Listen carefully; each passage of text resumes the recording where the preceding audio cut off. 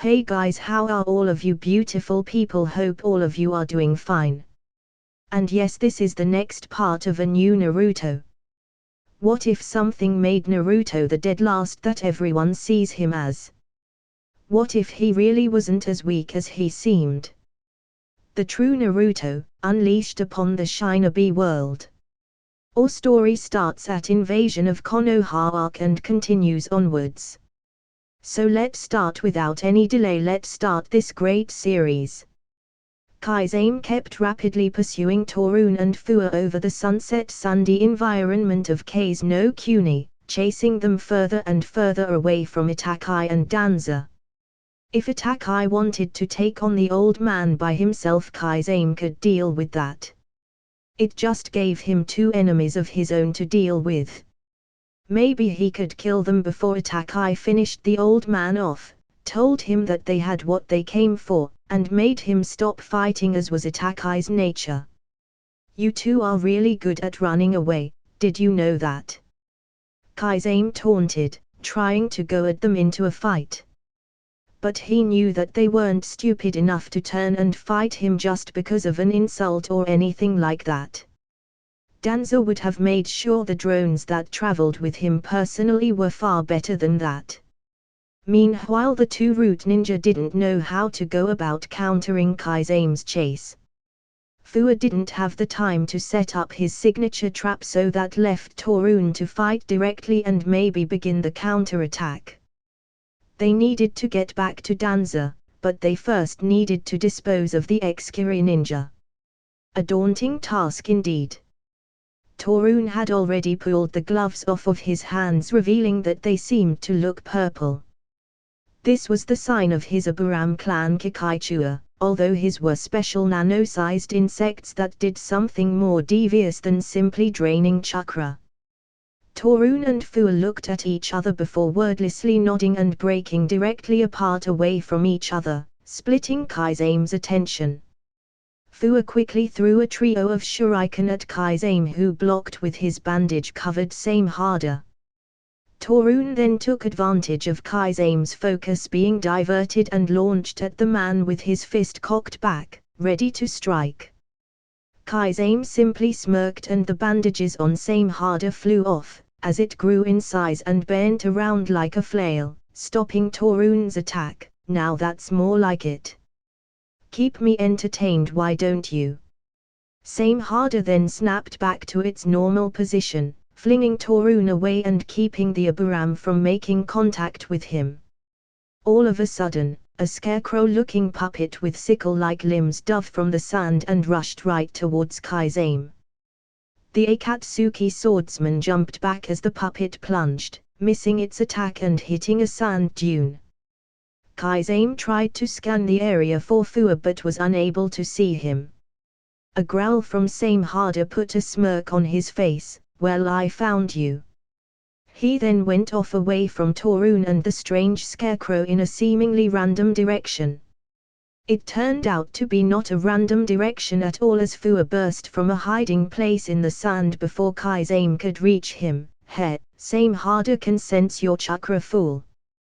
Fuwa grit his teeth and tried to steal his expression. I couldn't even finish my jutsu before that bastard found me. It had been a long time since Fuwa or Torun had fought someone as strong as Kai'Same. They probably had never fought anyone as strong as Kai'Same, to be quite honest, and despite his reputation as a bloodthirsty musclehead, it would be difficult to catch him off guard. No one in Root's ranks except for Naruto, who was more of an associate instead of an operative at this point, had the brute power to match Kai'Same head to head. If he couldn't hide his presence, then his body was vulnerable when he tried his variant of the Yamanaka clan jutsu. Come on boys, Kai'Same said with a boisterous match, don't tell me that's all you've both got. I expected more of a fight from those little suicidal puppets from Root after what I've heard. They were most certainly not suicidal, but as far as Torun and Fuwa were concerned, getting into a fight with someone better than them was not a suicidal action.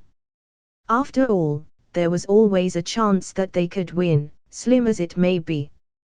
And en route they all knew that even if a chance was slim, as long as something was in the realm of possibility they would possibly be sent on a mission to complete or obtain whatever it was. The best of them had their resolves tempered in the fires of hell, so to speak. And that's why they would not cut and run. Because they couldn't. Because they had faced down situations like this, potentially with odds that were worse. Because it didn't matter how much of a monster Kai's aim was, it was their job to deal with the things that no one else could. Even if it killed them. XXX. Danza vs. Itachi. When Itachi and Danza blurred from sight, they had been prepared for a high-speed opening to their battle. That was not what occurred. Instead of trading offense, Itachi wound up staring at what Danza's right arm looked like. Grey and discolored, but that was not the staying point of what was so intriguing, horrifying. Well, viewers to what Itachi was bearing witness to would have to come up with their own descriptive adjectives for what he saw. Because embedded all throughout Danza's right arm were 10 implanted, fully matured Sharingan eyes. You don't want to do this, Itachi. Danza insisted as he brought his greatest weapon to bear. Not a single person in his employ, in all of Konoha, knew that he had these eyes.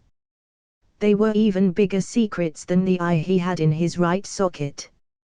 That he could easily explain away, the others, not so much. Ignoring Danza's words, Itachi simply stared at the right arm of Danza, not moving or saying a word. His eyes merely stared at Danza's arm before they suddenly snapped up towards Danza. I could accept just one. Itachi started to say, I could accept you using just one Sharingan the way Naruto did. After all, he wound up losing his eye before our battle. And I never held any ill will towards Kakashi for his own. The Sharingan is a powerful tool. But how do you think this looks, Danza? This doesn't look like the death of my clan was for the good of anyone other than yourself. Danza merely shook his head, not offended by Itachi's words. Believe whatever you wish, Itachi. This was done to truly keep our home safe. Home. Itachi shut his eyes as if he had been trying to remember what Konoha was like. I do not have a home any longer, Danza. Do you regret any of it? Danza asked. Itachi sighed and shook his head. Every day. But regrets are merely wastes of time, solving none of the problems produced by the actions that are remembered. Itachi then disappeared in a flock of crows as his voice echoed out all around Danza. There are no reasons to have any regrets. What's done is done. Words to live by. Danza admitted, or in this case die by, because he seems to be intent on truly doing this. At the very least I know what Itachi is capable of due to Naruto's recount of his battle with him. A wisp of sand kicking up for a second in Danza's peripheral vision gave him the range of Itachi to himself. He then made a set of hand seals and inhaled deeply before spinning around and exhaling. Fuatan, Shinkayuha, wind release, vacuum blade. A blade of wind formed around Danza and cut into a body, revealed to be Itachi. However, after being cut in half, the body detonated in a great explosion. Danza, however, was able to see the explosion before the combustion spread, and he managed to blow himself away from the explosion faster by exhaling wind from his mouth. I am sorry, Elder. Itachi said, appearing suddenly behind Danza with a kunai, but you broke our covenant. Naruto en route would always be Danza's strongest weapon. In Itachi's mind it was negligent of him to not inform Naruto. He believed that Danza left him uninformed so he could have Sasuke taken out but still have plausible deniability. Danza was devious like that. Itachi wouldn't have put it past him. Before Itachi could stab Danza, Danza turned his head directly down and blew more wind chakra from his mouth, kicking up a large cloud of dust to obscure Itachi's vision. A blind Uchiha was historically acknowledged as a dead Uchiha, especially in the later annals of the clan's history. Without those eyes they didn't have much else to make up for the loss with. This however was not just any Uchiha, it was Itachi Uchiha, and while he might not have been able to defeat Danzo without his eyes, he could damn sure last long enough with them closed to avoid being blinded by sand to show Danzo that he was not to be trifled with. Danzo believed that Itachi was still in the cloud of sand, as his Sharingan hadn't caught any movement coming from it. Danzo took a deep breath and exhaled, planning on blowing the sand out of his field of sight and even more into Itachi's eyes, until he heard Itachi call his jutsu out. Kaiten, Gukeikyuan no Jutsu, Fire Release, Great Fireball Jutsu. Danzo's wind actually helped to fan the flames of Itachi's jutsu, turning his fireball into something akin to a firestorm as it came roaring at Danzo stronger than any other time he had seen the rather common elemental jutsu used. As the flames engulfed his entire body in an unavoidable torrent that gave time for the sand to disperse, Danzo's stoic outlook on things truly found itself put to the test when the sand cleared. "So you truly are taking this battle seriously," he said as his voice echoed out around the area, his body not visible. "I can't afford to save my energy against you, Danzo," Itachi said as the sand cloud finished clearing, revealing him covered completely by his Susanoo. "Luckily I am fully recovered from my injuries suffered in my last battle, and my illness has cleared up for the moment." Itachi's illness.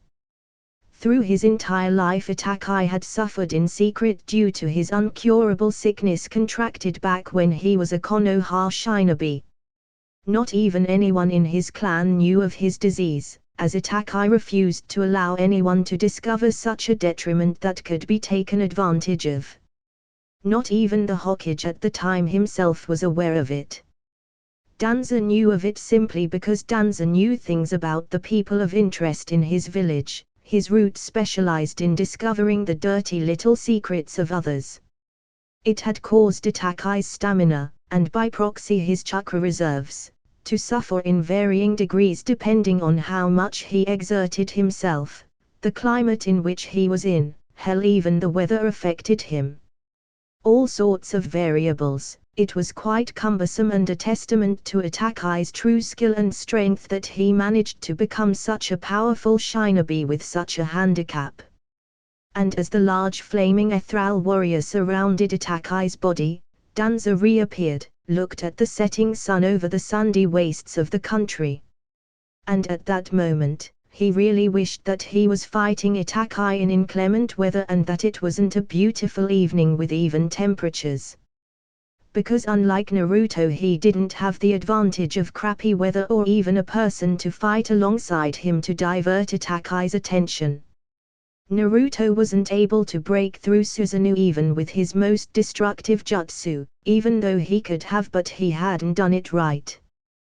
The way he had gone about attacking the Susanoo construct would have been impossible for even the mightiest ninja to accomplish.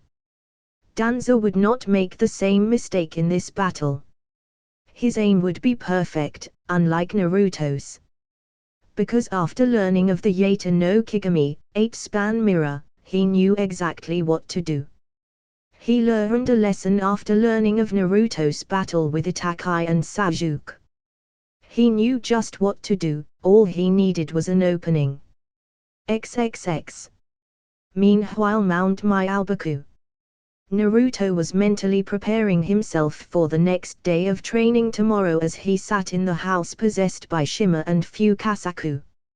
He and Jiraiya were both waiting on dinner that was being cooked by Shima. Both hated what the elderly toad woman concocted night after night, but what could they do? Naruto took shoveling the terrible food down as a way to train his resolve. Jiraiya just held back tears whenever he ate it. All of a sudden Naruto grit his teeth and slammed his fists on the table. "Fuck! I'm stupid!" he suddenly exclaimed, getting Jiraiya's attention as he was about to doze off waiting on food. We knew that. Jiraiya quipped before getting to the meat of the situation. What's the matter, Geiki? Something wrong? Naruto moaned and dropped his head on the table. Nothing but my hindsight, he admitted, thumping his head on the surface once before continuing to speak. When I was fighting Sasuke and Itachi, I fought his strongest jutsu, Susanoo. And? Jiraiya asked, trying to get him to explain further. He had already heard Naruto's account of the battle. It sounded like it had been a barn burner. Tell me what you just figured out about the fight, kid. Naruto sat back up and drummed his fingertips on the table. I was stupid when I attacked Susanoo. I took it head on and I couldn't get through to Itachi himself. Jiraiya rubbed his nose. It's all right, kid. Nothing you've got, nothing I've got.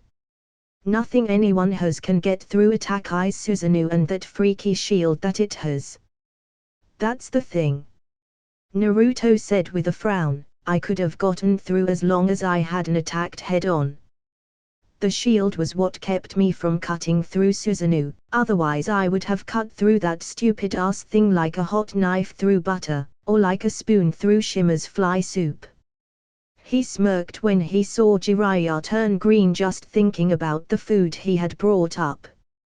Jiraiya choked down his nausea and got back on topic. So you could have decisively won that battle for sure without getting repelled the way you did. Naruto nodded. Well, do you think Itachi knows about that little weakness? Naruto shook his head. Who else would he have possibly used Susanoo against to test it?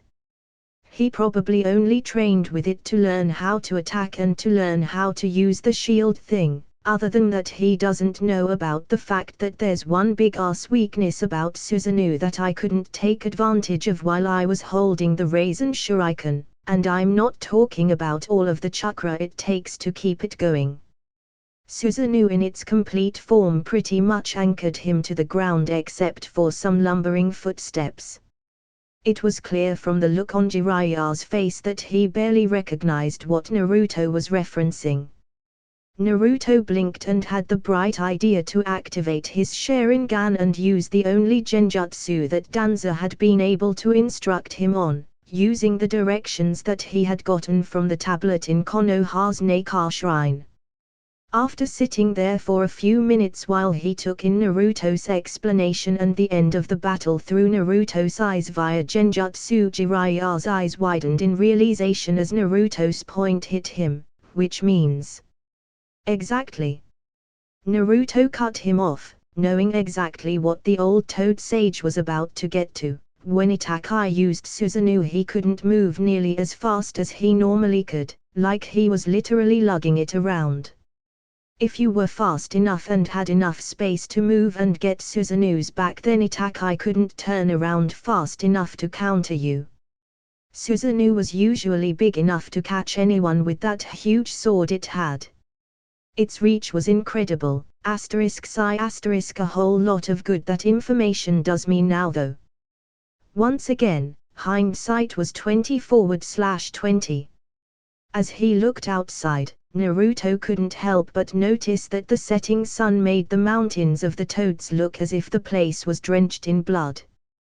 He didn't know why he thought such a morbid thought at the time and immediately cleared it from his mind. XXX Kaizen vs. Torun /Fua. Kaizen was grinning from ear to ear. The two were not backing down, but even they knew that they had a slim chance of touching him at all. Even so, they had drawn their tanto and were eagerly trying to cut him down, compounding their individual efforts to take him down. Still, he had been a member of the most elite force of swordsmen in the world. These two were intermediate users at best. It wasn't enough.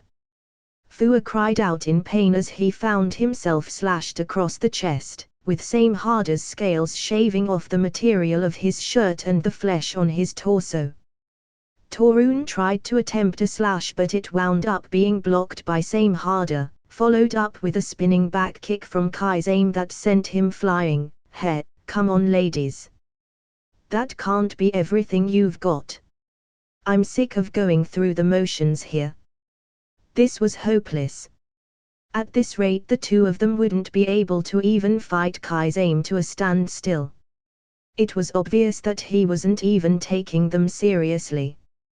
He wasn't trying to kill them, he was prolonging the battle, confident in Itakai's ability to handle Danza all on his own.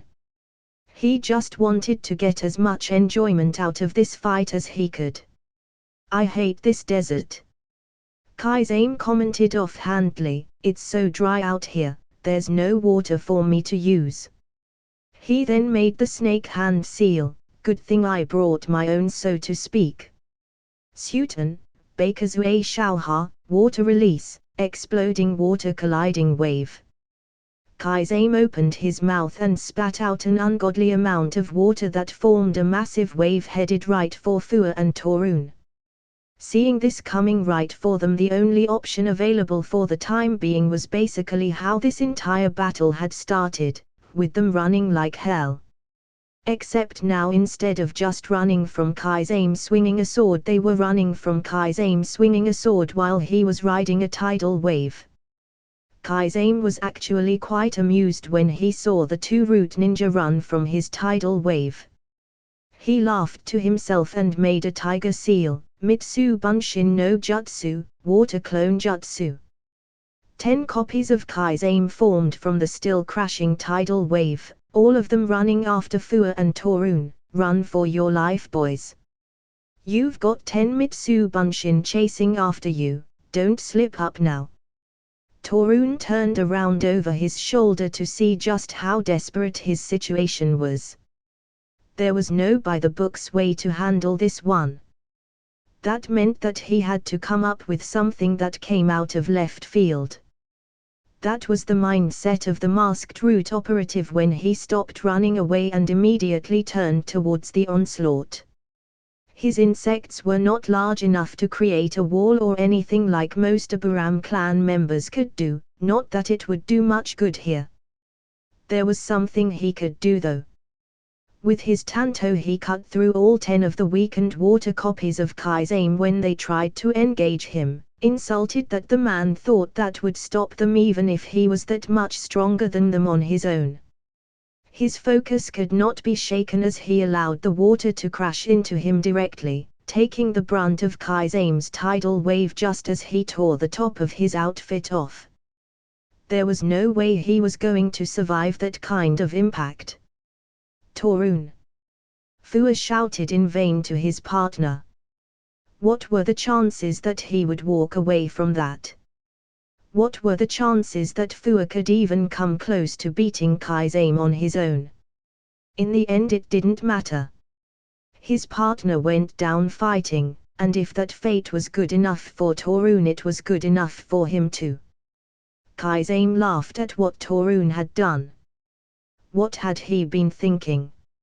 As the waves tapered out and subsided, they seemingly made a lake in what otherwise would have been a pit of sand that both Kai's-aim and Fua now stood on the surface of. Kai's-aim addressed Torun's attempt at whatever it was he had been trying to do. Your partner, he fought hard, he fought well. I wouldn't have died though. That's just me. Fua could see Torun's body nearby floating face down in the man-made lake. He was not moving. But what Fua did see gave him a little bit of hope for winning. Torun had not just thrown himself at Kai's-aim in a suicidal attempt to go down swinging. There had been a method to his madness that only Fua as his longtime partner could see. Torun's sacrifice had purpose. Until that purpose took hold, he just had to stay alive. He would know when Torun's last strategy paid off. XXX. Danza vs. Itakai. Danza had to say, Susanoo was an imposing figure. There was no getting around that fact. Just the sheer intimidation factor alone of its finished form would be enough to convince a lesser ninja that they didn't have the firepower to deal with it. But Danza did in fact have the firepower to deal with it, And he knew exactly how to do it, having learned from Naruto's mistake in his own battle with Itachi. He had 3 ways to win this. One would be to make this a prolonged battle of attrition. And as Itachi's gigantic armored Susanoo moved forward, he figured for now that would have to do as his primary plan. There was no reason to expect any openings to just automatically present themselves to make the finish any easier for his other 2 plans. He had to be ready for a long battle. Itachi forced Susanoo to grab its ethereal sword and unsheath it in an attempt to cut Danza down, only for Danza to jump high into the air, given a boost by him exhaling wind chakra through his mouth. What a versatile element you have. Itachi commented before guiding Susanoo to slash Danza out of the air, but it stands to assert that Naruto's own mastery of wind is greater than yours and he could not defeat me. He did defeat you. Danza commented before he again exhaled wind from his mouth in midair and avoided the attack on what was meant to be his prone position. He simply did not finish you. He accomplished his goals while you did not, or did Sasuke kill you and I'm fighting a ghost right now? He said, a jibe at Itachi's intention to give his life for Sasuke. Do you have any idea how badly you traumatized that boy? You should have simply let things lie as they were, Itachi. I don't need you to tell me that. Itachi remarked, barely hiding his ire as he sent Susanoo after Danza, who was steadily backpedaling, using his wind stream from his mouth as a boost to move faster. Suddenly, the form of Susanoo vanished and Itachi began rushing towards Danza. Today you fall. Danza noticed Itachi trying to make eye contact, a no-no in a battle against Sharingan users even when one of the users had the main Gekyou Sharingan. There could be only one thing that he wanted done and it would probably have crushed Danza, leaving him only one option as he focused his chakra towards the Sharingan in his right eye socket. You will not use the Tsukuyomi in battle. Using the power of his particular Sharingan, Danza gave the subtle mental command to Itachi that he would not use his terrifying genjutsu on him, as he was certain it would spell the end for him if he had. Genjutsu was not his forte despite his use of one particular technique. Itachi seemed as if he had a change of heart while he had been getting closer to Danza, however this did not keep him from attacking altogether. He just didn't attack with Tsukuyomi, Amaterasu, illuminating heaven. With that, Danza's body immediately caught ablaze, signifying that Itachi's aim with the black inextinguishable flames managed to strike true. However, Danza's body merely vanished from his sight instead of expiring before his eyes. I had a feeling this wouldn't be very easy. Itachi commented, not knowing where Danza would resurface from, thus keeping his sharp eyes peeled for anything. He had to say, the lack of going blind due to using his techniques was very much valued. If only it didn't have to come at the price that it did. He had never wanted it to end that way with him and Sasuke. Are you letting your mind slip, Itachi? Itachi was broken from his reverie of his brother's fate and cursed. This was not the time to show his regrets in battle. It would end with him dying in the suns. Futon, Shinkyu-Jioku, wind release, vacuum sphere. In Itachi's blind spot out of his peripheral vision, Danza stood and fired several simultaneous small bullets of air at Itachi. You're fighting a proxy battle, Itachi. Danza commented as Itachi dodged the attack, showing the depth of his speed and skill. Your heart isn't in this, you're just fighting for the sake of fighting. That is not the way to win. Taking offense at Danza claiming that he had no real reason to fight him there, Itachi responded, my heart is the entire reason I'm here to fight, or its lack thereof. My heart, my hopes, my goals were with Sasuke. I keep going for him. Itachi stated as he forced Danza to burst into flames with another Amaterasu before that body vanished as well, forcing Itachi to narrow his eyes in suspicion. If that were true, Danza's disembodied voice echoed out from seemingly nowhere around Itachi. Then this battle really is lost for you. Your reason isn't much of a reason at all. Do you even know what you're doing here? Itachi noticed another appearance of Danza and pursued him, intent on getting to the bottom of what his evasion technique was, tying up the loose ends of the village as well as my own. He said in a veiled insult to Danza, your root needs to be pulled from the village's foundations. You are an unnecessary appendage sucking life from Konoha and the ninja world in general.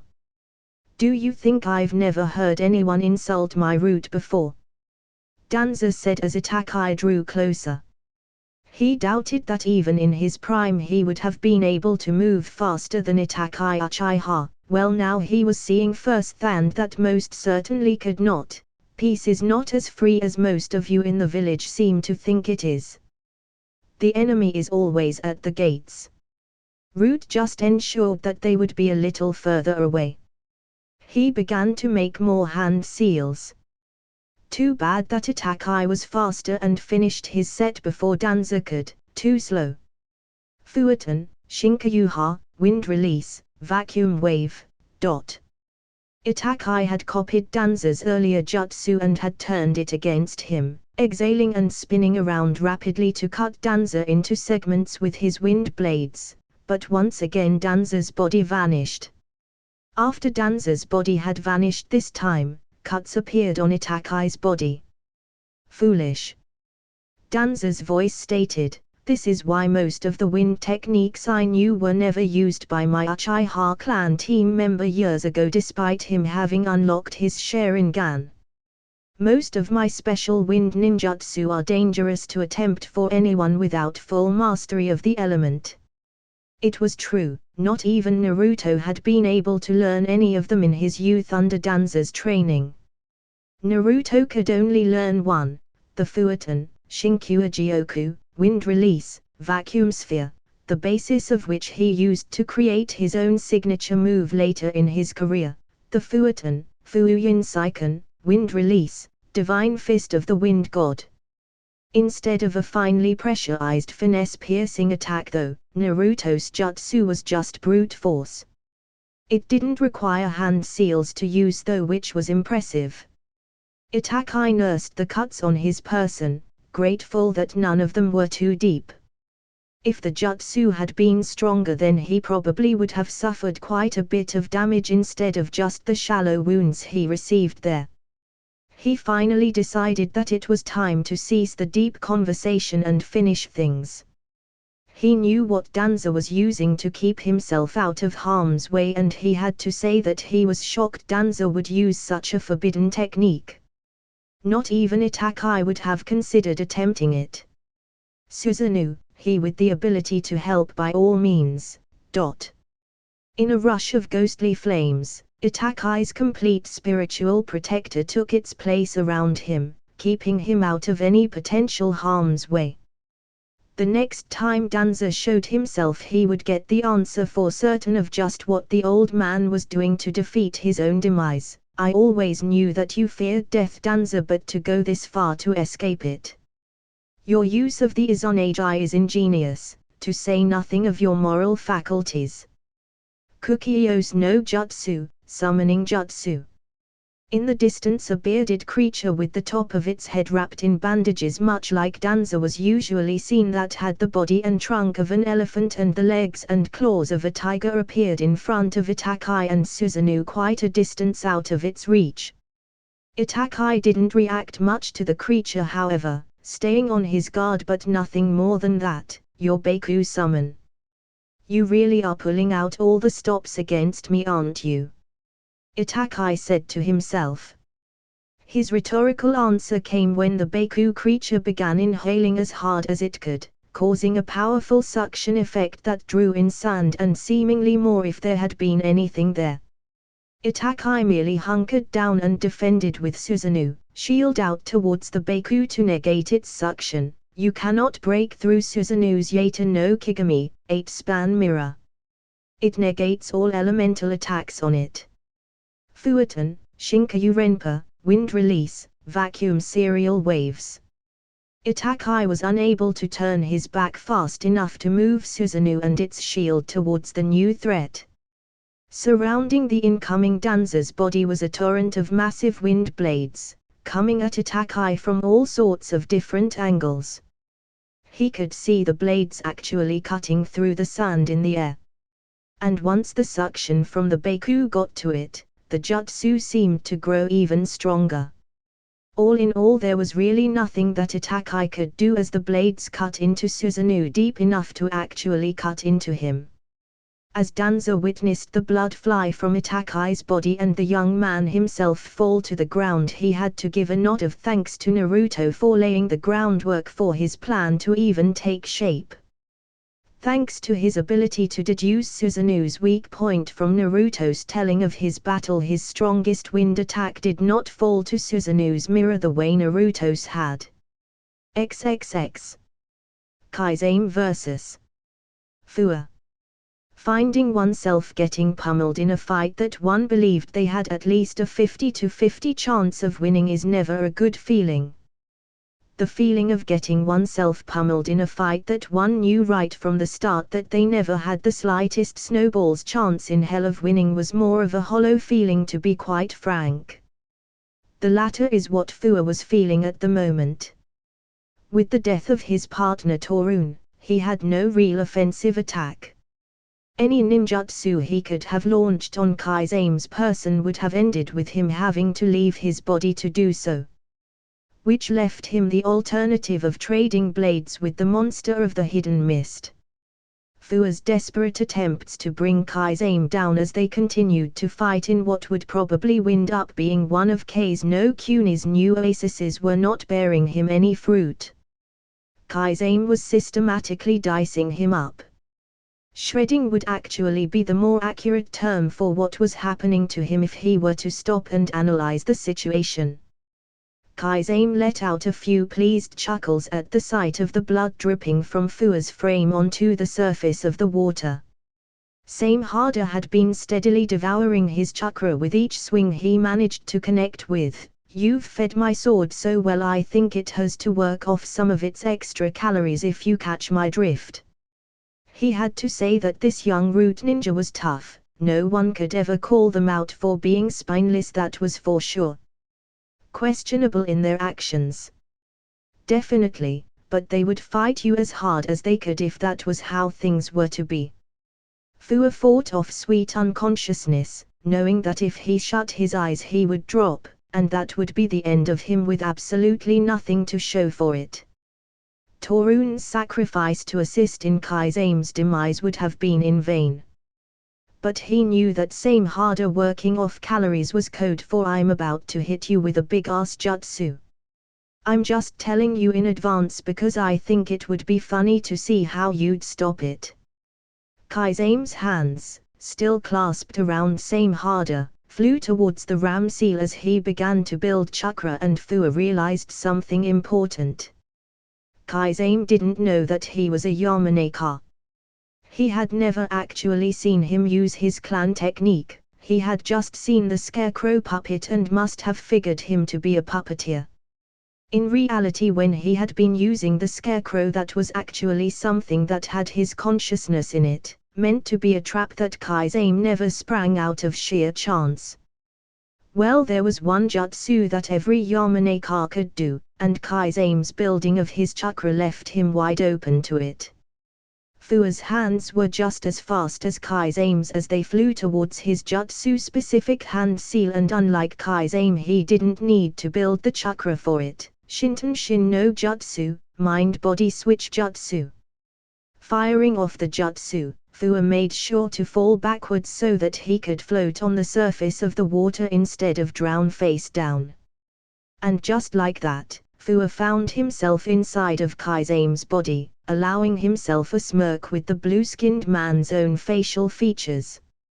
However, his triumph did not last. Kai's body had still been holding Samehada, and Samehada did not approve of this imposter of Kai's. He was not as strong as his actual user, and it despised that. Samehada forced spikes from its handle, stabbing into the hands of Fua in Kaizame's body and forcing him to let go of the sentient weapon that then growled at him from the mouth at the top of its blade. It lunged at the imposter in its user's body and wrapped itself around it in a tightly constricting move that forced him under the surface of the water. What is this thing doing? Fua thought as Same Harder began dragging itself along Kaizame's body underwater. Is it really willing to damage its own user to get me out of it? In reality, Fua's body was being damaged by Same Harder's scales as well as Kaizame's. If this were really Kaizame, then he would be tough enough to force the sword to stop hurting him. This imposter in Kaizame's body could do nothing of the sort, thus it was not Kaizame. Besides, Kaizame was more than tough enough to take this. It felt as if Fua's skin was being slowly shaved off. This thing will flay me alive if I stay in this body. His own body would be useless if that were indeed the case. As such, Fua found it prudent to force himself back into his own body. And as he did so, he began sputtering and splashing, shouting in pain as he could feel and see the terrible wounds inflicted due to Same Harder. But he couldn't dwell on this because he could hear Kaizame growling. Over where he had left his body, Kaizame was back on the surface of the water, holding his hands in the ram seal and glaring at Fua murderously. You won't get that chance again, he muttered lowly. His Akatsuki cloak had been shredded off of his body and the marks where Same Harder had rubbed up against him were clearly bloody and visible. Sutan, Dai Bakazue Shauha, water release, great exploding water colliding wave. Once again, Kaizame spit out a massive torrent of water that hit Fua, only this time it did not hit with crushing force the way his last attack of this nature had done to Torun. It had moved in a capturing motion as it began to form a massive orb that was able to keep its own shape. Fua found himself with an all-new set of problems as he was now caught in a full-scale underwater field. You're going to suffer. As Kaizame stated this, his body began to fuse with Same Harder, turning him into a full human shark hybrid, Suira Samaudari no Jutsu, water prison shark dance jutsu. There's no escape. He then noticed a grin on Fua's face as he seemingly tried to hold his breath with a pained expression. What are you grinning about? You're trapped. It hurts. Fua thought to himself, it hurts so bad, but it's not my injuries. He looked down at his arm and noticed that part of his skin was purple and it seemed to be spreading. This was the effect of Torun's special insects. As he looked around, he could see his partner's dead body floating in the orb with them. Kaizame had sealed his own fate. What is this? Kaizame asked, straining himself painfully as his skin began to break out in purple spots all over. What's going on? Fua had to stay alive a bit longer, if only to see whether or not his partner's plan would truly work in his death. He allowed his nano-insects to scatter in the water with his death. They can't survive for long in the open air, but in a place like this they can live on outside of their host's body for a little while. It was one of the ways that they had managed to bring down the sizable Prajna group, using this method to poison their water supply. Kaizame's body was almost completely purple and sickly looking at this point. He had swallowed the water, he had been around it, having it splash all over him more than Fua had. His dose would most assuredly be fatal. Good work, Fua thought as he allowed his eyes to close, succumbing to the cell-destroying effect of Torun's bugs. Kaizame on the other hand screamed until his eyes rolled into the back of his head. His demise had been far more painful than Fua's. There was nothing he could do after taking so much water into his actual body. With his death, Same Harder separated from his body and the massive orb of water lost its foundation to hold, dropping and filling the lake that Kaizame had already created even further. All three bodies, Kaizame, Fua, and Torun, floated lifelessly on the top of the water as Samehada let out noises that sounded like crying as it floated along as well. The sun had long since finished setting, bathing the entire scene in white moonlight. XXX. Danza vs. Itachi. Danza's eyes had turned to the slight distance away as a massive orb of water was visible on the horizon before it eventually dispersed. That was clearly where his underlings had been fighting their own battle, and it looked to be a very destructive one to boot. The thought of another battle to fight against an Akatsuki member made him look down at his right arm. I've got 6 Sharinganais left. Itachi took 4 to defeat. Hopefully Kai's aim won't take any. He thought as he noticed that 4 of the eyes on his arm were worthless now. All of a sudden, in the distance, the Baku, his summon, attracted Danza's attention as it let out a wail of anguish and pain before dispelling. He saw no explosion or any sign of combat, and he could not see Itachi in sight. Itachi must have defeated my summon, Genjutsu, because it wasn't much of a fight. He's not dead after all. He hadn't even left a trail of blood from where Danza left him. To move so fast without a sign of him doing so and to leave no trace, Itachi really had been worthy of his Konoha station as Anbu captain. Danza made to head in the direction of the place where his summoned creature dispelled. The Izanagi. The Sharingan's most forbidden jutsu. Hearing Itachi's voice stopped him in his tracks. The power to remove the barrier between illusion and reality, although it comes at the price of sight in the Sharinganai that performs the technique. Danza noticed Itachi standing up with his Akatsuki cloak cast aside, his wounds visible on his body. A small price to pay though for cheating death, isn't it, Danza? After all, why face your fear when you can just avoid it altogether? You are correct, Itachi.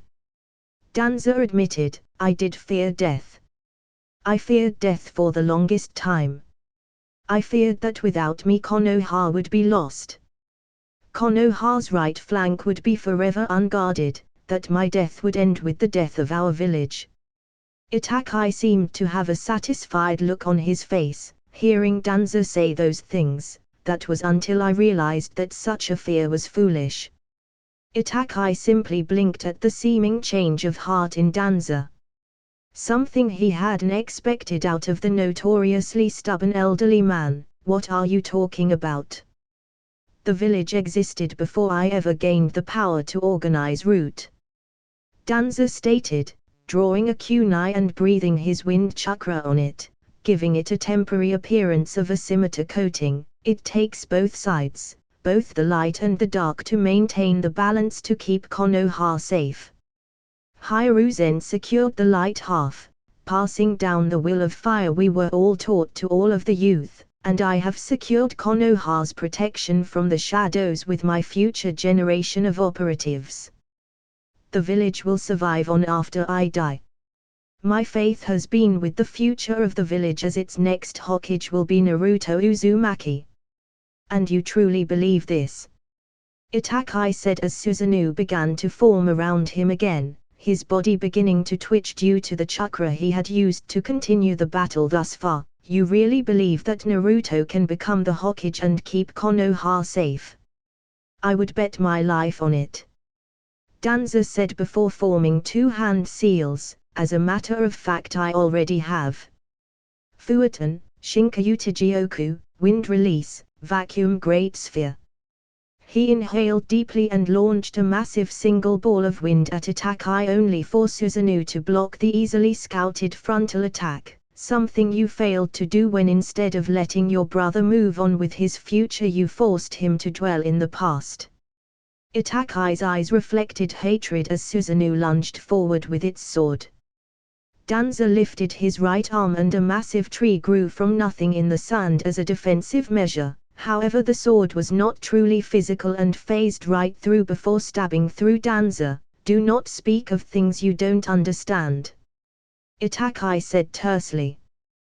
When Danza's body faded again out of his sight, he didn't even allow him the chance to materialize anywhere else, as when he saw Danza's body again, the yellow eyes of Susanoo glowed brightly for a split second prior to a large scale of area that Danza stood in spontaneously combusting. You know nothing of why I did the things I did.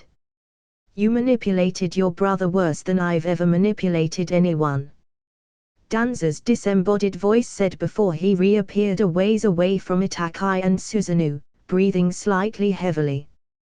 The powerful series of jutsu that he had been using were not intended to be used by someone with his genes. The Sharingan alone would have been taxing enough on his chakra reserves, but using the 1 in his head and the 10 in his arm in conjunction with Izonagi, as well as the Mokuton genes he needed for him to use Izonagi in the first place, was draining him steadily. You really are a student of Madara. You have a gift for twisting others to your will just like he does. Not even Shisei's Daojutsu could have so completely warped Sasuke the way you did. That's enough out of you. Itakai roared as he brought Susanoo to bear, driving forward to end Danza's life. He had never been so angry in his entire life. The only time that ever came close was when he believed that Naruto had killed Sasuke in the middle of their three-way battle. The sword swept across the top of the sands and caught Danza cleanly. Itakai merely kept Susanoo swinging its sword despite the fact that the constant action and the strain of using Susanoo was aggravating his sickness. He needed to end this now. With that in mind, he wound up cleaving Danza 2 more times. Danza reappeared in the air above Susanoo's sword only for its eyes to glow yellow again while looking at him in the sky and force another instant explosion that engulfed the root commander. Itakai knew that Danza was not dead. If he hadn't died yet, then he would not be dying from such an attack. Even if it was just as impossible to dodge as Amaterasu, Danza still had more Sharingan eyes to use Izonagi. And right when he thought this, Danza returned right on cue, appearing from thin air as Izonagi cancelled itself once more. Susanoo was truly imposing. Danza just could not get to Itakai a second time. Even when he was able to cut into Susanoo, he simply wasn't able to cut deep enough to kill Itakai. He was most certainly feeling the effects of using so many of his Sharingan eyes, but he would not use the one inside of his head. He would not use Shisei's eye for the Izonagi, it was far too valuable to simply waste. I need. Itakai started to think as he coughed violently, I need to conserve chakra. Winning here at the cost of all of his chakra would do him no good, but Danza wasn't really giving him a lot of options here. Thinking about what he would have to do after the battle if he won, Itakai deactivated Susanoo. If he had used it for too much longer, he wouldn't have walked away. There was no need to ensure his demise tonight. Danza was not Sasuke, it is time we bring this to an end. Danza looked at his right arm and grunted. He had left Izonagi active for too long while dealing with Susanoo for that last sequence of attacks. He no longer had any Sharingan eyes to spare, so has it really come down to this? He asked Itakai, after all you've sacrificed, are you really willing to ignore all that you have worked for? Itakai did not answer Danza. There was nothing more that needed to be said. One of them would die, either Itakai would clean part of his mind and conscience with Danza's blood, or Danza would keep Naruto and Konoha safe for a little while longer by taking Itakai's life. Danza let out a sigh as he stared Itakai down with his chakra-imbued kunai in his hands. If this is what it has truly come to, either the end of you or me, then I want to say just one thing to you, Itakai. Thank you. You have sacrificed more than your life, you have sacrificed more than any shinobi, even myself, would ever have. Your will of fire never burned out. That was something that had never been said. For all he had done, for every sacrifice made, for every Uchiha life that was ended by his hands, for every bit of Itakai's future that was destroyed by the urging of 3 old shinobi that couldn't find an alternative, for all of that not a single person had ever expressed gratitude. What had Itakai gotten out of his sacrifice? He had lost his family, he had lost his lover, he had lost his career, he had lost his reputation as a stellar and loyal high-ranking ninja. He had garnered the unconditional hatred of his beloved younger brother who for the better part of a decade had existed solely to put him 6 feet under. He had become an international criminal that was destined to be pursued to the ends of the world until his demise. For all of that he had never even heard one person offer their appreciation, not one single time. And to hear it at this moment, he didn't know how to feel.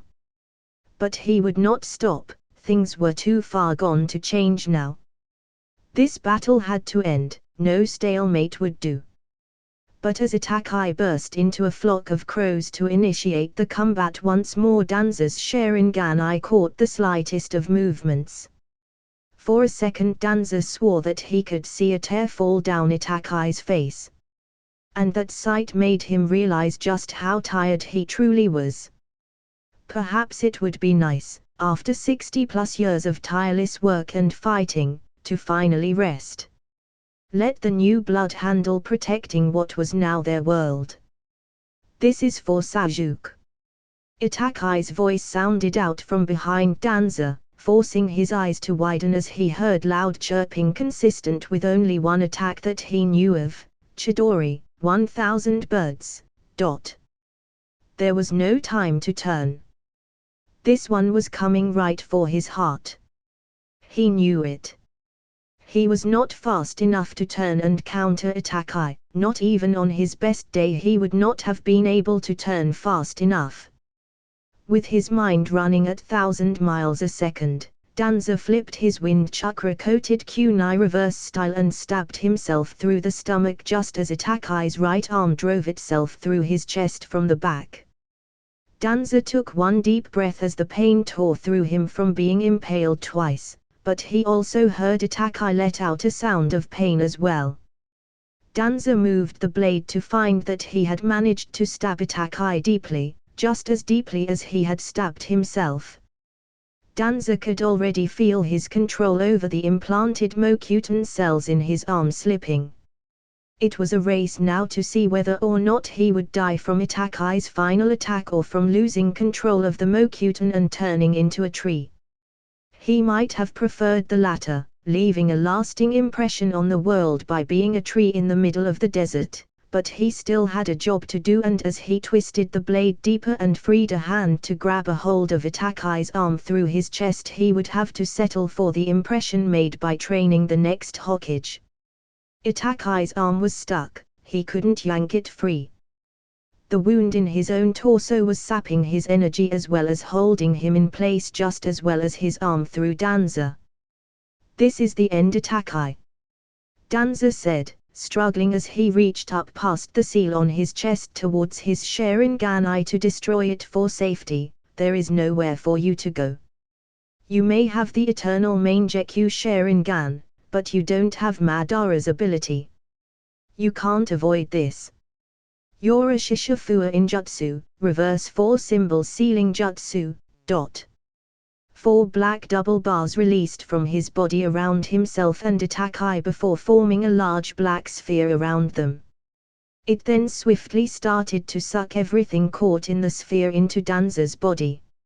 It took the sand around them in the shape of a semicircle, leaving quite a crater, but more importantly it took Itakai's body within as well.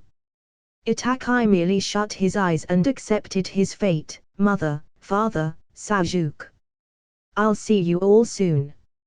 As everything found its way absorbed into Danza's body, he lifelessly dropped to the ground, blood pooling around him. His body merely sat there in the moonlight for the longest time until Zetsu emerged from the ground right next to his corpse. Well, would you look at that? Apparently Itakai Uchiha can be beaten not once but twice. The black side then spoke up. even with the power of his eternal Mangekyo Sharingan heightening his abilities, Itachi's heart wasn't in the battle. His will to fight has been gone since the Kyuubi Jinchuriki encountered him. They both moved towards Danza and gathered him up. Well, we couldn't touch that nasty infested water to get Kaizame's body, so Madara will just have to make do with same harder. As they sank back into the ground with Danza's body, the Black One spoke up. Besides, Leader Soma wanted us to bring him Danza's body as well. I wonder why? He said out loud before his body completely vanished into the sands. XXX. With Naruto Mount My Albaku Naruto's mindscape. In the middle of the night, instead of launching into a dream of some sort, Naruto found himself back inside of the Sure mindscape he had yet to set back to normal. Naruto sighed and stomped his way to the bars of the cage, knowing he would only be there for one reason: what the fuck do you want?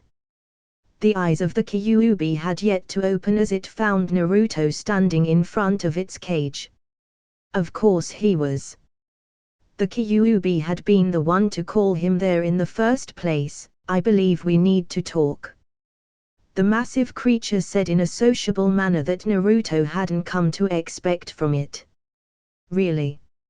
Naruto said, a skeptical look on his face as he chewed on his lip in an irritated manner. I thought we'd said all we needed to say to each other the last time we spoke. I already told you, if you're going to keep shaking in your sandals every time you see someone with a weird eye pattern, then I don't need you dragging me down. I'm fighting for both of our lives here. So far nothing had changed to make Naruto believe that the Kyuubi had changed. I have something that you need to know that may change that opinion of yours. The Kyuubi said matter-of-factly, your old toad teacher's plan of fusing with you for activating your Sage mode will not work. You are already fused with me. Any other attempt to do so by another would fail miserably. Naruto had to hold back from making an outburst. If he couldn't fuse with Fukasaku or Shima, then that meant he couldn't use Sage mode in a manner that would be practical for battle. The time he had spent on the mountain preparing himself until this point was all for nothing. If that were the case, how would that change my opinion? All that would do would be to piss me off even more, wouldn't it? He asked calmly, despite the fact that he was indeed very upset by this turn of events. Normally yes, but then again, where do you think you get your incredible penchant for growth from? Kyuubi said as it opened its eyes to look at Naruto for the very first time since the conversation had started between them. As it looked upon Naruto's slack-jawed stare, it couldn't help but feel some satisfaction at surprising so thoroughly the shinobi that had made a living out of surprising absolutely everyone else. I see you get my point. So now that you've been sufficiently shut up for the first time in quite a while, what did you say about you not needing me? After all, who would have expected the Kyuubi to learn how to channel Sage Chakra? Naruto snapped his jaw shut in an attempt to regain his composure. He definitely hadn't seen that outcome as a possibility. The outcome being the yellow eyes of the Kyuubi with the telltale bar-like pupils in them and the orange pigment around its eyes. Total Sage Chakra, okay. I admit that I may have had a bit of a temper problem last time, he said admittedly before pointing seriously at the demon, but now I'm definitely using the Sharingan when we finally fight. XXX. K's no Kuni. With the moon high in the sky basking over the area, a group of Suna ninja came across the bodies of Fua, Torun, and Kaizame, all in the contaminated waters made by Kaizame for the battle. By now, however, the insects had died without an actual living home, having been caught in the open for too long, thus making the water safe to retrieve the corpses from. So what do we do now, sir?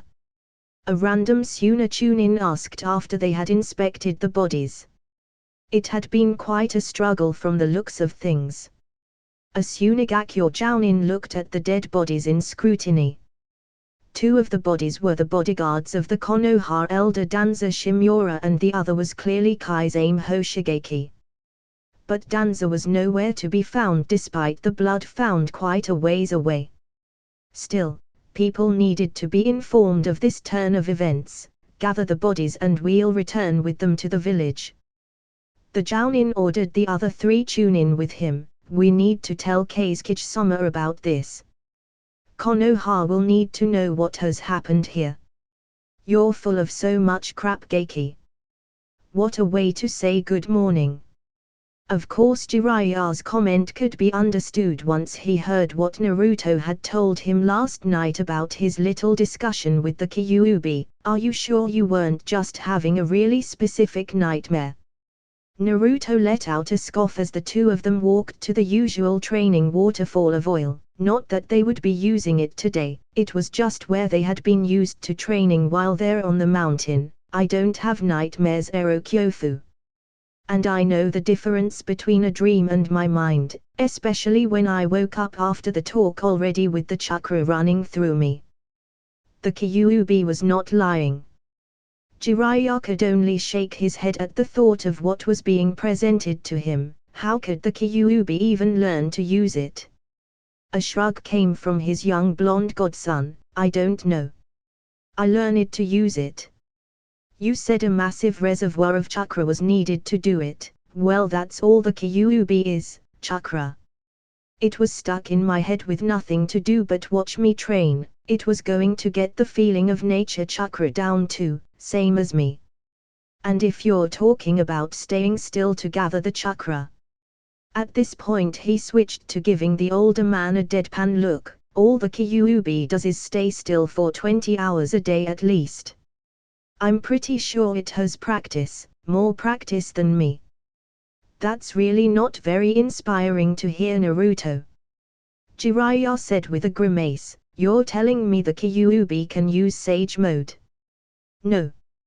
Naruto said with eyes wide as he actually stopped walking for a moment. Hell no. Not functionally at least. He could actually hear the Kyuubi cackling inside of his head at the idea. If it could do that, then I'd say just let the thing loose right now because I can't beat it. It can't because it has to stay still to gather the chakra like me, and I can just take the nature chakra away from it like I was trying to get its actual chakra like normal. He shook his head just thinking about the idea and started walking again. Are you insane? If it really could, then do you think I'd be in this good of a mood right now? Maybe. Jiraiya answered unsurely. Naruto rolled his eyes before responding. If that really happened, then I probably would have jumped off of the highest cliff on the mountain, and slit my goddamn throat on the way down. Because there's just no reason to keep on trying anymore. That's a really negative sentiment, you know.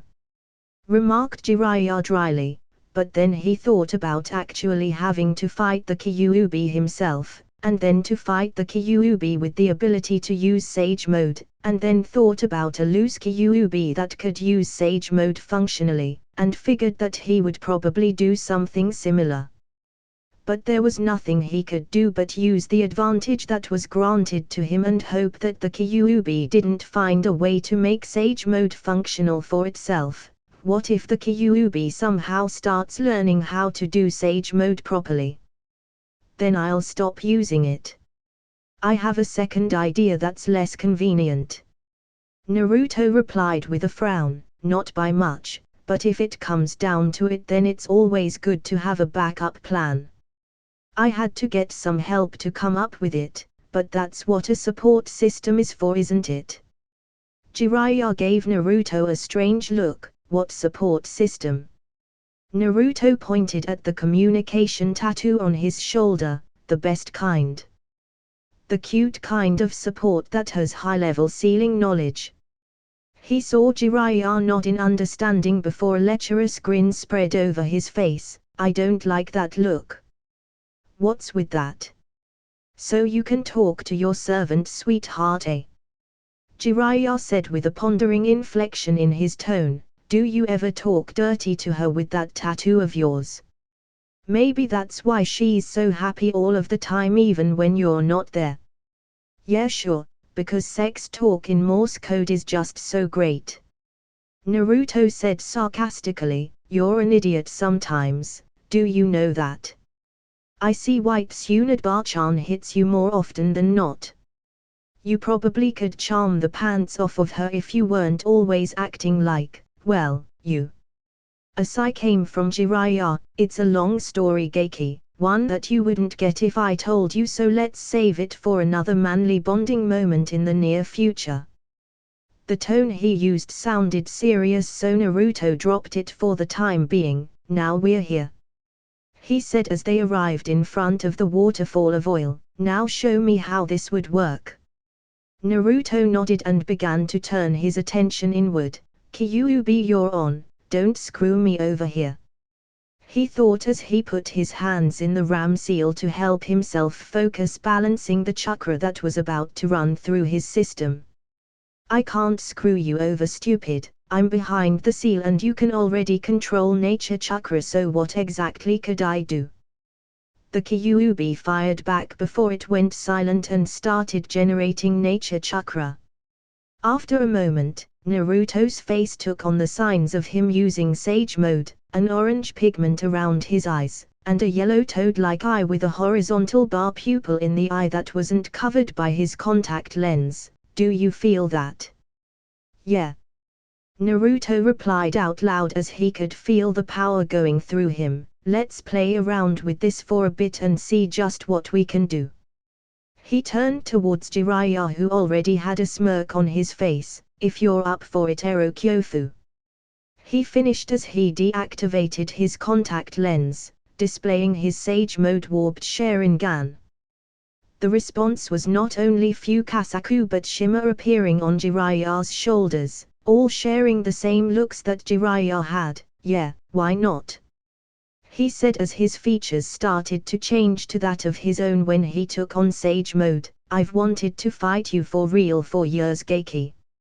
Maybe now you can take enough punishment to make it fun. At a distance on a ridge overlooking the area, Gamabunta, Gamekichi, and a whole host of other toads of various shapes and sizes were watching what they were about to see. Are you sure this is far enough away? Gamekichi asked his father as he sat on his head, still small enough to do so. Naruto is kind of notorious for, well, fucking landscapes up. This is fine, Gamabunta insisted, smoking his pipe before an explosion below them threw dust and debris into the air high enough to reach the top of the ridge they were all watching from. All right, maybe we should back up a little bit. XXX. Konohigakyo no Sato Hokage Tower. The message from Suna had just been received only minutes ago about what had occurred on the outskirts of their jurisdiction.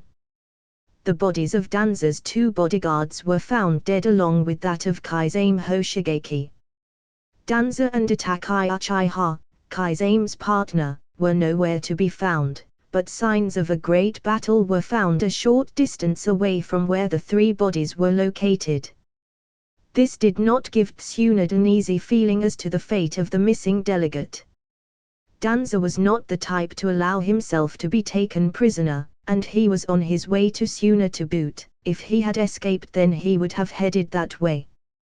That was rather bold of them to stick their necks out for someone that wasn't even a Jinchuriki like the other times they had been discovered and engaged in combat. It was probably a personal vendetta of some sort, clearly from what Naruto told her of the black op given to Itakai. Damn it, the Hokage needed to be briefed about crap like that when they took the hat. She should not have been told about this 3 years after she took over by someone that had nothing to do with any of it. Koharu and Homura got their wrinkled butts chewed out the second that clone Naruto sent to her dispelled for keeping that from her. She could understand some things being covered up and buried and kept from people especially like this, but not when there were still remnants of the damn scandal still out and floating around. If Itakai had killed them all, Sasuke included, then maybe he could have stayed, maybe a lot of this didn't have to happen. But Itachi would never have done that from what Naruto told him. That fight Naruto intruded on was meant for Itachi to die. And with what actually occurred, there certainly would have been means for a grudge to be held. The only thing he wanted out of the whole Uchiha massacre was disrupted. I swear the brat needs to get his stuff together so he can take this damn job. Tsunade muttered to herself as she sat at her desk thinking about what to do next. After a moment she began to write out a return message to Suna for Gaara. All right, we're not going to get a better reason to do this now without something catastrophic happening beforehand. Iwagakure isn't going to join the alliance, so we might as well set the meeting date now. Akatsuki could make too many moves and spring about all over the map. The shinobi villages that had come into the alliance propagated over the last few months needed to get together to come up with a solution. XXX. Undisclosed location. A crater formed in a stone wall as Madara punched it angrily, hearing the news that was just given to him by Zetsu. Damn it, Itachi. The man was difficult to manipulate even with his spirit broken. When he said he would head to Suna so readily, he figured he was back to the drawing board to find a new way to defeat him, but would do Madara's bidding in the meantime. He never figured that Itachi was actually willing to go simply because of the man that had granted the go-ahead for the mission that ruined his and his brother's lives would be heading that way. Danza simply was not a person of interest to Madara. He never had been. The only thing Root had ever done against his Akatsuki always happened to be inadvertent. Naruto, Danza's top trainee, was merely fighting for his life as he was a Jinchuriki. The pale boy and the girl he had a run-in with were only meant to back Naruto up and keep him protected. The rather large amount of Root's shinobi that had bailed Naruto out of Amigakure were there in the first place to take down Hanzo before he was killed by Pain. Getting Naruto out became their main objective when that became impossible and his and Jiraiya's battle became impossible to win. Danza and by proxy the route that he led were of no consequence to Madara. They were to Itachi though, and it was enough for him to go after Danza himself. He hadn't even taken any time to try his eternal Mangekyou Sharingan before engaging the man, to try and find any of his techniques beforehand. And now he was out a pair of spare Mangekyou Sharingan eyes. Danza sealed Itachi inside of his body. There was no way to get him out to get at his eyes, and Danza only had a right arm full of useless ones. He even destroyed Shisui's eye prior to dying, the bastard. All he had to take away from Danza's death was his right arm that had the Mokutan cells that he could find use for. Not exactly a victory. 2 steps forward, 3 steps back and all of that. After taking Danza's arm, he let Zetsu take Danza's body to Pain. The fool would do his little reanimation techniques and he would have a new anima path and would be back at full strength. No need to complain or sulk over the destruction of his spare bodies any longer, because Madara was tired of him sitting on his ass and doing nothing. There were moves that needed to be made, and right now Pain and Kanon were the only one that could do so. With Zetsu sending Danza's body, he also sent new orders to Pain from Madara. An order he wouldn't have any trouble adhering to, especially since he would want to test his new body and all in actual combat. Sajuke's little lapdogs still moving around and whining for their master were getting to be irksome. It was mostly that girl though that worked his nerves. Give Sujitsu a sword and he would immediately leap up the ladder in terms of being a threatening shinobi. All he needed to do was hypnotize Juago and that would solve that problem, if there even was one, since if he still wanted revenge on Naruto, and that might be enough to get him to work. Karen on the other hand was only good for locating general chakra signatures and healing the others. She wasn't much of a fighter at all and Madara needed fighters. Maybe he needed to seek out this Kabuto they were so intent on destroying. This man was meant to test them. Well, in that case they failed the test. They hurried into the fight and were embarrassed by Orochimaru's old right-hand man. Perhaps looking to employ the man was a better option than most right now. There was a need to stop the bleeding, so to speak. And then there was another option altogether. It was experimental at best, but if it was done right, not only would it buy him time to bolster his own forces, it would weaken the homes of his final 4 targets. XXX. Amigakyo no Sato Pain's tower. Kanon could tell by now when Pain was in a good mood. It was especially evident today as he had been sulking for the last month since the interrupted battle with Jiraiya and Naruto Uzumaki. When Zetsu presented him with the body of Danza, well, she didn't think she would ever again see the man actually smile before then, but he had put one on when Danza's body had been lain at the feet of his remaining other bodies. She thought she would feel better at seeing the man that had conspired with Hanzo to kill them, to see the man indirectly responsible for the death of her dearest friend Yoriko laying lifeless on the ground. She didn't know whether it was because she didn't do it herself or what, but she just felt hollow. It didn't feel like any kind of victory she was led to believe it would feel like. It didn't feel like anything at all. And from what Zetsu said, it was time to move again. Time to adhere to Madara's will again, but whatever had been ordered by the man didn't seem to upset Pain at all. Kanon. The Pain that looked like her old friend Yoriko spoke to her. I will be leaving the village for a short while. In the meantime, I want you to send out a few messages to the other smaller villages that are sick of playing as the buffers and the whipping boys to the 5 major shinobi villages. Kanon nodded. Which ones would you have me send word to? She asked. All of them. Every single one. Pain told her, looking over at her with his ripple-patterned eyes. I want every minor village to be contacted.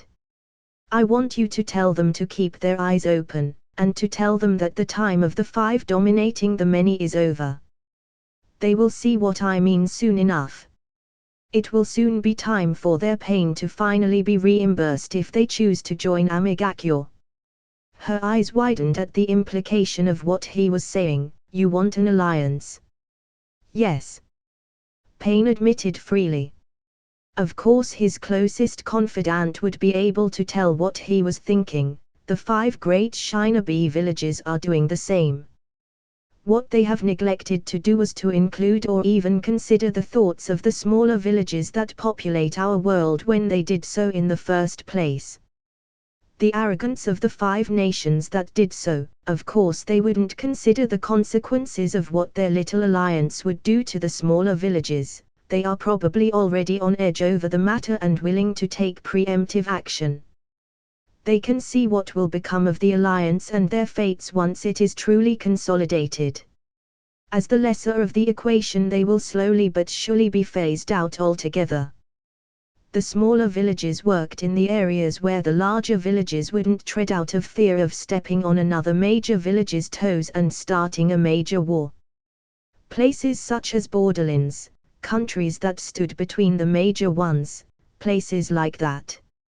It was a considerably smaller living compared to the larger villages, especially since their funding from their daimyos were far smaller than their larger counterparts. But it was a niche that helped them survive once the pecking orders of the villages became clear-cut decades ago. If an alliance took place and there was no tension over operating zones for the major shinobi villages, then there would be no use for the smaller ones that were before an important part of keeping the balance of power set. So with the alliance, everyone that started all of the major wars would finally be getting along. That wouldn't do the smaller villages any good at all. No tension meant that the larger villages would have expanded operating zones, which meant that quality and quantity could be taken over mere convenience for the clients out to hire shinobi. And if push came to shove when pressed, the smaller villages would be unable to do anything significant about it. After all, they couldn't win a war against one of the big five. Only one of the five major villages could defeat another, as had been proven in multiple past wars. Other than having fighting take place on their lands, there was really no disadvantage to the minor villages when the big villages got into their wars, unless they were directly aligned with one of the warring villages, in which case they were the cannon fodder for their larger ally. During wartime, missions for minor villages saw a surging increase due to the fighting between the larger villages keeping them busy. The longer the war, the stronger that the minor villages grew. Since the modern system of villages first began to take shape, no minor village grew as much as the two strongest, considered to be right on the cusp of being one of the big five. Those two were Kusagakyou and Amigakyou, with Takegakyou a distant third. Uzu-Shogakyou used to be right there before the war that wound up destroying them. That put minor village growth in check after seeing what happened to the powerful village of Sealing Masters. If they could be destroyed, then it could happen to any small village that didn't know their place, so to speak. They were more or less bullied under the guise of treaties with the larger villages. No village stepped out of line to challenge the five great shinobi villages, or else they would be destroyed. It had happened already to multiple smaller hidden villages over the years. But to be bullied, you had to have some fear. And bullying wasn't effective without the muscle to back it up, which all the big villages had. Because the lesser villages were all scattered, they were more or less on their own when it came to their relationships with the larger villages around them. The fact that they routinely outnumbered the major village that hovered over them at least 6-1 meant nothing, since they never tried to get themselves together. The quality of their ninja was also lacking when compared to the major villages. They needed the muscle to make them believe that they had a chance. That was something easy enough to prove when it came to something like this. With the world the way it was right now, all Pain needed to do was push it along just a little bit. The five great shinobi villages will fall. Pain asserted with full confidence in this fact. Their tactics of staying on top of the heap for so long will be what comes back to bite them once the smaller villages believe that they have nothing to fear. He and his amassed bodies walked outside to the ledge of the tower into the rain. I will give them that belief that there is nothing to fear. Tell them that the man inheriting the power of the Rakuta Sennin is sending out the call for their assistance. As the six bodies of Pain vanished from the ledge, Kanan's hands tightened into fists under the sleeves of her cloak. So you're going to start a war? Have you truly forgotten the reason we started this in the first place, Nagato? XXX. With Naruto Mount my Albaku. The toads that had been observing the friendly battle between Naruto and Jiraiya finally came out of ducking and hiding for cover as the sounds of destruction finally stopped. Hours of explosions and land being upturned finally brought things to a close. Is it over? Gametatsu asked shakily, hiding in the back of his father's vest. The contingent of spectator toads had long since abandoned standing at the edge of the ridge once all of the explosions started kicking higher and higher, since it became clear very shortly that being above the action didn't keep them from being drawn into it. Gamekichi hopped down the side of the ridge to check on the two combatants that had been fighting below. Let me check. I'll be right back. He walked over a ruined landscape. The only thing that was really still pristine was the waterfall of oil and the statues around it. Apparently the two had made a truce to not fight anywhere near it to keep it from taking damage. Gamekichi eventually came upon Naruto and Jiraiya laying in a large crater with Fukasaku and Shima hovering over them. Hey, are either of you two dead after all of that? Because it sure seems like someone should be. Jiraiya let out a cough and sat up shakily with the help of Fukasaku. I have not had my ass kicked like that in a long time, and I'm not really counting the pain thing. I technically beat half of his bodies. And then he ripped your arm off. Naruto chimed in before a frown came over his battle-marked face. Contact lens activated again now that the battle was over and his Sharingan wasn't needed, and you and the elders still put the boots to my ass for a lot of that fight. You're definitely handicapable for sure, Ero Kyofu. He finished, getting a laugh out of Jiraiya. Gamekichi grabbed the beaten-up Naruto and placed him on his back. Okay Naruto-ni, I've got to catch up to you after seeing that. Maybe I should try to start training in Senjutsu too. The young toad mused to himself. Naruto nodded, not that Gamekichi could see it with him on the toad's back. Sage Mode is a monster. I think I'm tired. Me. I'm actually tired. I never get tired, at least like this. It's not just an I got beat up kind of tired. Side effect of using Sage Mode for a long period of time, Geiki. Jiraiya said informatively, that's why it's only for when you need to bring out the big guns. He said, gesturing to the Toad elders that looked slightly drained at having been channeling chakra for so long. You feel the exhaustion when you let it fade. How you feeling, Kyuubi? Naruto mentally asked his tenant as the Kyuubi had been channeling chakra for Sage Mode just as long as they had been all by itself, and Naruto's list of ninjutsu only became more and more taxing on the chakra count. He had especially been abusing Hirisusagan, burst limit, to stay out of Jiraiya's reach when he could. Sage Mode turned that powerhouse into a whole different kind of threat. I'm not weak like you humans are. Kyuubi stated derisively at his human container. Do you really think that your puny amassed ninjutsu could put even a dent in my own chakra reserves? Yes. Naruto thought in reply only to get a scoff from his large red inner demon. Ignoring that conversation for the time being, Naruto turned his attention back to Jiraiya. So am I done? Is my training finished? Jiraiya couldn't keep the smile off of his face. Yeah. You're done. It's time to go home. He then blinked and looked at their current situation. Right as soon as we can both stand up and walk in a straight line. He got a thumbs up from Naruto on Gamekichi's back in response. Shima watched as Fukasaku showed surprising strength for such a little toad as he picked Jiraiya up to help carry him. Well, in that case I guess I'll make you two boys some home cooking for the road.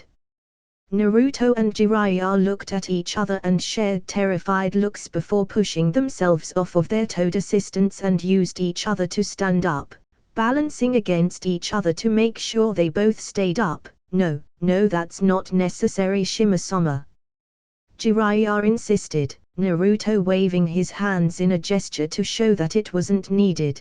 We need to get back to Konoha. Who knows what's happened to that place since we've been gone.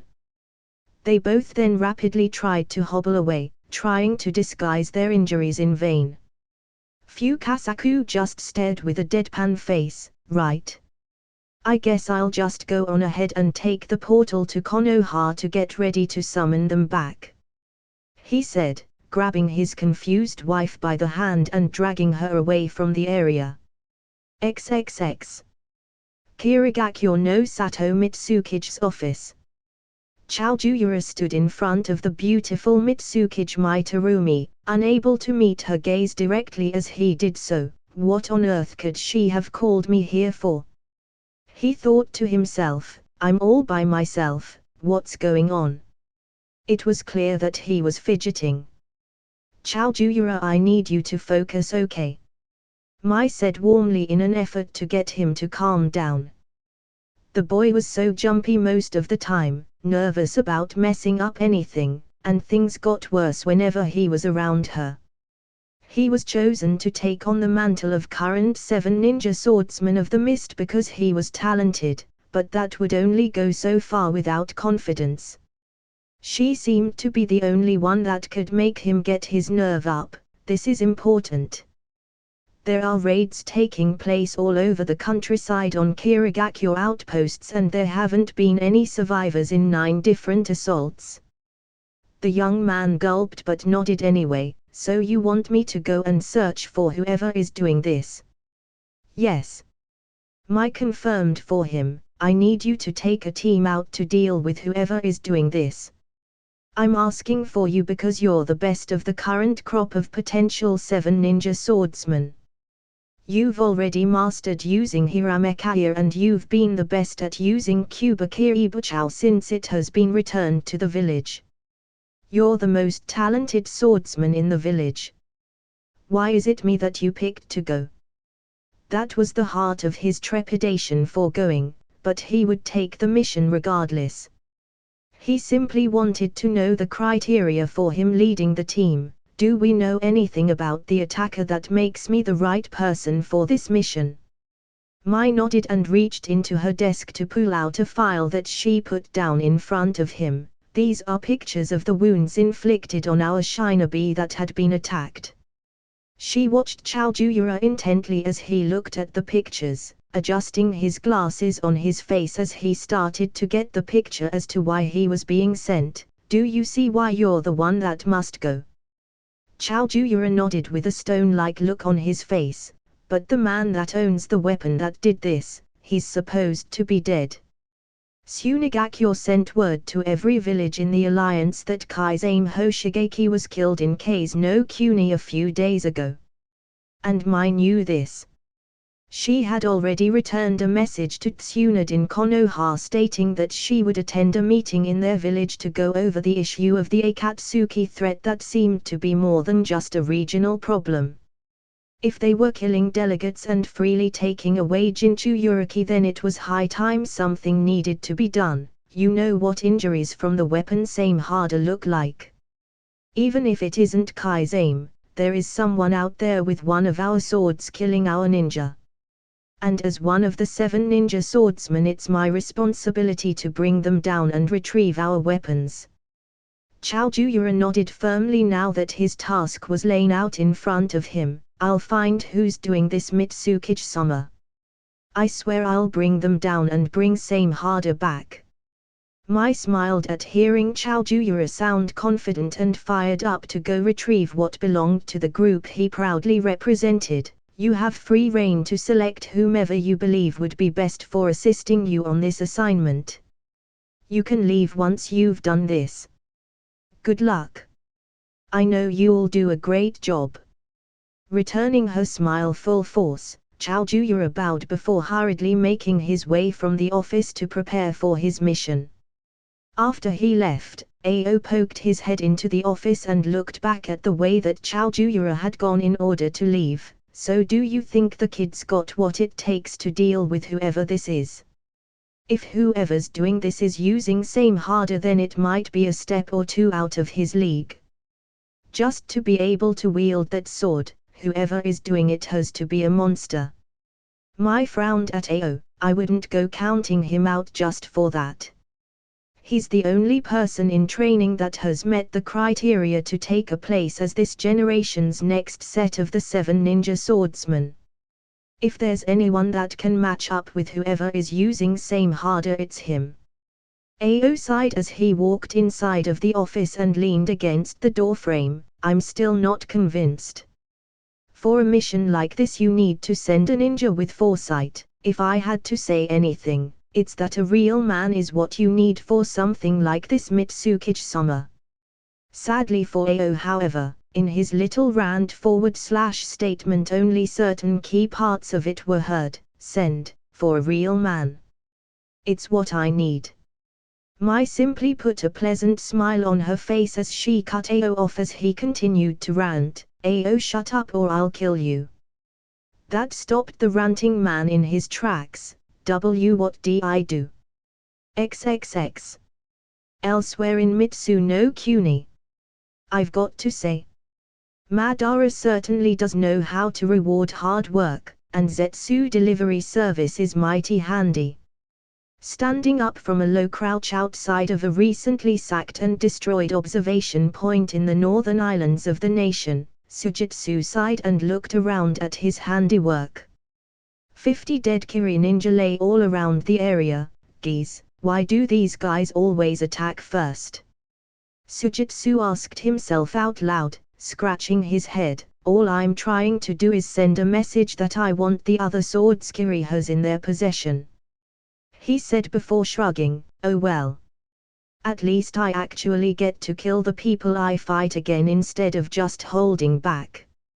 If Sasuke were here, all he'd say would be leave them alive or some crap like that. It would totally cramp my style, right Juago? He asked. Juago.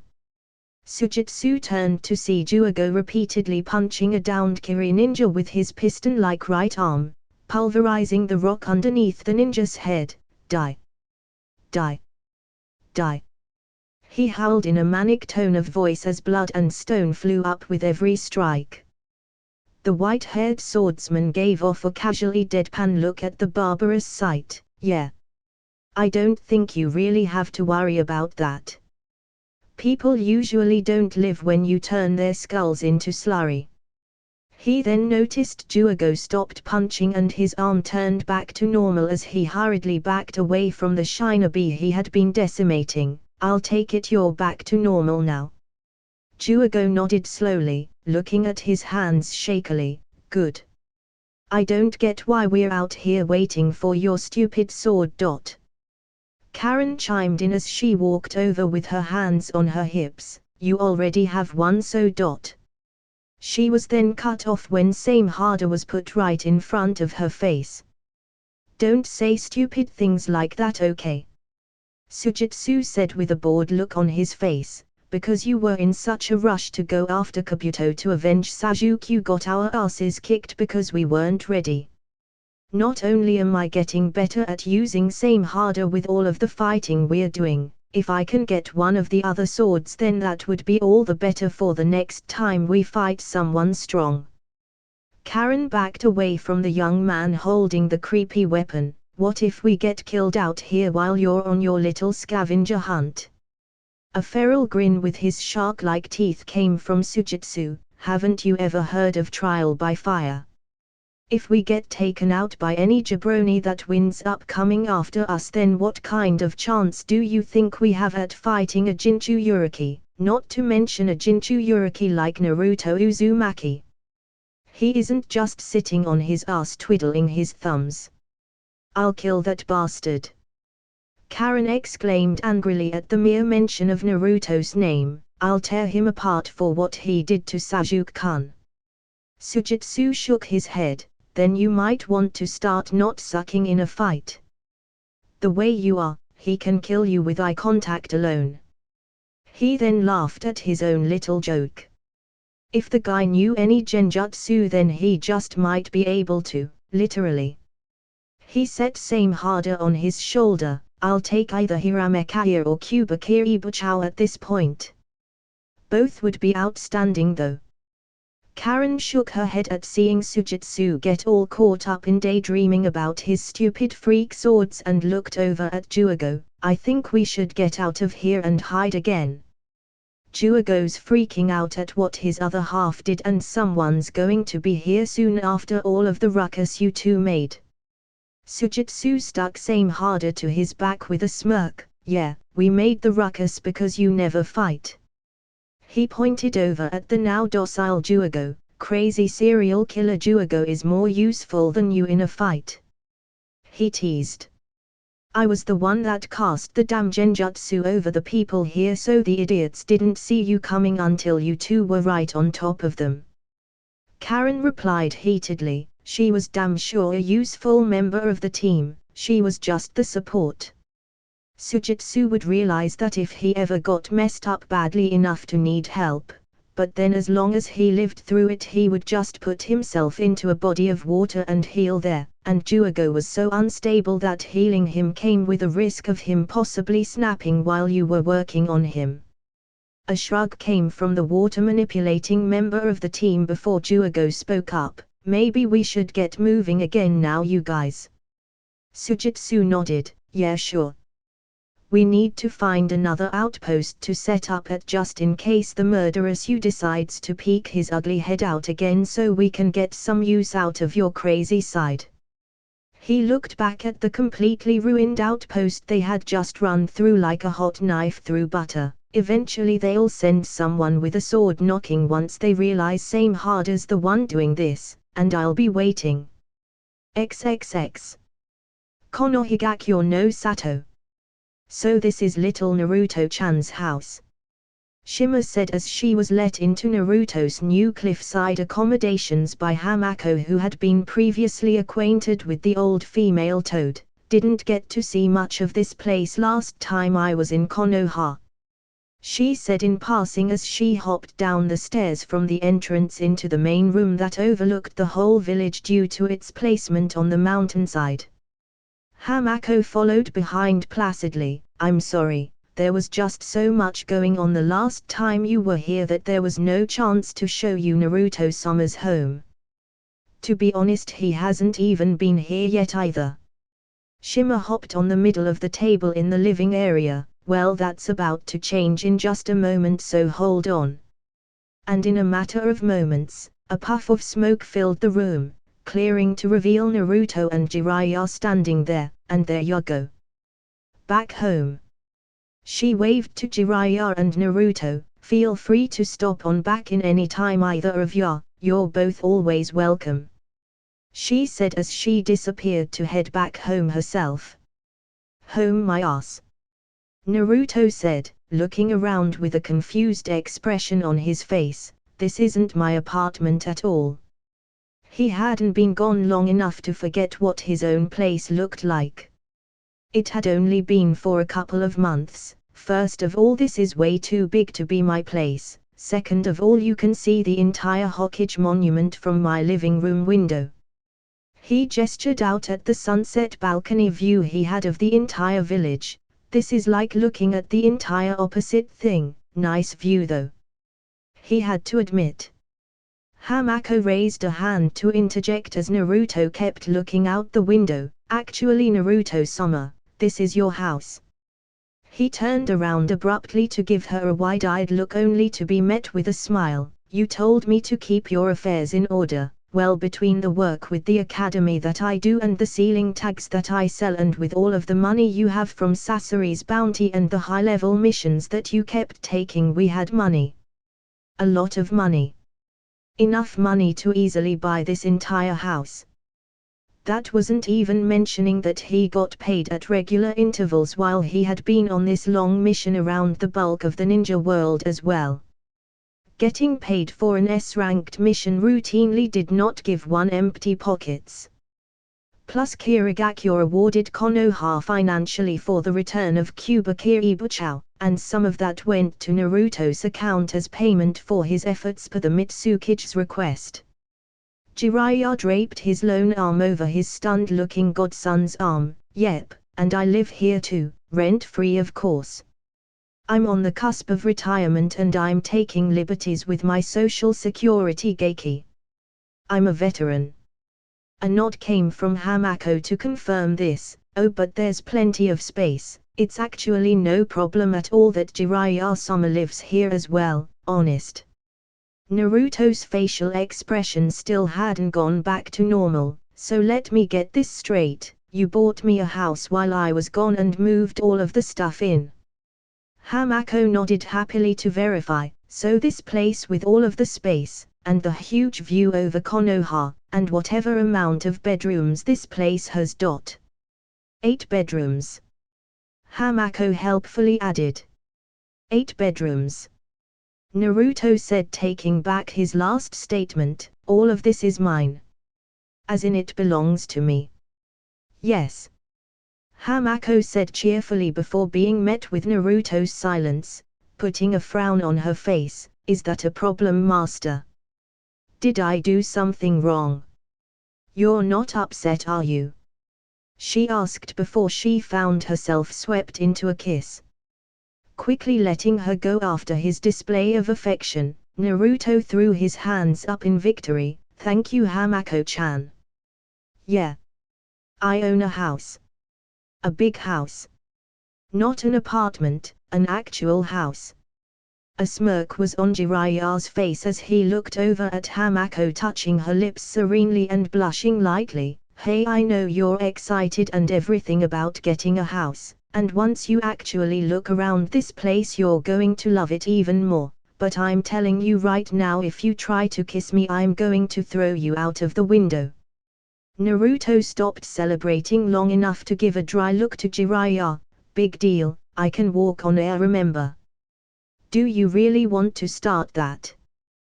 Because I know that you can't fly. Now can I please celebrate? I haven't had much to feel good about these days. That's another thing that I was meant to tell you, Naruto-sama. Hamako said, speaking up in a rather quiet voice as her mood seemed to take a 180. The happiness in her face had disappeared as she couldn't look Naruto in the eye for what she was about to say next. I don't know how to tell you this, so I'll just come out and say it. *sigh*, there's some news that came to us while you were gone. I'm afraid Danza Shimura is missing. Hokage-sama thinks he's more than likely dead. Jiraiya's eyes quickly panned from the servant girl to Naruto, trying to observe whatever emotion there was crossing the young man's face. There was none to be seen at the moment.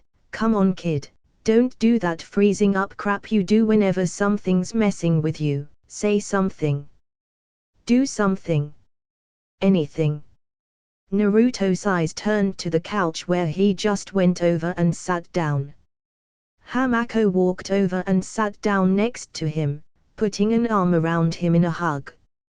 He just sat there staring at nothing until he finally spoke. So how did he die? Naruto asked solemnly. At least he's willing to say something about it. Jiraiya thought, thinking that this was at least better than the time he thought he couldn't beat the Akatsuki. Hamako gave him whatever answer she had on the matter. His guards were found in Suna, one of them a Yamanaka, the other in Aburam, both of them dead. Kai'Same Hoshigeki's body was found as well. And then there was the place where it was believed that Danza had been fighting. Apparently it looked like a mess. Naruto smirked weakly. Heh, the old man didn't go down easy, I guess. Even if they were all dead, at least they took one of his more powerful enemies with them. You always were watching my back somehow, weren't you, Danzajiji? At least you went out in a fight. I think it would have hurt me worse if you died in your sleep or something lame like that. He turned his blue eyes towards Hamako's amber ones. So how are Saikuhai and Maki-chan? What's going on with them? Sai-san and Maki-san need to speak to you. Hamako said with a serious look. Naruto could only guess that there was a power vacuum of sorts en route now, and he knew that in the event of Danza's death there was supposed to be a total recall of all dispatched route operatives. He could only imagine the mess that probably was. I'll handle it soon. He told her, patting her on the thigh. I'm fine though, really. Naruto stood up from his place on the couch and decided to go look for his room. He hadn't slept in a bed that could be considered his own in months, and right now he really needed the rest. His mind was tired. I need to go around tomorrow and get my butt chewed out. I guess that'll just be part of my tour. Jiraiya had been quiet the entire time. It seemed like hearing of Danza's death sapped all of Naruto's remaining strength from his body. Rest really was the best thing for him at the moment. He had been on the move non-stop with no downtime for quite some time. It was one hell of a campaign across the continent he had just been running.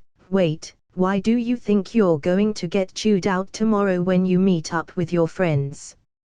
Naruto turned and gave Jiraiya a haggard look as he started to list the reasons. People thought I was captured after the fight with Pain. I never came home and continued my mission that we had taken earlier without even taking a team of people that anyone knew about. I globe-trotted while people thought I was dead in a ditch somewhere. I've got secrets galore that my friends should be suspicious of by now. The team that no one knew about actually met my friends and then escaped from them so I could finish the mission without going back to Konoha with them. And oh, how about this? He asked, turning his contact lens off to show off his Sharingan. Keeping this a secret for as long as I can is going to be a pain in the ass. Yeah, he'd have to run the gauntlet. Between personally reporting to Tsunade, facing down the friends that had gone on the mission to assist him, answering the questions about his fight with Sasuke and Itachi, and everything else, he would definitely need to be well rested for that. I see your point, Jiraiya said before walking past Naruto and putting a hand on his shoulder as the old toad sage went to his room. Well, good luck with that. A sigh came from Naruto as he continued back. Hey Hamako-chan, I don't know where I'm going or which room is mine. Do you want me to show you? Hamako asked him, tilting her head inquisitively. That'd be great, Naruto said as he waited for Hamako to get up and walk over to him, grabbing his arm against her chest as she pulled him down the hall to show him. Do you want to take a nap with me? I could use the company, he asked. Just a nap? A delicate tilted eyebrow from Hamako belied a rather mischievous tone behind her words. Spending only a few hours with Naruto in Kumo was not enough to make up for the months that he had been gone for. Talking through the tattoo was a far cry from actually being there with him. Maybe when I wake up we can do something then if you still feel like it.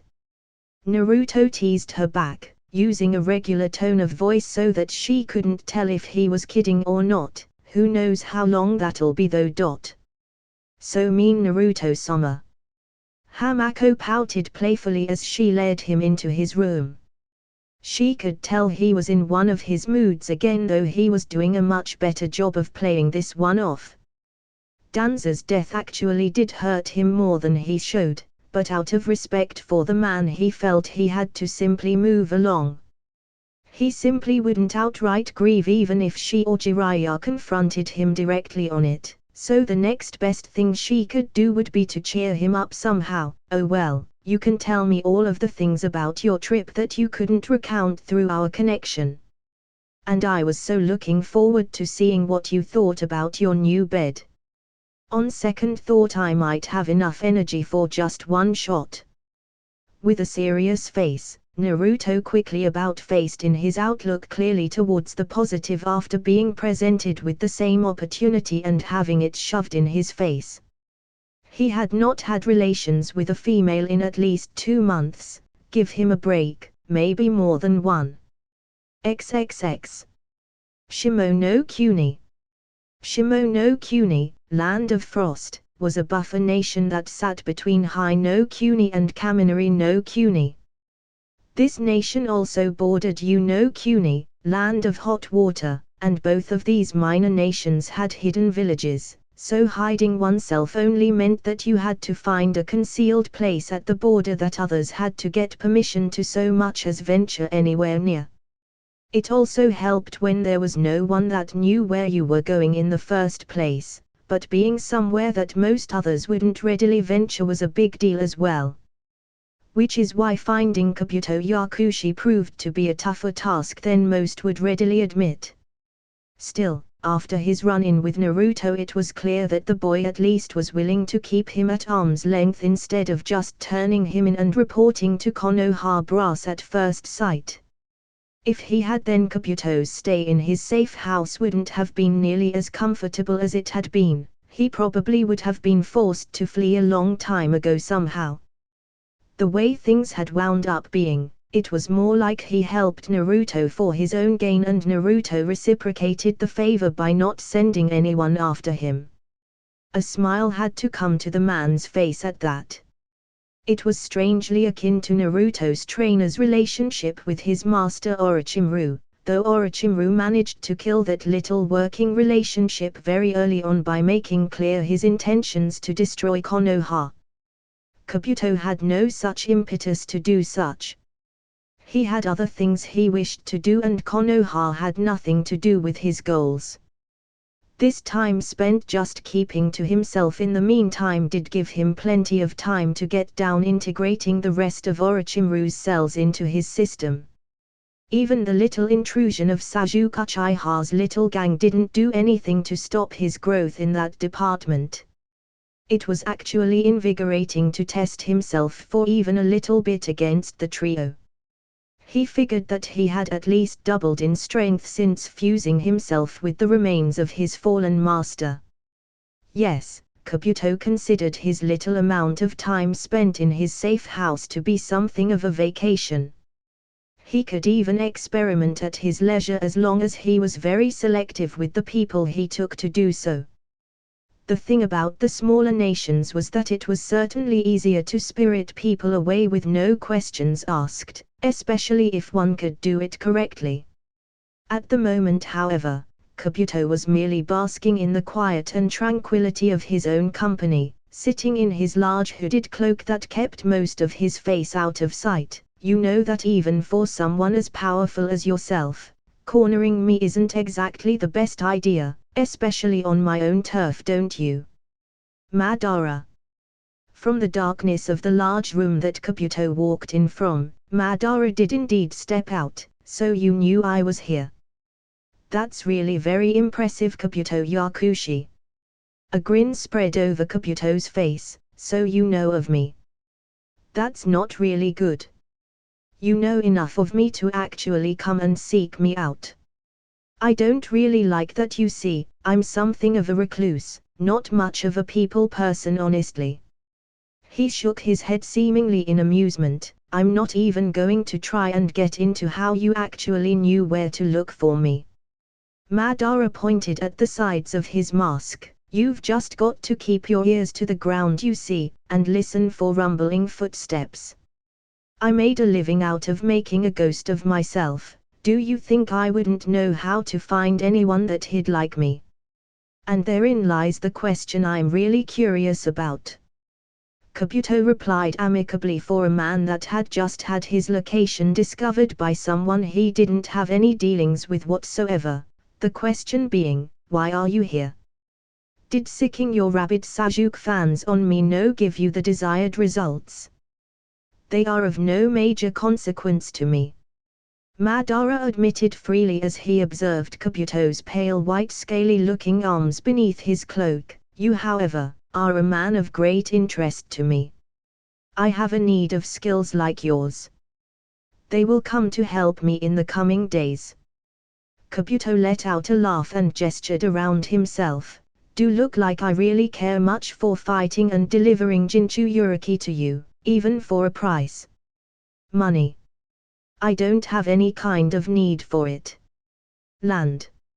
I can just take that, and even then I prefer the smaller, more concealed areas such as this. He could take over an entire country if he was bored enough and felt like it, though that was probably just the Orochimaru in him talking. There's really not much of anything that you can give me that I would actually take in order to work with you. And when I say with you, I do mean with you, because I won't work for anyone ever again. Madara's single visible Sharingan eye narrowed behind his orange swirl mask. You're awfully blunt on matters, aren't you? I expected you to at least try to scheme something towards your advantage instead of dismissing me outright. Kabuto merely shrugged. You would have expected that, clearly. And who says I'm dismissing you? I never said I wasn't for hire, Madara Uchiha. I just said that you probably won't have anything that interests me enough to work with you. He then smirked as he added something as an afterthought. By the way, fear is not anything that would get me to work with you. You have no helpers. Madara noted about Kabuto's workings as he had found his way here and hadn't found a single underling. Underlings only get in your way and bring you disappointment. Kabuto noted glibly, if there were any underlings actually competent enough to work for you and your ambitions, then they wouldn't work for you at all, they would work for themselves. I learned that myself under Orochimaru-sama. He was actually a walking example of that. Yep, he and the entire village of Otogakure were both shining examples of opposite ends of both spectrums. Madara had to agree with that statement. It was why Akatsuki had only been comprised of the very best, and why even when he had gotten it down to its 10 main members he had only allowed them to work as Akatsuki openly after he had already laid the groundwork for his plans himself. Large organizations with too many members and too many pawns would end up collapsing around you quickly in a cloud of incompetence without getting a single thing done in the long term. You may not wish to work for money or status or even your own safety. Madara said rather slyly to Orochimaru's former right-hand man and Sasori's former spy, but you do wish to discover things, do you not? Tell me, how would bodies of the prime clans of the world suit you as a price? He offered, not just of Konoha, though of them I of course have access, no I mean of all villages of all nations around the world. You must have inherited your former master's ambition for power. Kabuto let out a chuckle. If that's what you're offering, then let's just say that it's a start. He turned his head up at Madara with his glasses gleaming in the low light. Let's haggle about for a bit, Madara. If that's your starting price, then I'd love to see what we can actually work out in the end. But I do have to ask, or I'd be remiss, what exactly do you need a man of my talents for? This was something that Kabuto could work with. To play two sides against the middle instead of just dealing occasionally with the one to keep himself out of the line of fire. Yes, he would have to look into this opportunity that Madara had presented him with. Roughly the same reason that I originally desired Orochimaru for Akatsuki, to be honest with you. Madara admitted before continuing to speak, though you perhaps are more dangerous than he is. You have more talents than just that, I'm certain. And I doubt that any reason you'll actually will yourself to work with me will be on the level. Kabuto's face twisted in a smile. I'll take that as the compliment that I'm sure it was meant to be. He then let out one last laugh as he thought to himself, about me working with you. Not everything is as complicated as I try to make them seem, Madara, as you'll see soon enough. Not every man has an agenda to do certain things. Some of us aren't looking for anything logical in the things that we do. We can't be outright negotiated, bought, or reasoned with. Men like me and Naruto Uzumaki are at opposite ends of this spectrum, you see. Some of us are this way because they believe in a cause, because they have something that they feel is greater than themselves that they are willing to die for, and then there are men like me, that sometimes just want to watch the world burn. Madara Uchiha could bring the world to the brink of ruin. He wanted to see just how far along the man could get with a foil that was growing in strength every day and had the resolve to do what he needed to in order to end him. It would definitely serve to be a fun little show as far as Kabuto was concerned. Sort of like a make-your-own story kind of book, complete with an ambiguous set of endings to boot. The day after his return to Konoha, Naruto went to the only place he figured he would find easy to contact Sai or Maki. He headed to his oldest stomping grounds, the root hideout he was trained in that served as his mother base back during his formative years. He hadn't been in the Konoha base since he had found it abandoned after his first attempts to locate Danza 3 years ago when he had first broken the seal on his person. The grey and colourless walls brought back a wave of nostalgia that he let himself get swept up in. He was even subconsciously striding along silently on instinct. Walking in those halls and allowing Danza to effortlessly hear your footsteps would get you disciplined. Sadistic old fart, it was going to be weird without him always hovering in the shadows somewhere. Even when he wasn't in contact with him, he could always just feel Danza around somewhere. He could afford these thoughts now. Danza was dead, and even though the man would have wanted him and the others en route to move along, it was Naruto's choice to think of him and try to keep him in the back of his mind. Even if the man's death never became the major news around the village it should have been, probably the way he would have wanted it, it didn't mean that he should just be forgotten in time. He had done too much for his village to be a footnote at best. Naruto's feet carried him to the old dimly lit training section of the base, and as he walked through the door and stepped inside he let out a sigh as he started walking towards the room that he remembered as his own little personal space. It was actually his and Maki's, but it was his first. He trained there mostly alone under Danza's watch for over a year before he was ever partnered with her. And since it actually did wind up being their training area, it didn't surprise him to find her there sitting down, seemingly meditating. He walked into the room without alerting her or disturbing her serenity and leaned against the wall, just basking in the tranquility of the more or less empty base. One day it would be up and running, and full of life again. Once he became Hokage, Naruto would have root operate the way it was meant to be used all along, as the extension of the village's defenses. The real Black Ops unit. Only the very top of the food chain in the village would know they existed as originally intended, and the operatives would live amongst the populace, some as registered shinobi, others as sleepers posing as mere civilians, all with the same overall goal, to do what needed to be done. Do you know how I wound up en route in the first place, Naruto-senpai? Maki said quietly from her meditative position, eyes still closed. I don't think you do. We never really talked about how we all wound up here. Naruto shook his head. He didn't know, but it wasn't that hard to figure out how. Either they came to Danza of their own will once they learned of him as active shinobi, the way most of his adult forces did when Root was a legitimate branch of Anbu, or they were orphaned and recruited that way. Most of the children that wound up in the academy had some kind of legitimate family background as a shinobi.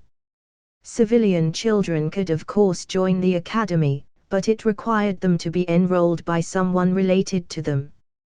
Without a benefactor sponsoring them, parental or otherwise, children couldn't join the ninja academy, as it wasn't a decision that a child should have been allowed to make on their own. So the reason that Maki and Sai joined Root was obvious, especially now that Naruto knew that most of Danza's forces had been wiped out by Pain back during the last Great War in a mission along with many of Song Xiaoyo no Hanza's AME shinobi. They were both orphans, much like him, with no one to sponsor them in the academy. With their only route into the conventional forces blocked, Danza reached out to them and recruited them for training to eventually rebolster Root. The most talented of the youth were enrolled in the academy eventually, much like Maki and Sai were with Danza as their backer. This was done to keep some members of Root in with the main forces so that Danza was kept aware of everyday happenings that he might have missed while keeping his gaze in the shadows. The others that weren't sent to the academy were kept as Root's go-to force, the ones that accomplished most of the general missions. I don't know for sure how you ended up here, Maki-chan, but I can guess how. Naruto said, still leaning against the wall in the room. It's not that different from me. It's not that different from any of us around this age. It's how we all joined. We all wanted to join the academy, we weren't allowed. Danzaji found us and we jumped at the chance. He shrugged his shoulders. I was 4. How about you? 4. Maki replied, my parents were killed on the highways back when Tano Kuni was more lawless than it was even now, and left me alone when I was barely able to walk and talk. I was just a dirty little orphan when I was blocked from joining the academy. I can't even blame them for not taking me, I probably looked like I'd keel over any second. Naruto blocked a cringe as he remembered that all orphans weren't as well off and taken care of as he had been. Even then his pedigree, unknown at the time to him and the vast majority of the village, shone through and assisted him. Maki just continued to speak though. I got 3 weeks of basic introduction and then Danza-sama threw me to the wolves. She said as she opened her grey eyes and looked across the room at Naruto, "You were very brutal in our first spa, Naruto-senpai." Naruto let out a chuckle. "In my defense, I didn't know you were a girl. Actually that probably wouldn't have made a difference anyway." "It still wouldn't. I was 6 years old when I joined," Sai said as he entered the room from the hallway. "Until then I just lived at one of the orphanages, the one based on the north side of Konoha closest to the academy. I wasn't really leaving much behind when I joined. In the end, joining Root allowed me to meet my older brother Shin. I don't know whether or not to be grateful that he died of illness before we were to fight to the death, but were it not for Danza-sama we never would have met in the first place." He looked up at Naruto and Maki and smiled. "None of us probably would have met either." For once, Naruto returned Sai's smile as it truly did not look fabricated. He had either been practicing with his study on emotions or he had legitimately felt the need to convey the needed emotion for a smile to surface for once. "You're right," Naruto said as he stood off of the wall and began pacing around the room. "Danzajiji was a bastard. I'll admit it to anyone. I'll be the first to admit it. He kicked the crap out of me personally, made my life hell more often than not as a kid, and he made sure the rest of you got the crap kicked out of all of you too. He gave us the chance to do what we wanted though, and all we had to give was what was left of our crappy childhoods." Standing behind Maki, Naruto rested his hands on the seated girl's shoulders. "Rough training. Dangerous missions right from the very start where we were in serious danger. Yeah, we dealt with that by choice. But that's the thing, it was our choice." He began walking again and looked over the 2 Root operatives. "I would have been a ninja no matter what, it's just who I am. But the both of you and the others our age wouldn't have had the chance at all to do what you all wanted to do with your lives. We're an entire generation of shinobi born to parents that died during the last war and everything that happened in its wake, and we would have never been given the chance to do this for a living if Danza hadn't been there." As an example, Fua and Torun had been a younger pair of shinobi older than Naruto who had lost parents in the period between the last major war and the Kyuubi attack. Due to the tumultuous times they were living in, their clans had too much to deal with to represent the pair of them, too young to be allowed to make such a decision to become shinobi like their parents, too old to be fully taken in by their own clansmen to be raised as foster children. They might have wound up left behind to wither in obscurity had they not found Danza. He served a purpose.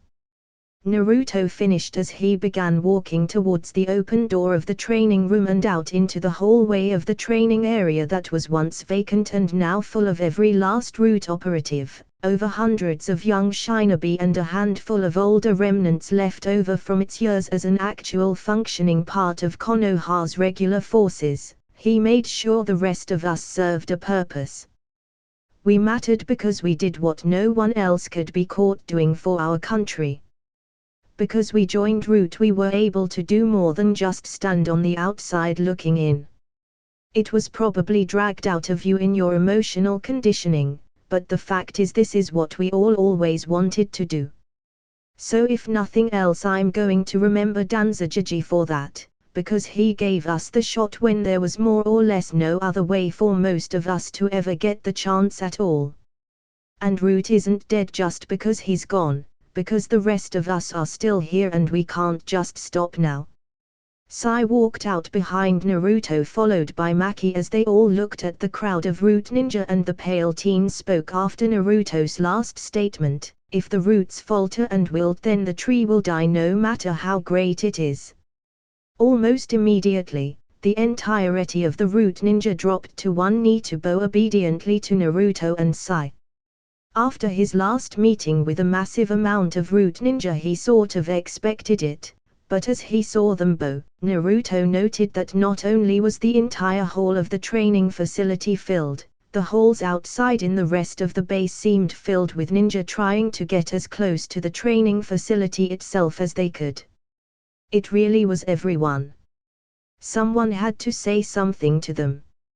It was either Naruto or Sai that was supposed to, as that was the way things were meant to be. If Naruto had to compare the situation to anything, it was like a king and his two bishops surrounded by everyone and everything directed to be under them. Maki elbowed both of them in the back gently to urge one of them to speak. One of them had to say something. Naruto looked over at Sai. He was the one that was supposed to run route in Danza's stead in case anything happened. Naruto wasn't supposed to do it, he was still working towards his final mission to become Hokage.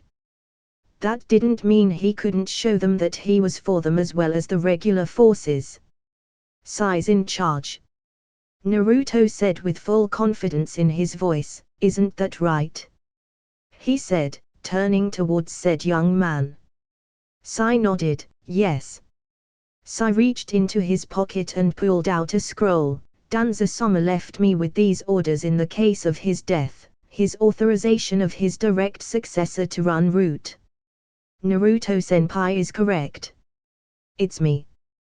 He threw the scroll forward to be caught by one of the route operatives so that they could verify it for themselves, but remember that our next Hokage is among us as we speak. Orders, sirs, one route member said, asking Naruto, Sai, and even Maki since it was clear she was directly with them. Once again, Naruto and Sai looked at each other, with Naruto turning his eyes towards the mass of ninja in attendance as if he was indicating Sai that it was his job to deliver the orders to them. Thus that was what Sai did, for right now there are no standing orders. This will once again be the main base of operations until things get fully up and running again. I'm going to need to talk to each and every one of you to be briefed on what current operations are still in motion so that I am fully briefed to take over. Until then I wish for you all to remain around the village as if you were on leave. For now you are all dismissed. Yes, Sai-sama, Naruto-sama, Makidono. The unanimous chant preceded the emptying of the halls in multiple directions once the route ninja all got out into the main hallways of the base, more than likely to leave from the different exits situated in and out of the village of Konoha. As the three were left alone in the hall, there was only one thing that any of them can say, "Since when am I doorknob?" Maki asked quietly. She was actually quite flustered having been put on the spot like that, not used to being the subject of authority over anyone, let alone all but two of the remaining route members. Sai simply stared down the hall that was once filled to the brim with route ninja before speaking up. "Do you think we can do this, Naruto-senpai?" "Yeah," Naruto said confidently, "you've got me and Maki-chan to help you, and even more when I become Hokage. Everything's going to be fine." Sai nodded, "I'll try," he said, only to get rapped on the back of the head by Naruto. "Ha!" Naruto was looking at Sai with a stern look on his face. "There's no try here. There's either do or don't do, so make it happen. It's the mission," he said with finality. "I don't say I'll try to be Hokage. When I accepted Danzaji's mission I said I would do it, and that means that I'm definitely going to pull it off. It's the same here. We don't try, Sai, it's a given that we're going to try, it's all we know how to do. We just do or we don't do, because not doing usually meant that we would die." After taking a second to think about it, Sai realized that Naruto was right. This was no different from any other mission given to him, it was just that it was the most important mission he had ever been given. "I'm going to go check Danza-sama's office in this base. Perhaps he left something behind." With that he left to locate Danza's old office. "He'll be fine." Maki told Naruto, putting a hand on his shoulder as she could see the stony look on his face as he tried to kick Sai's butt into gear. I'll be here to help him where I can. It's going to take some time to get things back together before Root can run again. I know. Naruto replied with a sigh. A big part of him wanted to be there with them getting all of the affairs in order, but that would require him to be gone and out of the open for far too long. Still, that didn't mean he was just going to leave them to their own devices and merely wish them the best of luck. If you think you need my help, you can always come find me. You both know where my new house is, don't you? A small smile appeared on Maki's face. It's understandable, you're a public figure. She seemed to be, if nothing else, grateful for the sentiment that he would assist them, even if the Sundame Hokage couldn't prove this place existed when it was fully up and running. You can't risk disappearing without an alibi. Naruto gave a nod, then go ahead. Sai-senpai and I need to sift through everything, and he needs to get used to being the actual leader of Root. Even if they were trained to have as little emotion as humanly possible, they were still human, and as versatile as many of them were, there were just some things that people needed time to adjust to. Naruto was sure Sai would get his stride when it came to running things in Root. He just needed some time he was freely getting with all operations halted for the moment. Maybe after debriefing all of the operatives there would be an idea of where to go from there. XXX. Jounin Standby Station. Before he could go and locate any one of his friends to give them the lowdown on what had occurred on the mission to find Sasuke, Naruto had to first fill out a report on his entire compounded experiences after his and Jiraiya's defeat in Amigakure. It was only when he sat down in the lounge and began putting pen to paper that he realized how long he had really been gone. Between all of the travel to make sure Akatsuki was off of his tail, the actual mission to find Sasuke and the fight against him and Itachi, the time it took for him to heal from that battle, and his time training for Sage Mode, he had been gone for 2 months. Naruto turned his head up from his seat to see Neji standing nearby. Hey Neji. Good to see you again. Taking the greeting as an indication that his presence wasn't a hindrance of any sort, Neji sat down in the vicinity. We almost managed to locate you around 1 month ago, but your team prevented that from occurring. Neji was still rather sore that Sai and Maki had managed to fool them with an ink clone under a henge.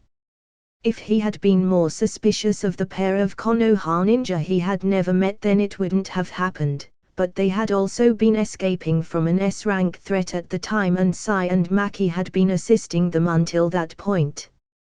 You didn't want to be where I was, Naruto assured him, remembering how horribly destructive the entire battle between himself, Sasuke and Itachi became. If he ever wound up having kids, then the stories of that fight would probably be a bedtime favorite. Even the preceding conflict with Deidara was heavily intense. How's Teiya-chan, by the way? Neji was well aware of the damage that Teiya had suffered during the mission. Though she was able to continue for a short while longer, she had taken some nerve damage from Sasuke's attack that no amount of on-the-spot healing from Sakura could just get rid of. She's had a month to heal, and think about how your ass screwed us over and left us running around in the fucking woods chasing shadows. Neji's reply was cut off by the voice of said girl as she appeared at Naruto's back behind his lounge couch. Naruto tilted his head back far enough to get an upside-down view of her. Hello Uzumaki. Duck butt didn't maim you after all. Not for life anyway. Naruto replied flippantly before a smile appeared on his face. It's really good to see you're all right. When my clone left you in the woods you didn't look good at all. Teiya moved around to the front to sit down with Naruto and Neji, notably right next to Naruto. Oh come on, a little cardiac arrest can't stop me. Now who was that guy and that girl dressed like you claiming to be your teammates before they ran away from us?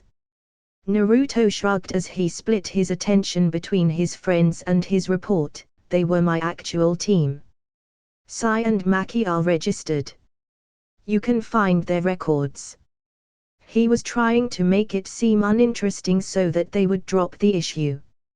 At least Maki and Sai's existences could be proven in the regular forces, unlike most other Root members. Holding a fist in front of Naruto's face, Teiya growled out threateningly, I wanted to kick the crap out of you for just running off without ever even talking to us in person, but then again you saved my life out there, so I guess that's worth something. Thanks for that, by the way. Anytime, Teiya-chan. I'm glad you two are here though.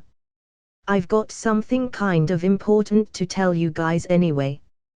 Kind of important? Neji repeated with a raised eyebrow, what's so important now? Is it more important than you being left for dead by one of the Akatsuki, or running off all over the world and letting everyone think you were dead for 2 weeks? He jibed in reference to Naruto's disappearing act after the loss to Pain. Teiya let out a small laugh and ribbed Naruto with a good-natured elbow. Yeah, what is it? Did you finish off Uchiha? Kind of. Teiya's eyes went wide and Neji even had a visible response to hearing that. They had not known the aftermath of Naruto's fight with the pair of Uchiha and only knew that he had survived it. More often than not, when strong forces oppose each other, despite the level of danger that exists in the shinobi world, neither opposing force really kills the other unless the difference in power is incredibly noticeable. Death was a part of any battle, but to hear about the death of someone you could put a face to and in some cases could even say you had known was something else altogether. You killed him? Teiya said, part question, part trying to get the thought through her head as she knew two girls on a personal level that might take that a little too deeply. You killed your old friend like that? He wasn't any friend of mine. Naruto said, voice full of conviction, he was a comrade, but then he threw that all away by running and nearly killing Rock Lee 3 years ago. You guys are friends of mine, I have friends in other places. Sasuke wasn't my friend. He said before releasing a sigh, but I was told when I was in Kiri after the battle that Maki and Sai saw the bodies of Itakai and Sasuke. The last attack sent me flying, and their bodies aren't as tough as mine to deal with so much stress, so I guess they just couldn't take any more. Neji now really wished that he had been there. If not to fight, then simply to watch it himself in person. You were able to defeat them both. Sasuke was skilled even back before his time training with Orochimaru as far as Neji was concerned. Adding Itakai to that equation seemed like a disastrous endeavor to undertake. That's incredible. Unable to do so the last time she saw a clone of his, Teiya took in Naruto's appearance. Through the unzipped collar and upper chest of his sleeveless root vest it was unzipped, and at the exposed midsection it gave him she could see the edges of a tattoo on his person hidden by his clothing, yet she couldn't make out what it was. On his exposed arms she could see numerous new tattoos that were clearly seals. Multiple storage seals on one arm and a strange-looking one that started at his elbow and went down to his forearm. You've had a shitty few months, huh? Teiya finally said. No one would put those things on their person if they didn't need them, and from the sounds of things he needed each and every one he had. You don't even know Teiya-chan. Naruto thought to himself as he merely nodded and kept writing his report. I want to be the one to tell everyone else myself about what happened to Sasuke. If anyone is upset about it, then I'm the one taking responsibility for it. I was the one that took the mission from Kiri to find the sword that he and his team took.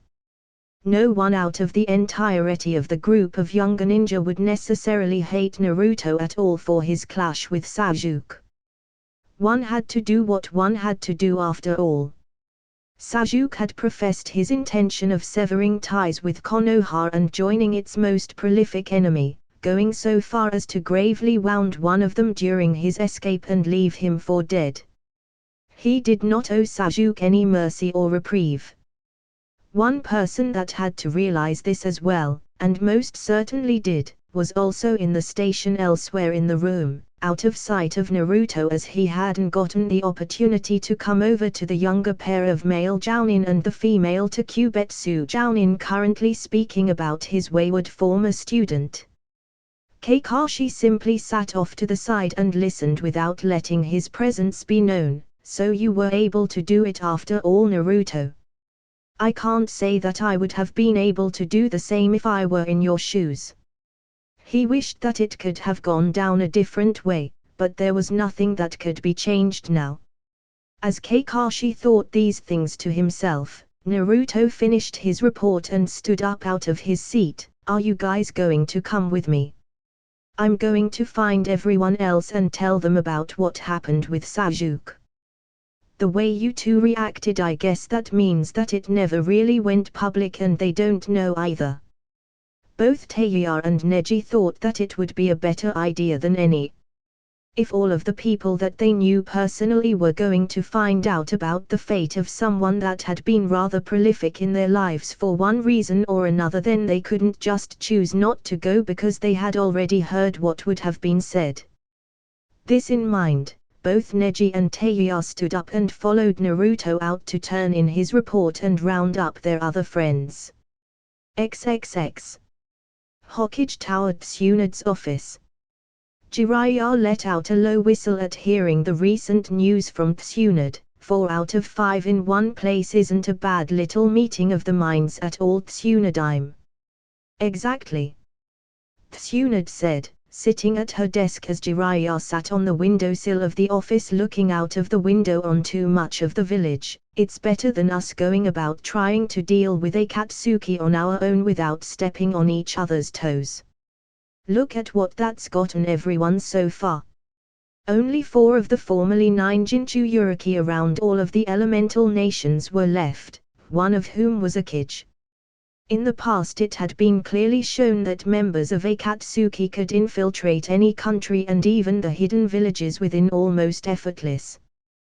The leader of Akatsuki, Pain, more or less had an entire borderline top 5 village of shinobi at his beck and call, and now Tsunade had been told that Madara Uchiha was still alive and was the benefactor of the terrorists. Who knew what else could possibly happen? So the plan was to hammer out some sort of true method to deal with the remainder of the threat. It was no longer just about hunting down a handful of powerful shinobi with treacherous plans. Now there was the issue of one nation possibly provoking a war with Amigakure. While the country the village sat in was small, the village itself certainly was not. If it was required, it was believed that even back during Hanza's reign the entire country could have been overthrown by his amassed forces. The title of daimyo was more of a formal position in that country than anywhere else in the world. The power of the ninja forces as well as the population had only increased since that time, and with the smaller outlying portions of the village filled with shinobi as well due to the report received from Jiraiya, it was seen that a militarized Amigakure was a threat to any of the other nations, more than Otogakure was back during their invasion by a major amount. The defeat of Jiraiya didn't instill much confidence that Amigakure would be easy to defeat if it actually came to blows either. The secret of Pain's 6 paths still had a hitch to it that needed to be addressed and then exploited in battle. Thinking of his loss and the severing of his arm, Jiraiya decided to put his thoughts to a more proactive purpose other than dwelling on something that couldn't be changed. So what's the plan for the meeting? You're going to let me in on it, right? Tsunade turned around in her chair to face him as he had been behind her. The meeting will take place in the assembly chamber. Guards will be stationed on high alert around the entire village since this would be a prime opportunity for our enemies to attempt something. They visiting Kage are all allowed an entourage of bodyguards and the like, but as a show of good faith, and since the meeting will be taking place in my village, I'm only bringing 2 into the actual meeting room." The way she said that told him that he wouldn't be one of the ones in the room. "Why, Tsunadime, could it be that you're finally casting me out of your life?" "How could you?" Jiraiya said dramatically, nearly swooning his way towards a fall out of the window until he narrowly caught himself from doing so. "I keep forgetting I don't have the other arm to keep me from falling out when I lean that far," he grumbled to himself. Keeping herself from letting out a laugh at Jiraiya's near-catastrophic attempt at humor, Tsunade managed to get serious enough to tell him her reasoning. "You're going to find out everything that goes on in that room anyway after the meeting is over, so it doesn't really matter, does it?" Jiraiya sheepishly rubbed the back of his head as if he had somehow forgotten his status as Tsunade's closest confidant. "I'm taking Naruto and Tenzo." "Tenzo?" Jiraiya said in confusion. "The Anbu that ran that mission to sack the Otogakure bases 6 months ago." "Why him? If I brought you, it would either put the others on edge since they know who we both are, or they would think us weak since I brought a crippled man as a bodyguard." Hearing that from Tsunade put the proverbial storm cloud over Jiraiya's head. "Oh, you big baby, you know you can still run circles around 90% of the healthy shinobi in the world. You're hardly handicapped." Jiraiya quickly perked back up at that. "You're right, I'm still 3 times the man anyone else in this village is. I'm the ultimate handicapable ninja and a bona fide bad motherfucker." "That will not be attending the meeting." "That will not be attending the meeting," Jiraiya finished, repeating after Tsunade, noticing that he had once he saw the smirk on her face. **so. Naruto and Tenzo, huh? Why those 2? He asked, trying to switch gears. This was a question that Tsunade was more than ready to answer. "Every report I got from every ninja that was sent on the mission that ended half a year ago to sack Orochimaru's bases said that they worked like a damn pair of machines. They are familiar enough with each other, and besides that Naruto is famous and has something of an in with every kid at this meeting. If he's there, then they'll at least listen to everything I have to say. I'll tell him when I get back to his house later," Jiraiya said, getting a nod from Tsunade. "You know he's still dealing with Danza's death," he commented, getting a frown out of the Hokage. "No matter what you think, the kid holds him in high regard. I think he holds him higher than he does Sarutobi-sensei." Tsunade's delicate brows arched highly in surprise when she heard that. "Remember what Sensei and I did to him. I couldn't be any happier that he forgave me and let me still be a part of his life. He never even got to hear anything from Sensei on it." Tsunade let out a sigh and shook her head. "But it's Danza. I know those old crone elders loved the old man, but a kid like the brat." Going with the fact that Hiruzen Sarutobi came very close to ruining Naruto and the fact that Naruto was originally trained by Danza, those things obviously stuck with the boy. Why wouldn't it?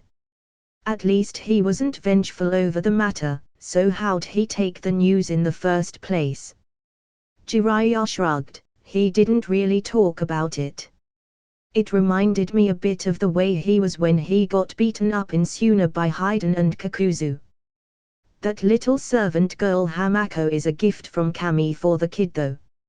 It didn't take much from her to get him out of it this time.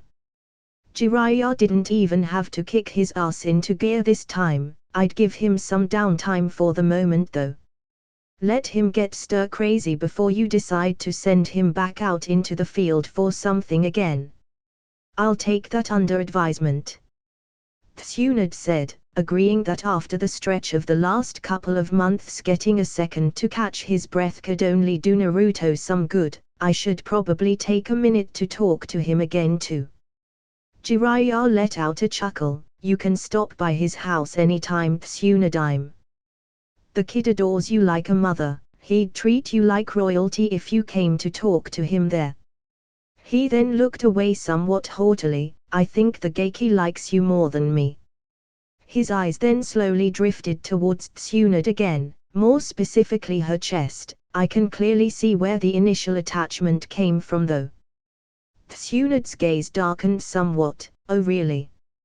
She said in a tone that warned Jiraiya that his next words had better be correct or not even having one arm would keep him from getting punted off of that windowsill across the entire village. And why would you say that? Jiraiya began to sweat slightly, wondering if a fall from that height out of the window would be a better fate. You're very maternal, he said, blocking his own sigh of relief when he saw Tsunade calm down. But this being Jiraiya, he just couldn't let himself get ahead. Yeah, looking at your rack when you first met probably made him subconsciously wish he was a baby again so he could have .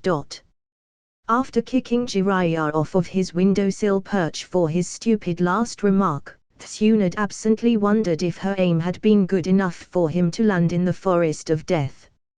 XXX. Root base. After clearing out the base, the only thing left behind in Danza's office were inconsequential things like the desk and chair he sat at, the bookcase for aesthetics, the bulletin boards on one wall that would have housed things currently in operation, things like that. The scouring of the bare office of the former leader of Root led Sai and Maki to eventually wind up looking in the most unconventional places for anything. With this mindset they destroyed the desk, bookcase, and chair. One would think this to be unnecessary, but there was no such thing in this case. Anything they thought needed to be seen at this point was prudent to be found. And this method of thinking was appropriate, because inside one of the legs of the chair it was found that Danza had hidden a small microfilm to fit in for posterity. One would have had to completely pulverize the chair to even find it in the first place. It was of course codified so that anyone that found it would be unable to decipher it at first glance, but it was also in the method that Root used to transport written messages to operatives.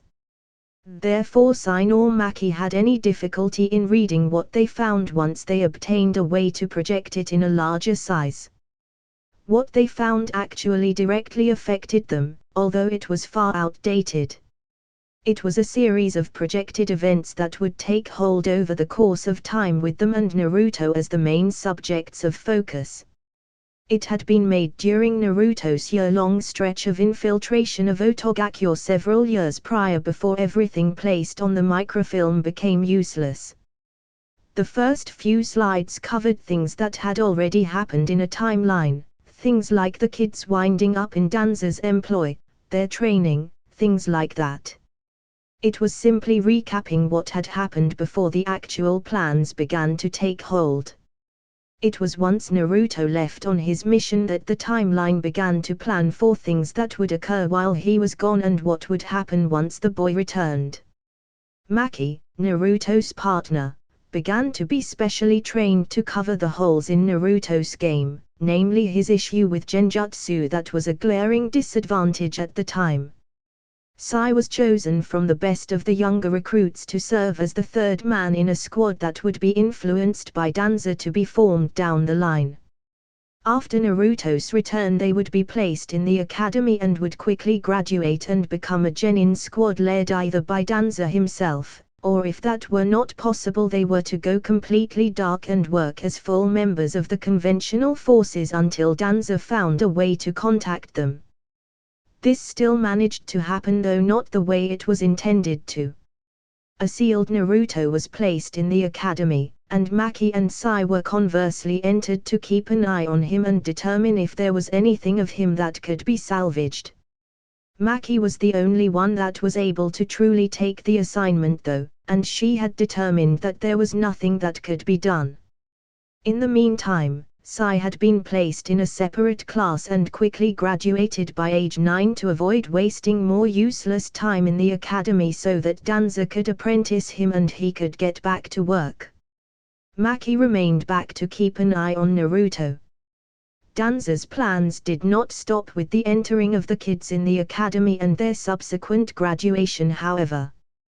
From that point, Sai was to be specifically instructed on the ways of handling root operations. Naruto would be molded towards outright politics and the like.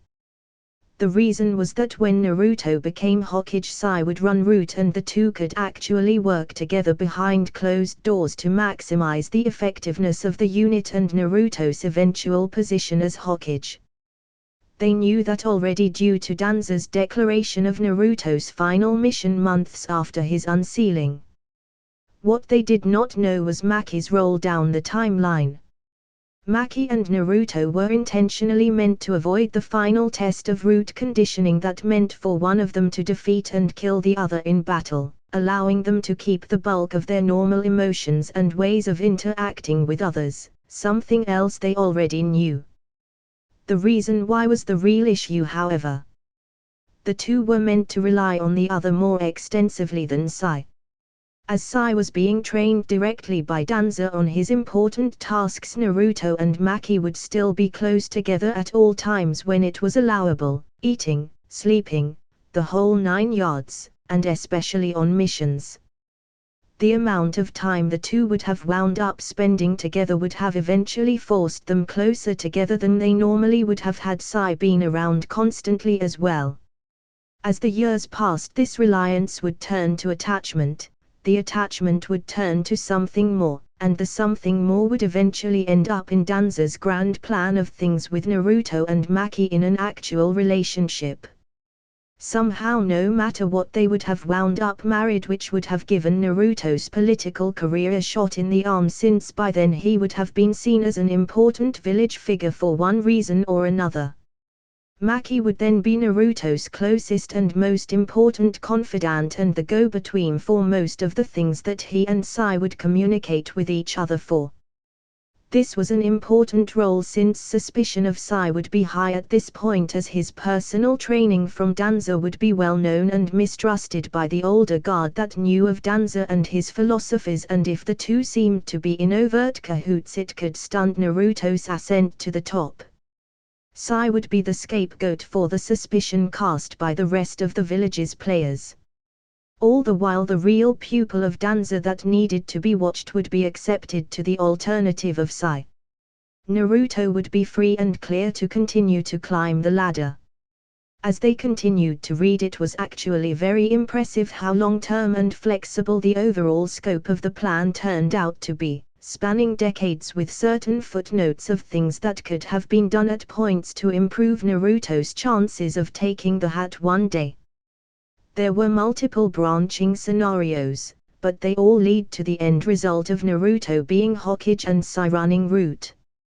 There was one branching scenario, however, of the instance of Naruto dying in the field due to his status as one of the conventional forces elites. It resulted in the widowed Maki somehow taking up Naruto's place and using his own developed credibility and reputation to become Hokage herself. It was very impressive. By the end of the notes, all Sai could do was turn to Maki to see the faint amount of red on her cheeks, and that told the whole story. It was probably killing her to try and act so normal during the whole presentation, and he knew it. He probably would have been laughing his ass off if he had emotions like that, because he honestly found her reaction to be more amusing than if she had gone off on a tangent like a normal person might have. Well, neither of them particularly knew what to say in this instance, but the silence was actually starting to get awkward for even Sai, so, that's quite something, isn't it? Maki only gave a stiff nod in return, apparently not trusting her voice enough to try and speak through the embarrassment. Are you going to say anything? What could I possibly say about that? Maki asked quietly in an incredulous manner. She was supposed to marry Naruto had everything gone off without a hitch, and she could say that she could see why Danza would have planned for that to happen. I mean, I care about Naruto-senpai a lot. I always did, but still, she said, turning away and scratching her cheek. I probably would have ended up with him if he had never left. Sai's smile was directed at her full force. You wish you could marry Senpai, don't you, Maki-san? What? Maki said, fully red-faced as she stood up from where she had been sitting. I did not say that at all. How could you even ask me something like that? It's completely inappropriate. The smile never left Sai's face. You haven't said you didn't yet.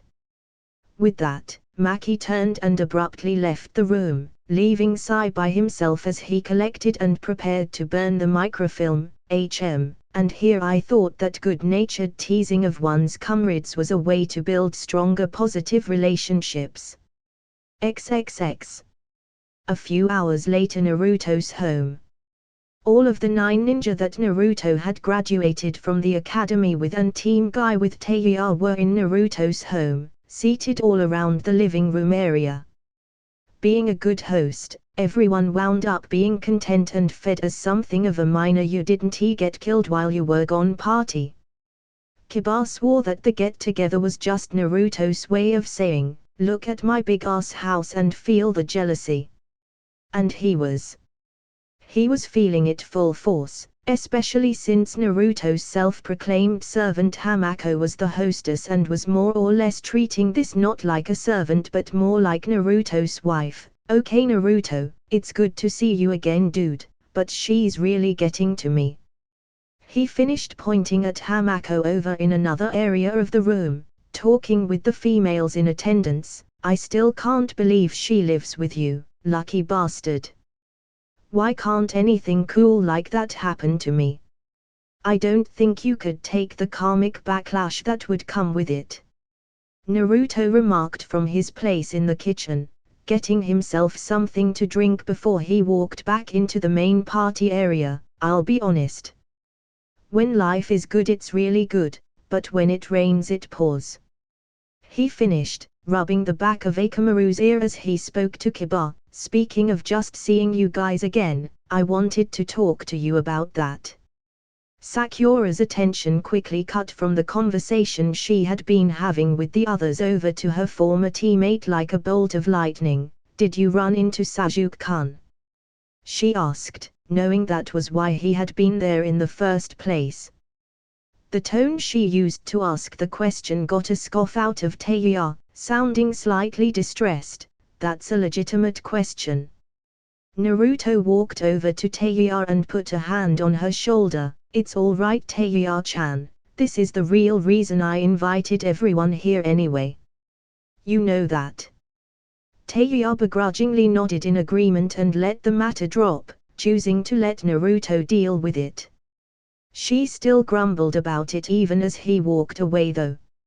You invited everyone here at once to talk about the mission? Shikamaru asked, having been on the mission to assist Naruto and bring him home. Something happened, didn't it? He was making a statement more than asking a question. You really did fight him, didn't you? Naruto leaned against the countertop in the kitchen and let out a sigh. That was a rough day. I fought one member of Akatsuki, Deidara, got hurt against him, and then I managed to trail Sasuke and I found where he went off to after beating Teiya-chan and Sakura. He went to fight Itachi. Ino nearly jumped up out of her seat, so Sasuke-kun really did fight his brother after all. What happened? Let Naruto-kun talk. Tenten admonished the younger girl for cutting off the point he was trying to make. Do you think he'd say all of that and wouldn't tell us what he saw? Naruto gave a grateful smile to Tenten and got serious once more as he kept speaking. Sasuke did end up fighting Itachi, and me. We all fought each other. Even thinking about that fight made him flinch subconsciously. He officially had that filed as the third worst day of his entire career. We ended up blowing up an entire fortress during the fight. Sasuke was so strong, I almost couldn't believe he could pull off one of the attacks that he did, and Itachi was just as scary as I always thought he would be in a battle. He wished he could describe just what he experienced better. On the other hand, Sakura was listening to this and was putting the pieces together of what was being said. The tone of speech Naruto was using, the fact that Sasuke was not currently there with them, the fact that Naruto was using past tense to describe anything. If Naruto had lost that battle, he probably wouldn't have spoken about it. Did you win? Naruto's blue eyes cut towards her sharply and met her own emerald ones, nodding slightly. Well, what happened in the end? She had a feeling in the pit of her stomach about what happened, but she needed to hear it even if she didn't want to. Well, it was definitely moment of truth time now, as he had everyone's undivided attention. He might as well tell them what happened. Sasuke's seal on his neck housed Orochimaru's spirit, while his body housed some absorbed parts of Orochimaru's remains. When he fought me and Itachi, he copped out first, reached his limit before either of us. That let Orochimaru take over his body and turn into a monster. Itachi and I stopped it, but Sasuke had nothing else left to fight with. I tried to use my best jutsu to finish him off, and Itachi jumped in to stop me with his own best jutsu. He didn't want me to take Sasuke out, so he blocked your attack," Sakura said, sounding hopeful, hopes rising further when she saw Naruto nod. "But," Naruto said abruptly, "I already hit Sasuke with the same jutsu once before when he had turned into the Orochimaru monster. My attack completely tore apart his chakra network." The fact that he was still moving was something of lasting boost from turning into Orochimaru's monster that turning back to normal hid from me. My last attack was blocked, but my team told me that Sasuke died afterwards. I had done too much damage to him to keep forcing his body to move forward anymore. Shino took in listening to everything that had been told and just decided that being blunt was the best course of action at this point. "So you're telling us that you managed to kill Sasuke Uchiha in battle?" he stated in a straightforward manner. "I see." "Yeah," Naruto said, more or less understanding what the sentiment in the room was right now. "I would have at least recovered his body if I could have, so that I could bring him back, but I wasn't able to stay awake any longer after Itachi blocked my last attack and it blew up in my face. I never hated him, but I wasn't about to pull punches in a fight like that after what I had seen." Both brothers had been out for his blood from the start. Silence permeated the room as the information was given time to sink in. Most were of the opinion that Naruto had done what he had to do. Ino begrudgingly admitted such, despite the fact that hearing the news was like a punch to the stomach. Still, she most certainly couldn't fault him for doing his job. On the other hand, Sakura understood. She understood completely. She understood from every angle of the situation, and there was a part of her that wished she had been strong enough to do the same when she and Teiya had been faced with him. That still didn't stop the feeling that someone had stuck a knife into her heart and twisted it as far as it would go. She stayed in there for as long as she could, but her limit was only a minute or so after having the truth dropped upon her. All that she had actually trained for ended up being for nothing. She had blown her only chance to get Sasuke back due to her own hesitance, and now she would never get another opportunity. He was lost to her forever. "I'm sorry, Sakura." Her tear-filled eyes turned towards Naruto again to find him looking at her intently. "I know what it's like to lose someone important to you. Even if it's someone that no one else really feels any sorrow over losing, that doesn't make them matter any less to you. If Danza hadn't been killed recently, then he probably wouldn't have been able to relate in much of a way at all." The apology was legitimate in what it was trying to convey. She could hear and feel that he meant what he had said. That didn't make it any better at the moment, though. Tears were streaming down her face in silent lament before she could get through the room and up the stairs to exit through the front door. Ino moved to follow after her, but stopped for a moment to spare a few words. "Naruto, I'm sorry, but someone's got to stay with her right now." And it was clear from Sakura's reaction that she had always felt far stronger about Sasuke than she did. She herself had almost been brought to tears, but that was more along the lines of someone familiar to her being revealed as dead. Sakura's grief was more heartfelt. Apologizing to everyone that she ran past upon leaving the house to chase after her friend, Ino quickly went after Sakura to find her. Doing things to hurt others close to you even when you believe it's what's best for the majority of the people you desire to keep safe. There was probably a better way to handle Sasuke. As a matter of fact, Naruto was sure that there was, but he was on the spot and he made a decision to fight as hard as he could to defeat Sasuke and end all of the potential threat that came with his prolonged survival.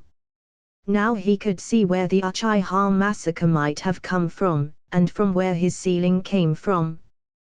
Those in charge didn't have the time to sit out and think of everything that could come into play to make a better decision.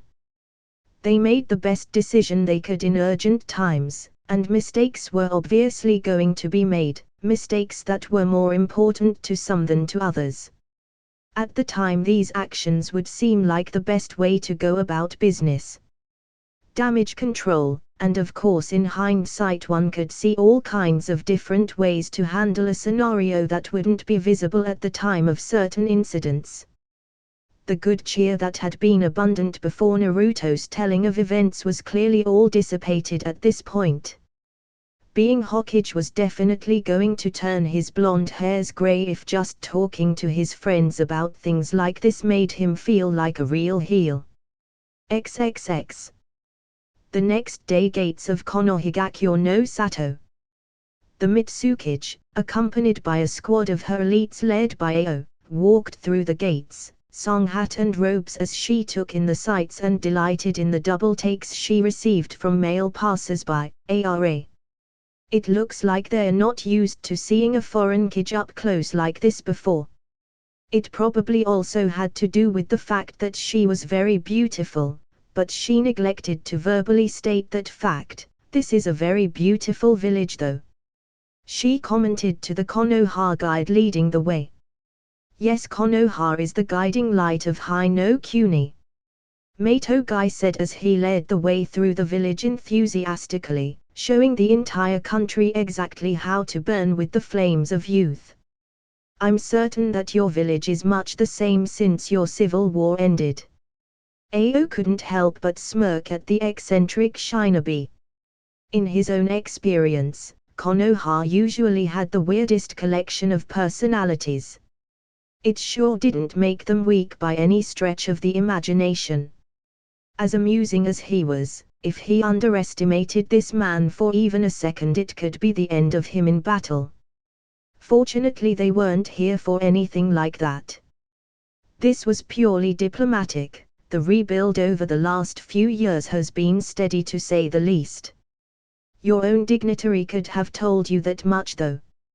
Guy blocked a frown from coming over his face at the mention of Danza, not taking this moment to comment on his demise.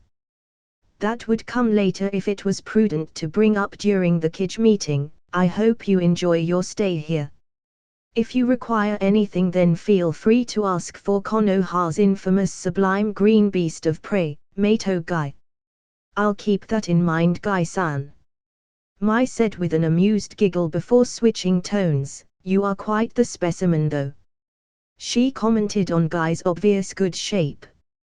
Guy merely turned towards her and gave a thumbs up and a grin, complete with shining teeth effect. Ao himself even had to comment on it. "I have to admit, Guy-san, Mitsukage-sama is right. I could say that we certainly need more men like you around in the village." Mai, however, only heard a few certain parts of that statement. "Mitsukage-sama needs a man like you."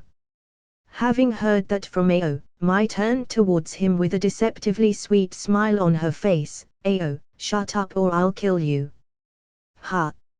Ao said in confusion, "I can't get away from it." Even in a completely different country. Wait, she can't do that here, can she? I really hope not. XXX. Mitsu no Kuni.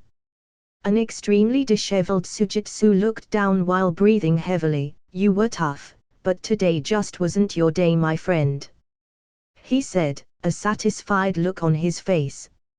As if it were an old friend, he held Kubakiri Buchao in his grasp as he held Same Harder in the other. He had never taken the harness he had fashioned from before out of his usual mode of dress, always knowing that he would get the massive cleaver back one day, and now I've got 3. He said as he bent down and pried to scroll with the kanji for Hiramekaya on it from the hands of a fallen, blood-stained Chaojuyura. You're finally done, Karen said, walking up behind Sujitsu. She had some marks of battle on herself, but was otherwise fine. As she arrived, she looked down at Chaojuyura and shook her head. You sure took your time with him. Sujitsu turned and began to walk away. The guy wasn't weak at all. He actually knew exactly what he was doing with both swords. It was really impressive, he said as a smile came on his face, remembering the battle. So how'd you win? He didn't have the stamina to keep going, Sujitsu remarked, pointing to Same Harder which was somehow stuck to his back over Kubakiri Buchao that was back within its sheath. Karen nodded in understanding as Same Harder was a terrifying weapon even if you knew what to expect from it, and it had been gone from Kirigakyo for so long one would be hard-pressed to know too much about it in this current generation. He tried switching weapons on the fly too much. Big mistake. He wasn't nearly fast enough to pull that off. Karen could clearly see that Sujitsu was quite pleased with himself, and the fact that he now had 3 of the 7 swords that he sought to gain possession of meant that the trip was worthwhile. Right now they had to get back to Juago. They had left him to take down the rest of Chaojuyura's accompanying squad on his own. Karen had left him by himself so that she didn't get caught up in the slaughter. So now what do we do? You still want Uzumaki, don't you? Sujitsu asked, getting an angry growl at the mere mention of the blonde shinobi. Well then we train. Someone like that isn't going to be easy to beat, even if I do have these weapons with me. You're still all but useless in a fight with the guy. Having almost half of the swords he required, Sujitsu was content for the moment to focus on the wants of his teammates, at least for now. I'll break him with my own hands, Karen muttered darkly. He took her beloved away from her. I'll never forgive that murderous bastard. Ever. Feel free, Sujitsu said, happy that there was finally something to drive Karen to not attempt to keep to the bare minimum of the shinobi arts. Madara's going to call us soon enough for something new, and we'll be waiting. By the time they would be summoned by the mysteriously devious Uchiha, they would be more than ready for whatever was next. XXX. Forests of High no Kuni. Gaara didn't like to travel with an entire entourage. He never got to leave Suna very often due to his position as Kazekage, but when he did, all he required for company were his siblings Kankuro and Tamrai. This was his choice of accompaniment for the meeting in Konoha with the Hokage, Mitsukage, and Reikage. The only one he had ever seen in person was the Hokage, Tsunade, but he was more excited than nervous to meet the others for the first time. As they traveled though, there was something that just seemed to nag at the back of his mind. Tamrai took notice of this, stopping their movement through the trees to talk about it. Gaara, what's bothering you? Most people would be unable to decipher any issues with the stoic young man, but then again this was his sister who had been around long enough to pick up on the subtle nuances of Gaara's more restrained moods. It is nothing, Tamrai. Gaara attempted to assure her, it's just something that I'm certain is normal when a leader leaves their village alone. He left Baki in charge, and he knew that the man was a fantastic leader to keep things moving in his stead, but there was still something eating at him for some reason. He had no reason to think of, but he just couldn't help but have a sense of foreboding about something. Naruto's new house was cooler than he first thought after he was introduced to the room that was actually carved into the mountain his house sat on the side of. It was large enough to serve an active purpose, such as a dojo of sorts for training, though it had served as Hamako's workshop prior to Naruto's return. Luckily she was neat enough with her research that there was plenty of space left for Naruto to train, not that he needed all that room anyway for what he was doing. Mostly because all he seemed to be doing was swinging his sword repeatedly at air as if he were waging an invisible war with the ghosts haunting his house. I love watching you revert back to your old crazy sealed self as much as anyone. Jiraiya commented dryly from the sidelines as he watched Naruto continue swinging his sword with his Sharingan active. But you've been doing this for 2 hours and other than looking moderately insane I don't think you've gained much from it. What are you doing? The same thing I was trying to do while we were training with the toads. Naruto informed Jiraiya as he kept swinging away. I'm trying to see the fucking rip in time /space that's supposed to happen when I swing this sword but nothing works. I even used the Sharingan in Sage mode and I've got nothing out of it. Are you sure you didn't misread what you found on that tablet? Jiraiya asked, only to get Naruto to stop swinging his sword and turn his head towards his sensei mechanically to give him the dullest stare he could possibly muster. What's with that look? Even if I did misread it. Naruto said slowly and deliberately to accentuate the fact that his clone most certainly did not misread a thing. The tablet is right here in Konoha. I can go back and look it over whenever I want to. And that damn tablet said that this sword cuts through space/time with every swing whether I try or not. It hasn't done anything cool without me trying to do something cool since the day I picked it up, so obviously just cutting the tear in space/time doesn't do anything and I can't channel my wind chakra into it. Maybe if I see it I can do something with it. Jiraiya raised an eyebrow. You mean you don't know? Shaking his head, Naruto sheathed the sword. The tablet wasn't very plentiful with details on the sword other than the fact that it had Madara Uchiha's chakra trapped in it to give it the weird abilities that it has. More like the chakra bends the sword's potential towards the conditions of the user, but that's just the released form. I can't just will myself to notice tears in space and time. When I stab and cut stuff with this thing nothing special happens. Other than the dismemberment and impalement of course. Jiraiya chimed in wryly. Of course. Naruto said with a shrug of the shoulders, it's a sword arrow kyofu, not a hickory stick, though I'm pretty sure if I hit someone with one of those it would hurt too. Naruto looked around at the room that looked like a very well and even cave with pillars and low lights in the ceiling giving the place a dingy feel. This house just keeps getting cooler and cooler. This room makes me feel like I'm in basic training all over again, just without the feeling of getting beaten up by someone way stronger than you. A deadpan look came across Jiraiya's face. Yeah, you would, wouldn't you? Don't make me kick your ass all over the cave just like I did after my training was finished. You don't have few Kasakujuji or Shimobi to cover your backside this time. Naruto threatened lightly. Both he and Jiraiya smirked at the possible challenge and the one-armed sage even looked like he was prepared for combat before both of them frowned and Naruto's trick contact lens hid his Sharingan from view once more. Nah, we probably shouldn't. I'm not sure how much punishment this room can take. I know it's sturdy as hell, but there's got to be a limit.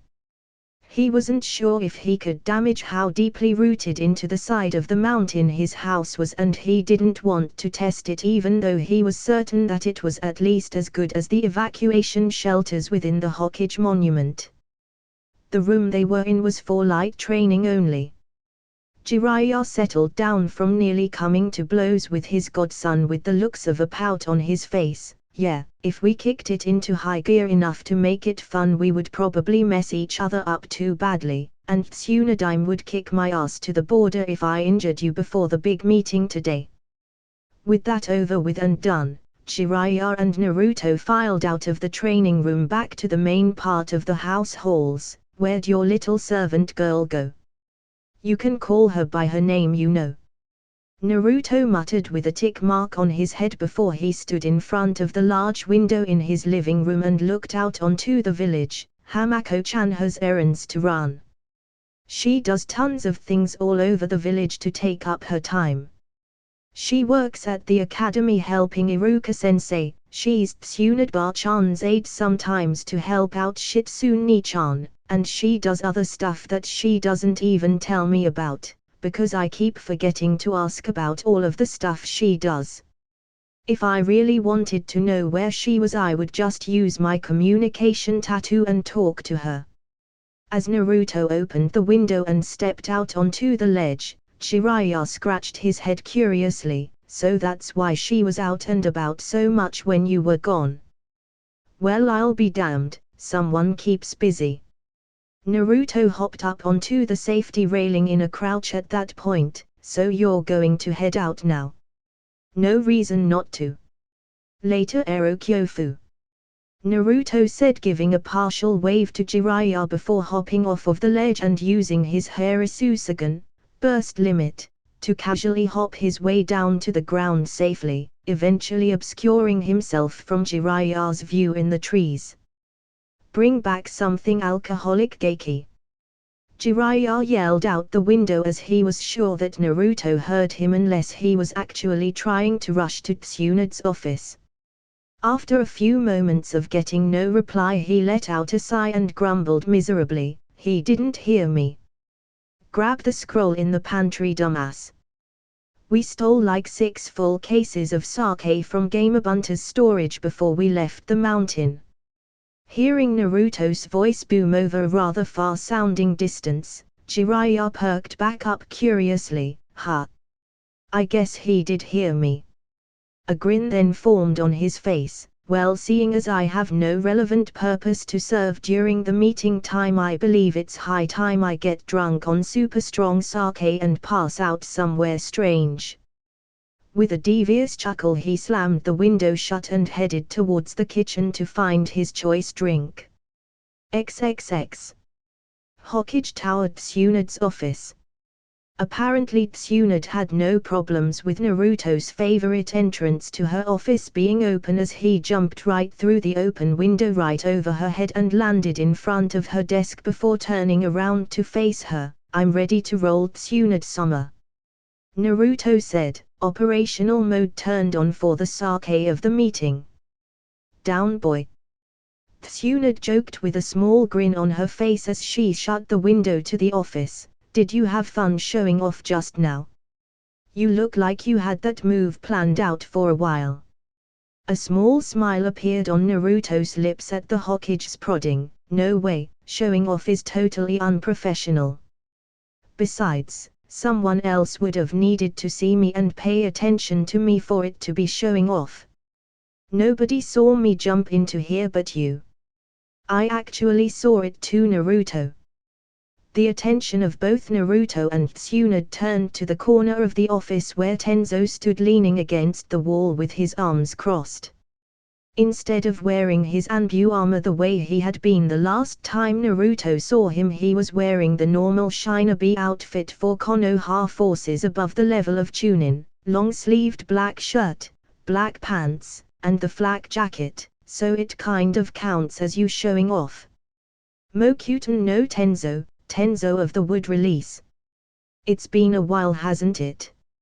Naruto said as the man walked over from his spot on the wall and shook Naruto's hand. "Good to see you're still doing all right." Being stuck with the man for months at a time during their mission together made Naruto see Tenzo as something of a friend. He was generally good-natured if not a little stiff, but dealing with Sai made dealing with Tenzo seem like working with the friendliest guy ever. I haven't been straying too far from Konoha on missions these days, so I've been keeping safe. And because I'm technically not an Anbu on this mission, I'm not using my Anbu code name, so call me Yamato instead. He requested of Naruto, getting a curious look from the young man but a nod nonetheless. But I knew Yugao's real name without even asking for it. She just went ahead and told me after we worked together for several months. You're still all secretive about it.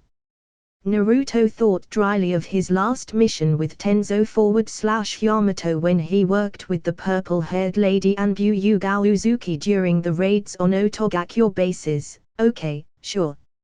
So are we all set to go? Tsunade told Jiraiya to inform him to be there by noon. Well, it was 20 minutes until noon. Tsunade nodded and stood up from her seat at her desk, grabbing the robes and hat meant to be worn by the Hokage as she put them on. Let's get this show on the road, she said once the hat was situated on her head. All right, brat, you're not just here to look pretty, you're going to have to listen closely and learn something here if you really want to take this job from me eventually. I know. Naruto said as he and Yamato started leading the way outside of her office towards the meeting room. So no Sashikage. The man didn't seem like one for meetings from what he had seen of him at Tsunade's Chunin exam. A frown came upon Tsunade's face as she was led through the halls. He never sent a message back. That old lawn gnome doesn't think that Iwa has any stake in this besides the pair of Jinchuriki that they lost and can no longer recover the Baiju for. And since there's no real chance of any benefit from actively trying to engage Akatsuki, and because he's certain Akatsuki won't do anything else now that the Jinchuriki from their village are taken, he isn't going to come out here. He wants to keep the status quo. Both Naruto and Yamato both frowned. The status quo was a precarious balance of power that only shifted when a few sides of the major players of the shinobi world overstepped a bound, thus leading to war. Naruto personally didn't have any experience with this, but Yamato did. Conservative figures that understood the way things worked out seemed to like this way of operating because it was usually clear when war was brewing. It gave villages time to prepare before something happened to ignite the powder keg. The winners of the war would see a major boon of business if they were able to get through in well enough fashion, and war was almost like a seasonal rain in the grand scheme of things, with the peace operating much of the rest of the time.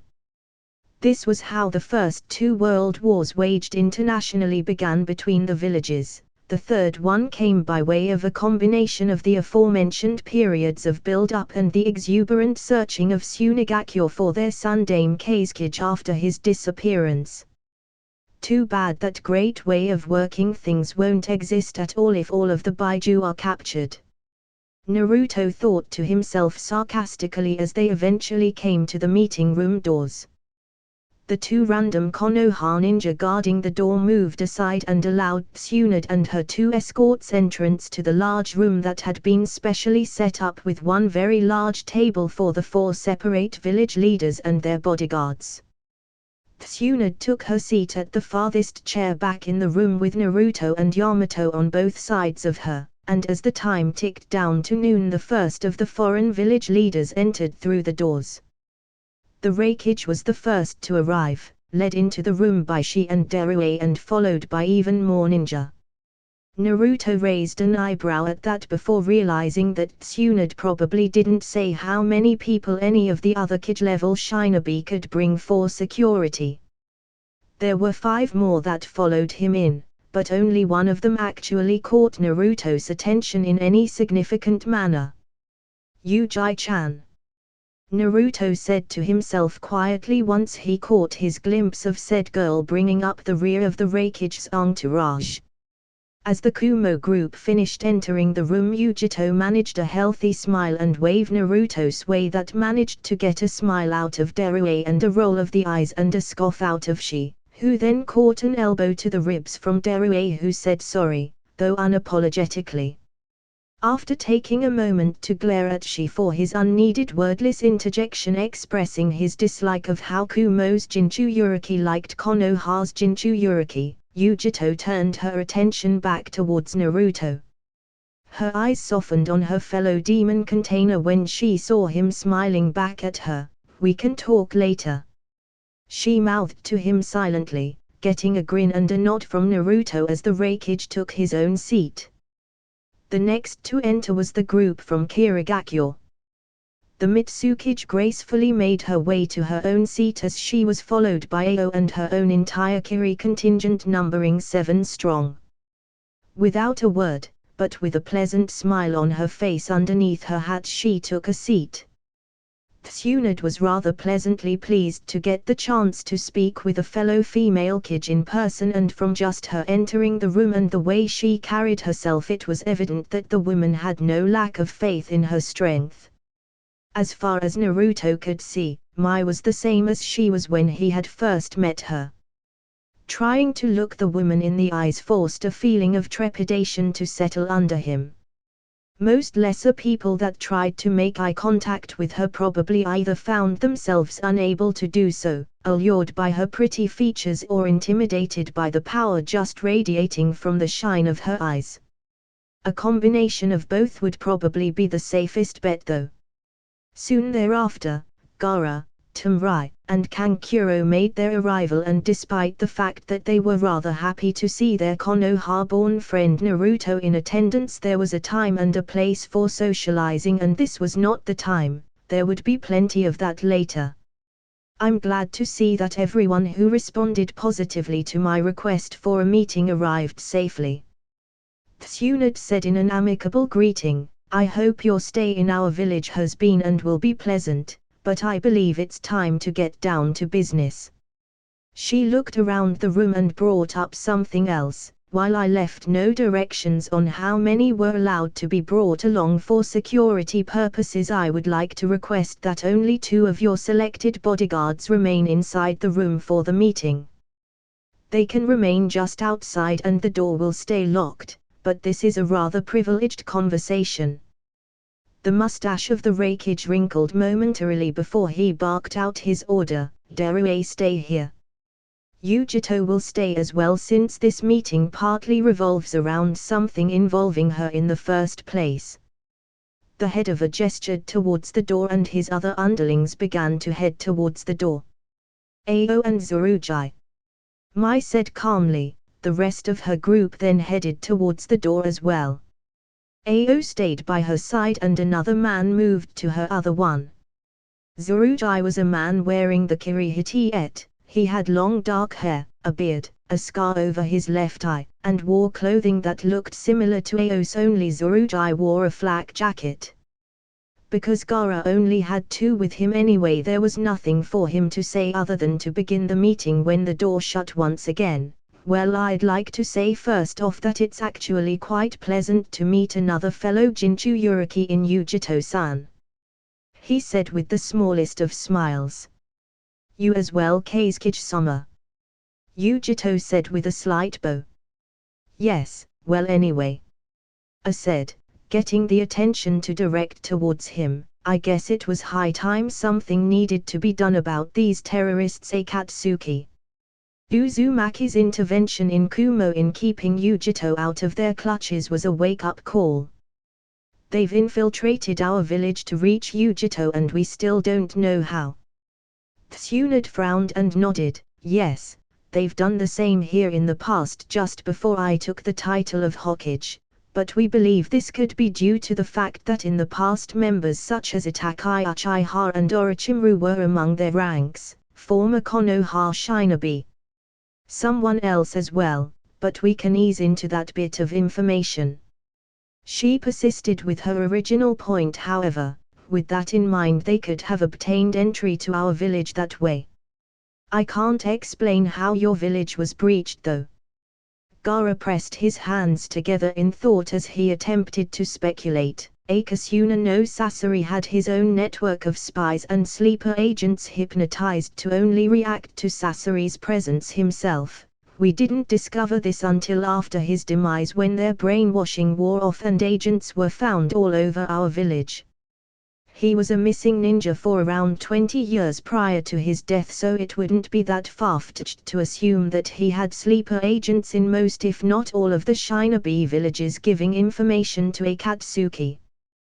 The thought of any of his ninja having been possible spies for Akatsuki made A's blood boil, but another subject came to mind. The thought of a group of criminals with the strength to defeat and apprehend Jinchuriki from right under their village's nose was a hard thing to take seriously until it almost actually happened.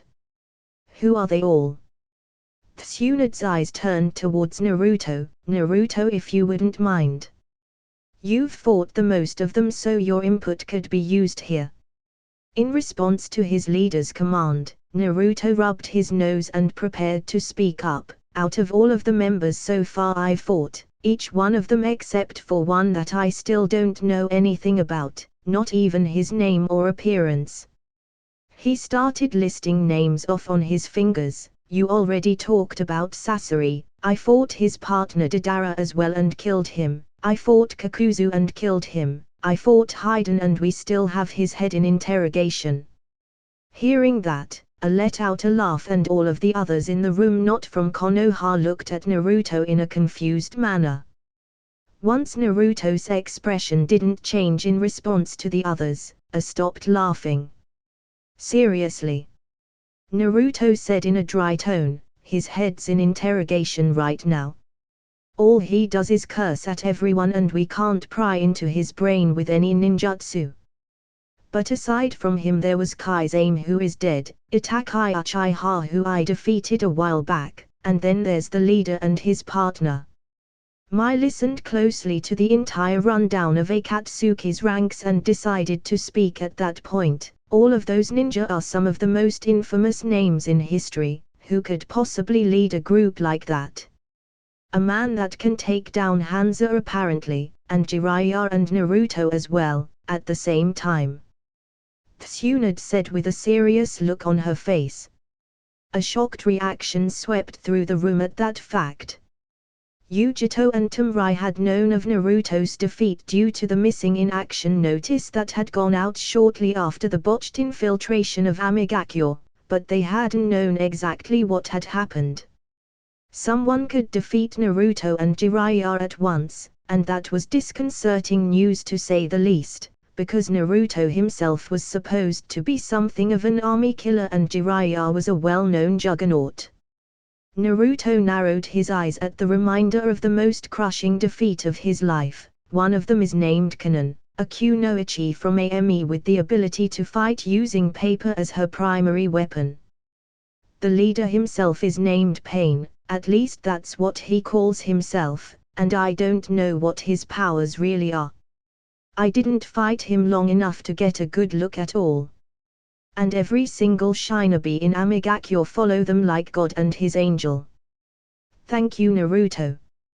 Tsunade said, placing a hand on his shoulder to get him to step down before she started to talk again. Naruto didn't fight Pain long enough to take anything from the battle, but Jiraiya did. Pain has 6 separate bodies with their own abilities that range from summoning, to the ability to negate and absorb chakra, to control over gravity and who knows what else. He did learn one thing of importance though. The bodies are all reanimated and under the control of the real Pain, who isn't one of the 6 that would be in actual combat. He controls the bodies from a separate location during any conflict. Hearing Tsunade's rundown of Pain, Naruto felt a growling inside of his head from his tenant and picked up on what the Kyuubi's issue was on hearing about Pain. Tell them about the other thing that I know you were told about too. Pain has a daojutsu called the Rinnegan. A pin probably could have been heard dropping in the room after that revelation. Gaara and Kankuro had heard part of this from Naruto before, but he had conveniently left that little aspect out of the short explanation he gave them during his stopover in Tsunagakure. Eyes turned to Tsunade once more to confirm whether this was true or if Naruto needed his head checked after taking one too many heavy blows in his lifetime. Unfortunately for them, this was not to be, as the blonde female Hokage nodded to back up Naruto's comment. Mai wasn't a fool, none of the leaders in the room were, and their escorts in attendance knew their history well enough to grasp why this was a big deal as well, especially the Jinchuriki of the meeting. She was the first to speak on it, however. The leader of Akatsuki has the most powerful Daojutsu in existence, the eyes of the Rakuta Sennin. The eyes of the god of the shinobi world. I muttered under his breath, adjusting his hat to hide his view from the others, son of a bitch. So we're fighting the descendant of the greatest man that ever lived, the savior of the world himself. That's fantastic, he said sarcastically. He's no savior, he's not all-powerful, and he's no god. Naruto said, a sharp growl in his voice as he started to feel just as angry as the Kyuubi in his head seemed to be getting at the moment. He's just another megalomaniac with a pretty eye pattern mutation. After saying that, Naruto figured he was really starting to inherit the Kyuubi's outright dislike of any and all Daojutsu Keki Genkai, despite the fact that there was a Sharingan planted in his right eye. What kind of hypocrite did that make him? Tumrai hadn't remembered seeing Naruto get upset before, and it was a new experience. He tried keeping his cool, but the tightness of his taped fists expressed suppressed rage. Are you really that angry at this Pain person? Then again, she was more than certain that he left out most of the serious portions of the beating he had taken in AME when they last spoke of it. On the other hand, Yujito looked at Naruto in concern after his slighting comment on pain. The thought of the Rinnegan made even the usually docile Nibi in her body stir attentively, so she could only imagine how Naruto's own inner manifestation of anger and hate was dealing with the thought of the eyes, especially since Naruto had apparently fought against the Rinnegan before and had failed. He wasn't shaking in fear, it was anger. You really want to fight him again, don't you? She said softly, as if she was on his wavelength while she thought something else. I don't like the idea of that at all. Naruto's blue eyes panned towards Yujito's dark ones before he addressed her. If I do, great. If I don't have to, great. Either way, as long as he gets dealt with, it's fine. But since you asked me, yes. I'm nobody's stepping stone to world peace. Naruto said world peace in a scathing, mocking manner because he knew of Pain's endgame. Tsunade decided to take the aim of the meeting into a different direction, and that's not even the most startling part of all of this. She said, getting Naruto to calm down now that the attention was back off of him and Pain wasn't the main subject any longer. You people are aware of who Madara Uchiha is, are you not? XXX. Amigakure no Sato. Pain's tower. Kanon stood silently in front of a shadowy astral projection of Pain as the legendary Rinnegan eyes looked right at her. Kanon, it is time. Let me speak to my people about what is to come. He said in his usual stoically confident manner, let them see and hear God. As you wish, was the reserved reply from the blue-haired woman as she made a small set of hand seals and the projection of Pain disappeared from her sight. It reappeared outside of the tower above it, this time 20 feet higher than the projection inside. The attention of everyone in the village was taken by the all-encompassing sight of the Deva path of Pain's concealed silhouette above their village. I know that you are all hurting. Pain said to begin his speech in a loud voice that could be heard even outside of the village.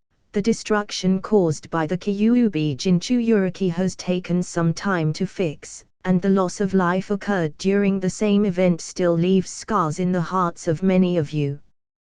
but it was a pain that you all needed to experience. Now that you have felt that power, it should be clearer than ever that a force such as the Baiju needs to be kept in the hand of those that will ensure peace.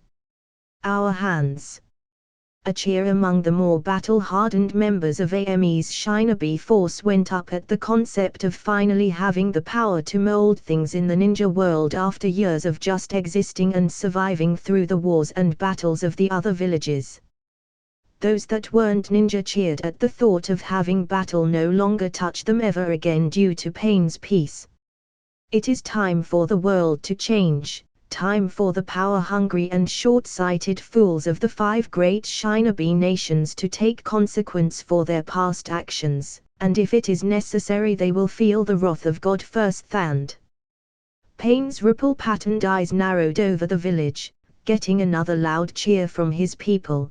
The suffering I have received in life has turned me into a being of divine power, and if that is the case then this village is full of the chosen.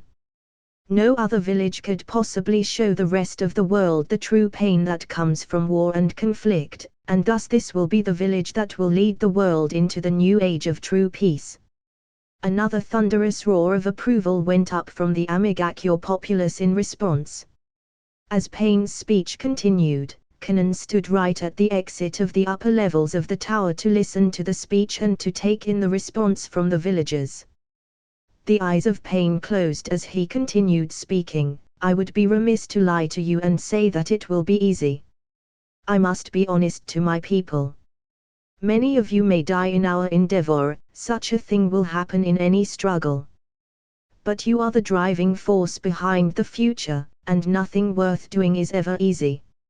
I can assure you all that peace for the entire world is well worth the effort and sacrifice. We will not be alone. The world will see the power of God, and they will either tremble as our enemies or they will bow and assert a place as our allies. Pain left his people with one last comment: help me bring about a utopia. Together, Amigakure will lead the way. With that his appearance faded from view and raucous cries of approval went up all over the village, even in the outlying areas surrounding the village. And Kanan merely walked back inside of the tower as something of a celebration broke out in the streets below. War was just declared once again, and this is how it occurs, with thunderous applause. She said almost in disbelief. XXX. Konohigakure no Sato. As Teiya walked up the stairs of her apartment building holding a few bags of groceries, she let out a yawn. Fuck, I'm bored. She muttered. Having just completed a shift of patrolling the village to keep it under guard, she was heading home to get some rest. Normally she wouldn't have been requested for that job, but today was the special meeting with the other foreign village leaders. She reached the top of the stairs and let out a sigh. Things were much more fun around here when I lived next door to Uzumaki. A laugh of remembrance then came from the girl. At least the landlord finally got the security seals off of the place. It was funny seeing the prick get shocked when he tried to inspect the place though. Her smile then dropped when she saw someone sitting out in front of her door with her knees pulled to her chest. Pinky. I don't see you around my place very often. Sakura lifted her head up high enough to lock eyes with Teiya's. The news of what had occurred to Sajuke was still rather fresh, having only really happened the day before. Teiya was honestly surprised that she was willing to even leave her house so soon afterwards. Can we talk? Please? Oh no.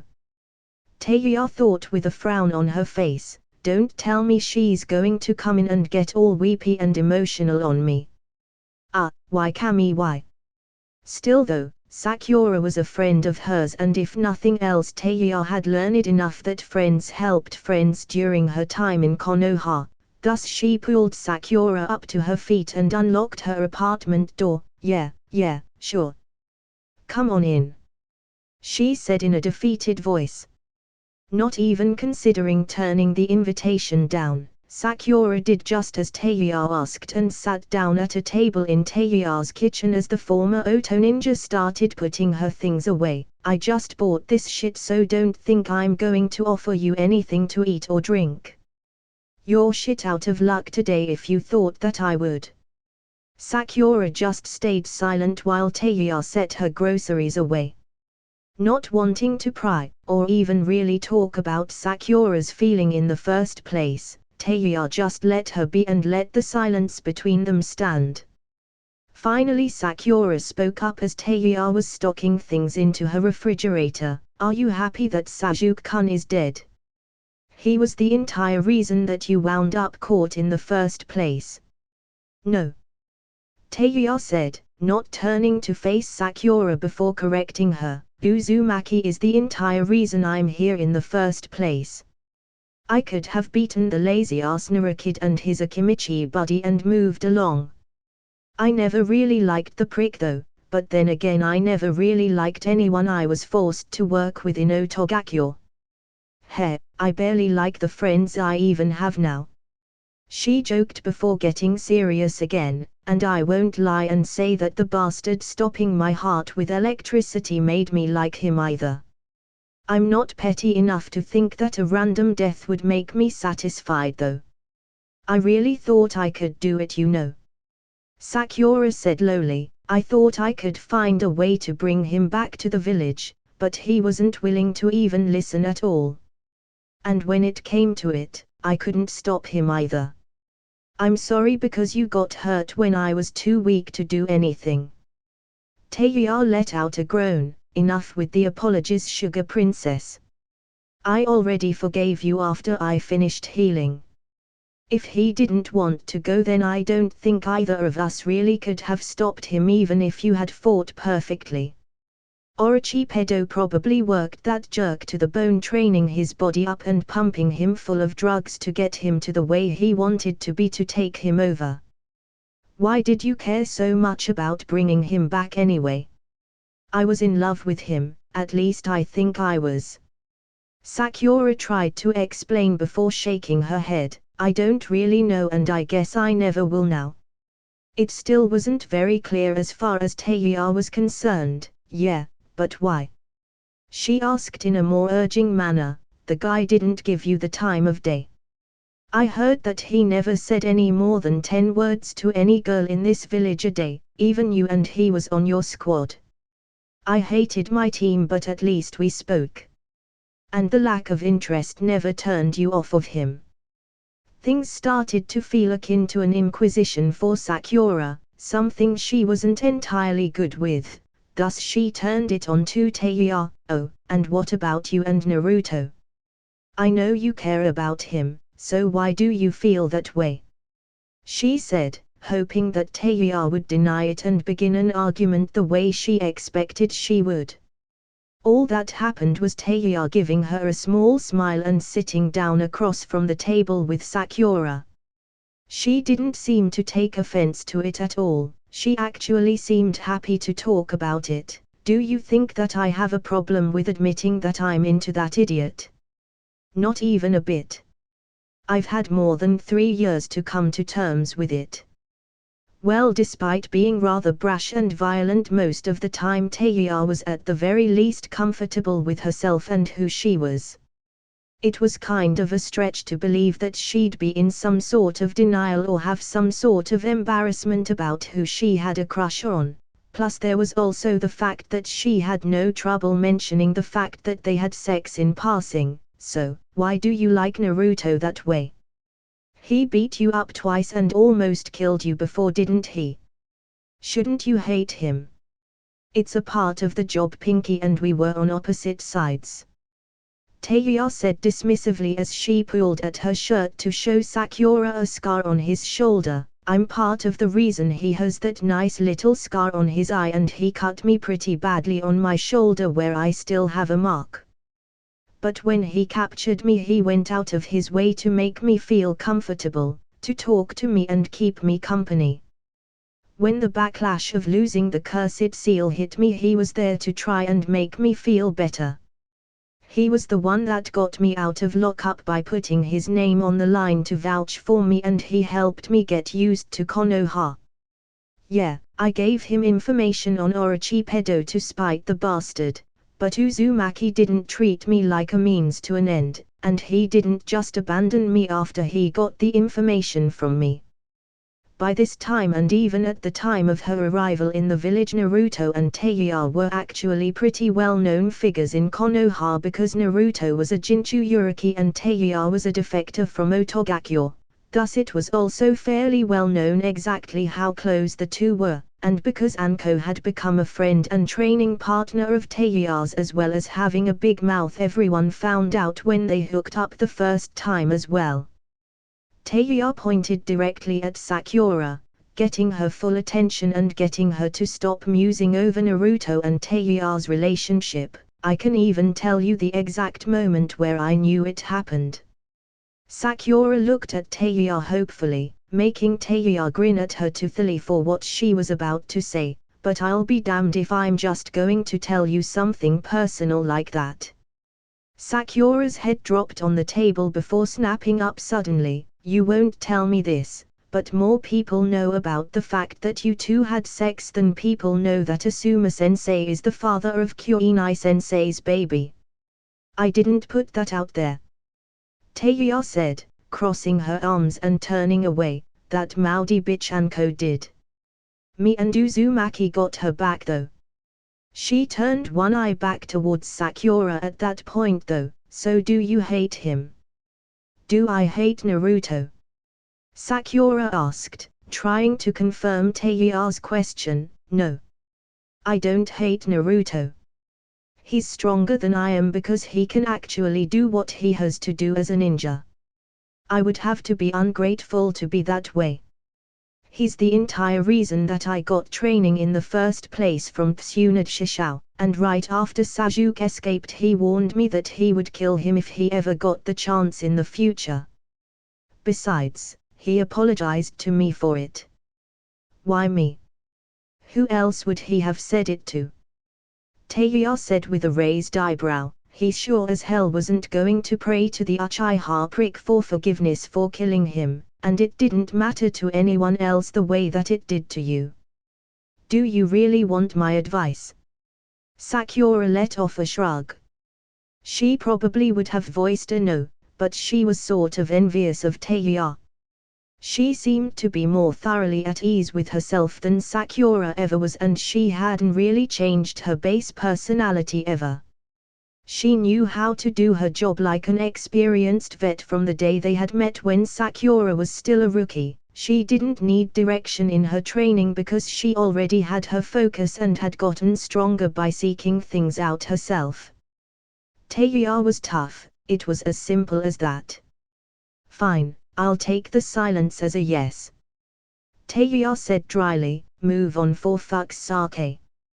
Don't dwell on this Uchiha stuff for too long or it's going to crush you, just like it did to your teacher back when her loved ones died.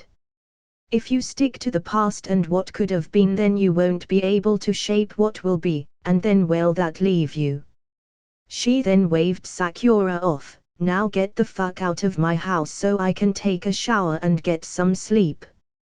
A tick mark formed on Sakura's head as her eyebrow twitched. You're such a caring person, aren't you, Teiya? Smirking in response to Sakura's upset expression, Teiya answered her, I don't get paid enough to really care that much. XXX. Hokage Tower outside the meeting room. I don't see why we can't be in there too. She complained quietly as the hall was filled with other shinobi from Kumo and Kiri. What does the Hokage think will happen if we're all in there? A massive fight between everyone. Another Kumo ninja spoke up. Do you really think that isn't so impossible? You know how hot-head Drakage-sama can be, and Mabi isn't here to keep him kind of in check. You're just pissed off because we're in Konoha. A laugh came from a third member of the Kumo party. No, she's mad because Yujito likes the Uzumaki kid that's still in there. You guys suck. She said, turning away from his group. It's not like Kumo and Konoha are friends. We all know about the fighting we've done. I don't trust that guy getting so close to Yujito, even if they're both Jinchuriki. And you having a crush on Yujito has nothing to do with it. I didn't say it didn't. She said with surprising honesty, but it isn't the big reason. He then turned towards the large doors. Right now I just want to know what they are talking about in there. XXX. Inside the meeting room. A's hands were gripping the table tightly enough that he was leaving indentions of his fingertips in it. So you're telling me one of the men that founded this village in the first place is the person that funds Akatsuki, and masterminded it? They were all just lucky that due to Tsunad's own formidable strength and temper the tables were metal. That's what Itakai told Naruto during their fight. Tsunade said calmly, having had more time to mull it around in her head and get somewhat used to the idea. It was something Itakai wanted Sasuke to hear before their battle began, but Naruto was more or less the third wheel in the conversation, so he picked it up. Derue just had one cocked eyebrow as he listened to everything so far and only had one thing to say: is there something in the water around here that makes strong people in this village crazy? Because when it comes to Nukenin, you guys really don't half-ass it. Kami shook his head. Basically half of Akatsuki came from Konoha, and we believe that Kirigakyo was the area of Akatsuki's formation years prior to this. This is just great. And apparently Madara Uchiha is immortal with the strongest Sharingan possible to obtain. He then slammed his fist onto the table. Then I suggest we march on Amigakyo and end this right now.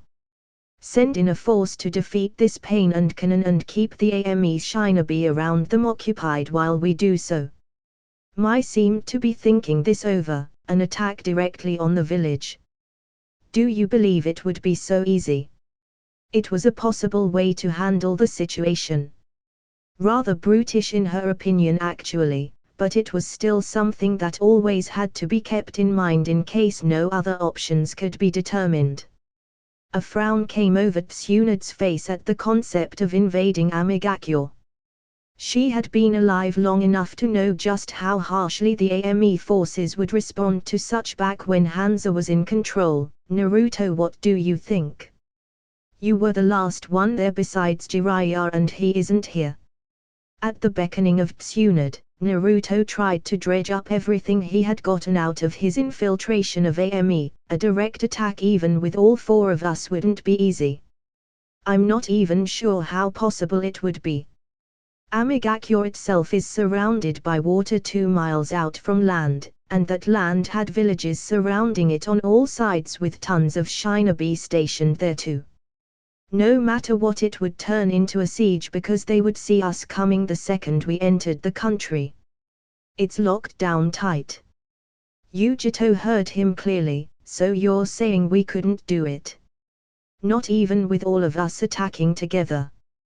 Tamrai crossed her arms over her chest from her place at Gaara's side. That's kind of hard to believe, Naruto-kun. We would outnumber them 4-1. It would be a siege. Naruto said, explaining himself and his reasoning. It doesn't really matter how many of us there are because first of all we'd have to fight our way across the landscape to get there and they'd heckle us all the way. We'd have to clear out the outlying villages which could take weeks or months depending on how set on keeping us out they are and if they have any long-range way to pick us off from the real village. Every village has a siege strategy to keep any number of attackers out, and AME is a cusp grade 5 village. That sounded more than reasonable enough for Gaara, who personally knew firsthand that Suna was at the bottom of the pecking order of the 5 villages.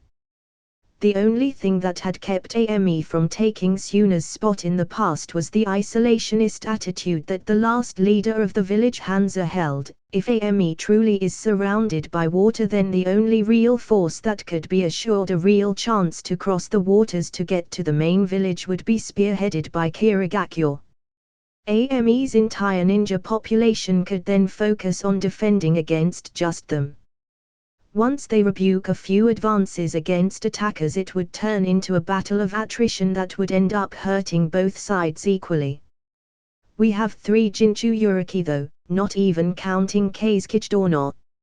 I said, trying to stress that a direct attack could defeat them. He wouldn't let Kyarabi leave Kumo to fight a battle on Akatsuki's turf, but none of them knew that yet. I do not believe that an attack would take that long, that it would degenerate into an all-out siege. Danzajiji didn't think that attacking in Hayashi no Kuni, Land of Woods, would end up being a battle of attrition either, but that campaign took an entire year for us to complete. Naruto thought, contradicting A's point in his own mind. The stronghold there is nothing compared to an actual hidden village like Ame. It's going to turn into a slugfest that we're all going to suffer from. Mai interjected with a frown. Reikage or not, I think it's been proven at this point that a Jinchuriki doesn't necessarily assure one of a victory. 5 of the 9 existing have fallen, and you've even said yourself that Yujito-san here would have been taken without the combined efforts of her own resistance and Uzumaki-san. An attack on Ame is worst-case scenario completely. Tsunade chimed in with her own experience on the matter. They will have home field advantage in the purest form. Ambushes in the streets and alleys, house-to-house fighting in the sturdy skyscrapers that seem to make up the entire village. Even the civilians would attempt to fight back, and that's even if we get to the main village itself. I've seen it firsthand, and if these people actually believe in pain as a true god, then it could only get worse. Kankuro's brow furrowed in thought at that point. Well, if we take out pain to finish off the real power of Akatsuki, then won't that just start a war with Ame once it happens? I scoffed before coming up with his own argument against Kankuro's suggestion. If we keep together and show a united front, then Ame wouldn't move on one village without stirring up trouble with the rest of us. Madara Uchiha seems like the real issue to take care of as far as I'm concerned, not so much this pain character despite his Rinnegan. As long as he doesn't move on a Jinchuriki directly, then we shouldn't worry with fighting him until we have to. Many leaders have absurd dreams like this pain person, and goals of this magnitude can be stopped with a setback. With more pressure we can probably get Akatsuki to cease and desist. He then turned his eyes to Naruto after hearing him say something too quiet to make out, yet loud enough for Tsunade and no one else to hear clearly. What was you said that Uzumaki? Speak up a bit. Tsunade nodded her consent for him to repeat himself. Thus Naruto did so. I don't think a guy like that would just stop once we put the pressure on him. I think it would make him shove back harder. Pain really believes all of his own crap, and he's got everybody in Ame taking it to heart too. Gaara looked over at his friend and fellow Jinchuriki. Despite not being a village leader, he had the most run-ins with Akatsuki out of anyone alive. His input was very important. Why would you say that this man's ambition can't be broken without taking him down directly? According to canon, they were broken by their pain years ago. Naruto looked at his hands and remembered his battle. The people in Ame threw themselves at me. I killed so many of them, and they knew that they were going to die. They were just trying to slow me down for canon to get a shot in on me. I think while Pain's the one we can put a face to, unlike Madara who's still skulking through the shadows with whatever he's doing, Pain's the most dangerous man in the world because he really thinks he's God. He has the power to back most of his talk up, and he believes he can really get away with anything that he tries. XXX. Tsunagakyo no Sato. The entire village was abuzz as every active ninja frantically moved about the town. Civilians were being quickly ushered indoors, shops were urged to close up until further notice, and most of the rooftops were filled with shinobi all looking up into the air seemingly ready for combat against a small figure alone in the air. It's just one man. Baki. One man shouted over to the Tsunajounin that had been left in charge. What do we do? He's just hanging up there in the air. If Gaara was here he could reach him just like that. By now it was known that the intruder was a member of Akatsuki, yet he hadn't done anything. Still, whatever the man in the sky's intentions were, it was not in the village's best interest, and anyone in league with Akatsuki had to be brought down. Baki immediately barked his order to all within earshot: "I want all ranged wind specialists front and center. Anyone with an attack that can reach that bastard, fire at will and bring him down. XXX. Skies above Suna. It's time for the shinobi world to wake up and face my reality." The Deva Path of Pain said to himself. The other bodies were nowhere around him because there was simply no need for subtlety or restraint in this instance. This was purely to send a message to the entire world. Their eyes would be firmly on this location after this one moment. Even the might of one of the 5 great shinobi villages cannot measure up to the power of God. The figure of the Deva Path hovered high above Suna.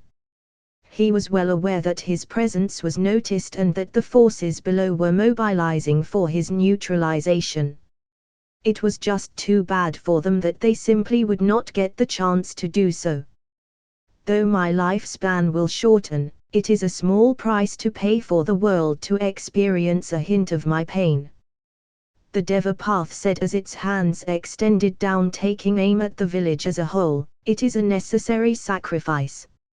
If Kanan were there she would have told him, no, she probably would have begged him to refrain from performing his forthcoming jutsu, but he wouldn't have listened to her anyway. As far as he was concerned, it was something far overdue that needed to occur. Shinra Tensei, heavenly subjugation of the omnipresent God. There was no village defense in place that could stop the direct destruction wrought in a mere matter of seconds, as Suna seemed to be smashed under the pressure of gravity itself. Power of a god indeed, at the very least it was truly the power of an S-rank shinobi. Amid the rubble and carnage of the village that used to stand proudly in the middle of the desert, it actually began to rain. A rare rain, almost as if the land itself was weeping over the damage that had just taken place. This is only the beginning.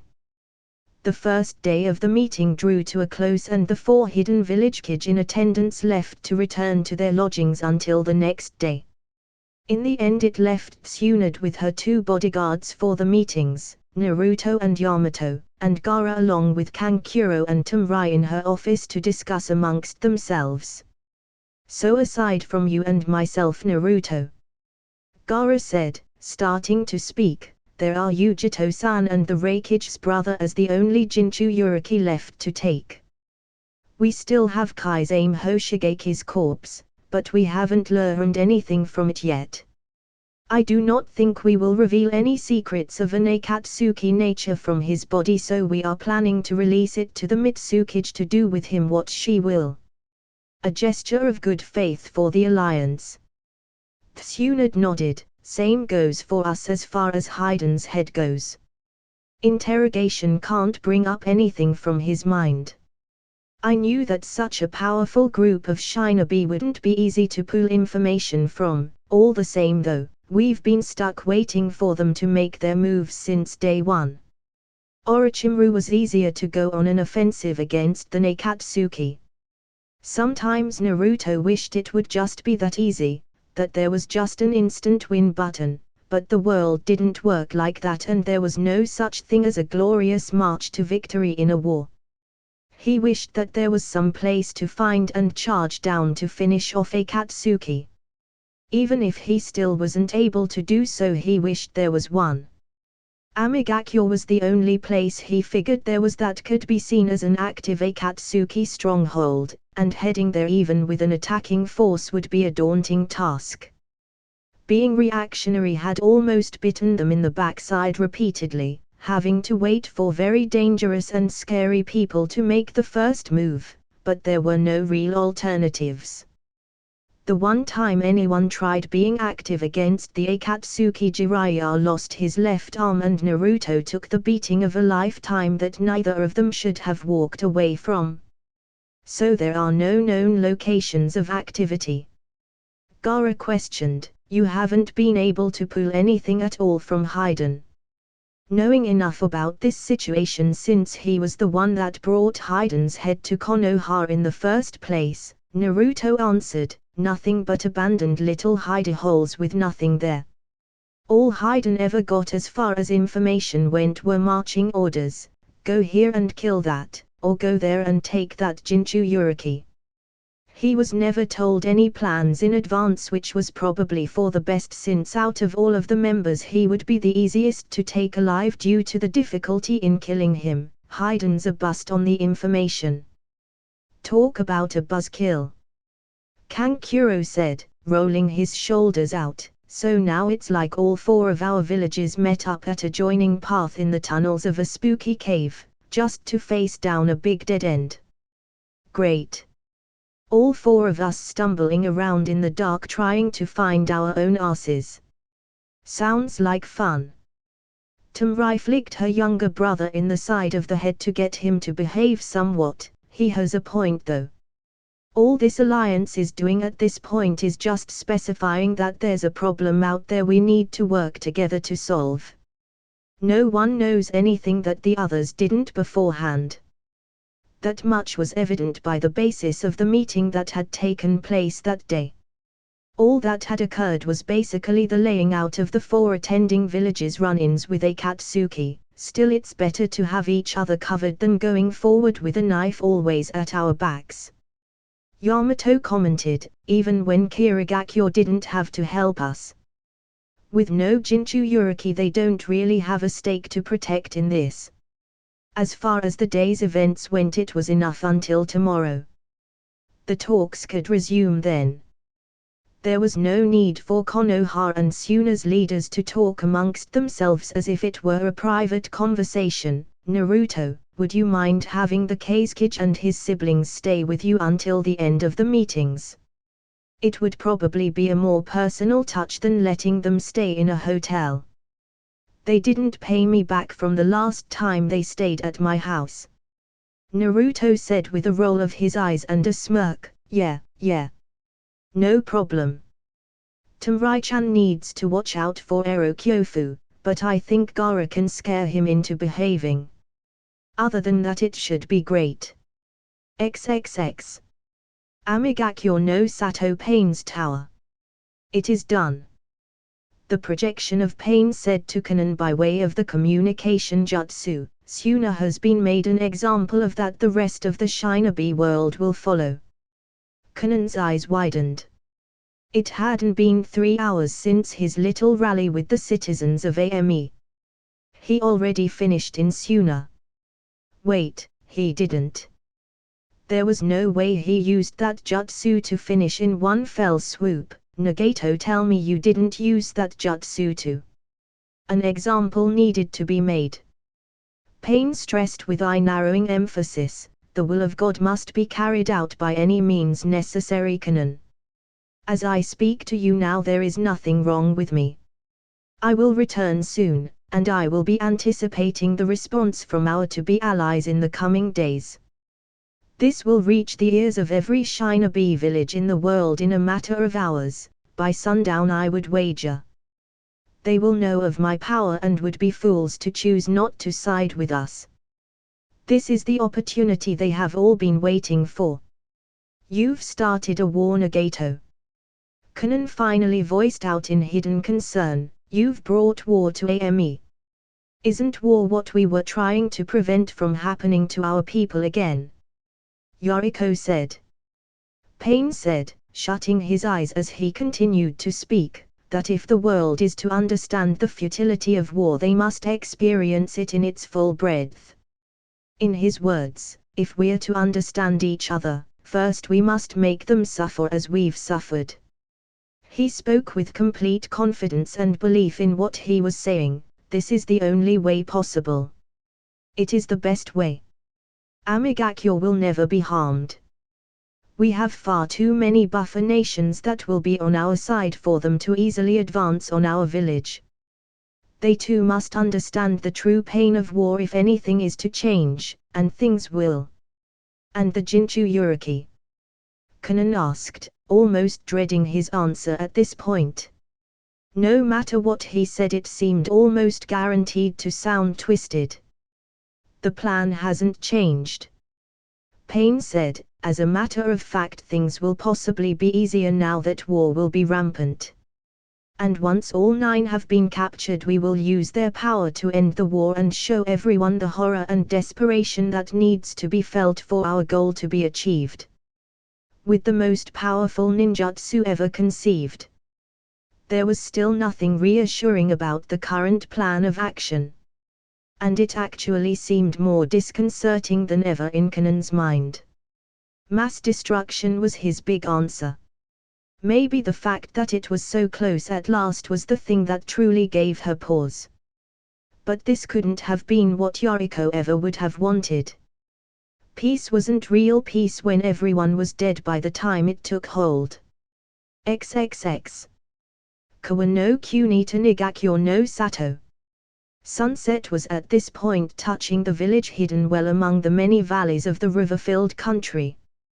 The village had the unenviable position of being set between 2 large nations with an alliance between their shinobi villages, Konoha and Suna. This meant that less work than otherwise for lesser shinobi villages came their way, even from clients in their own country.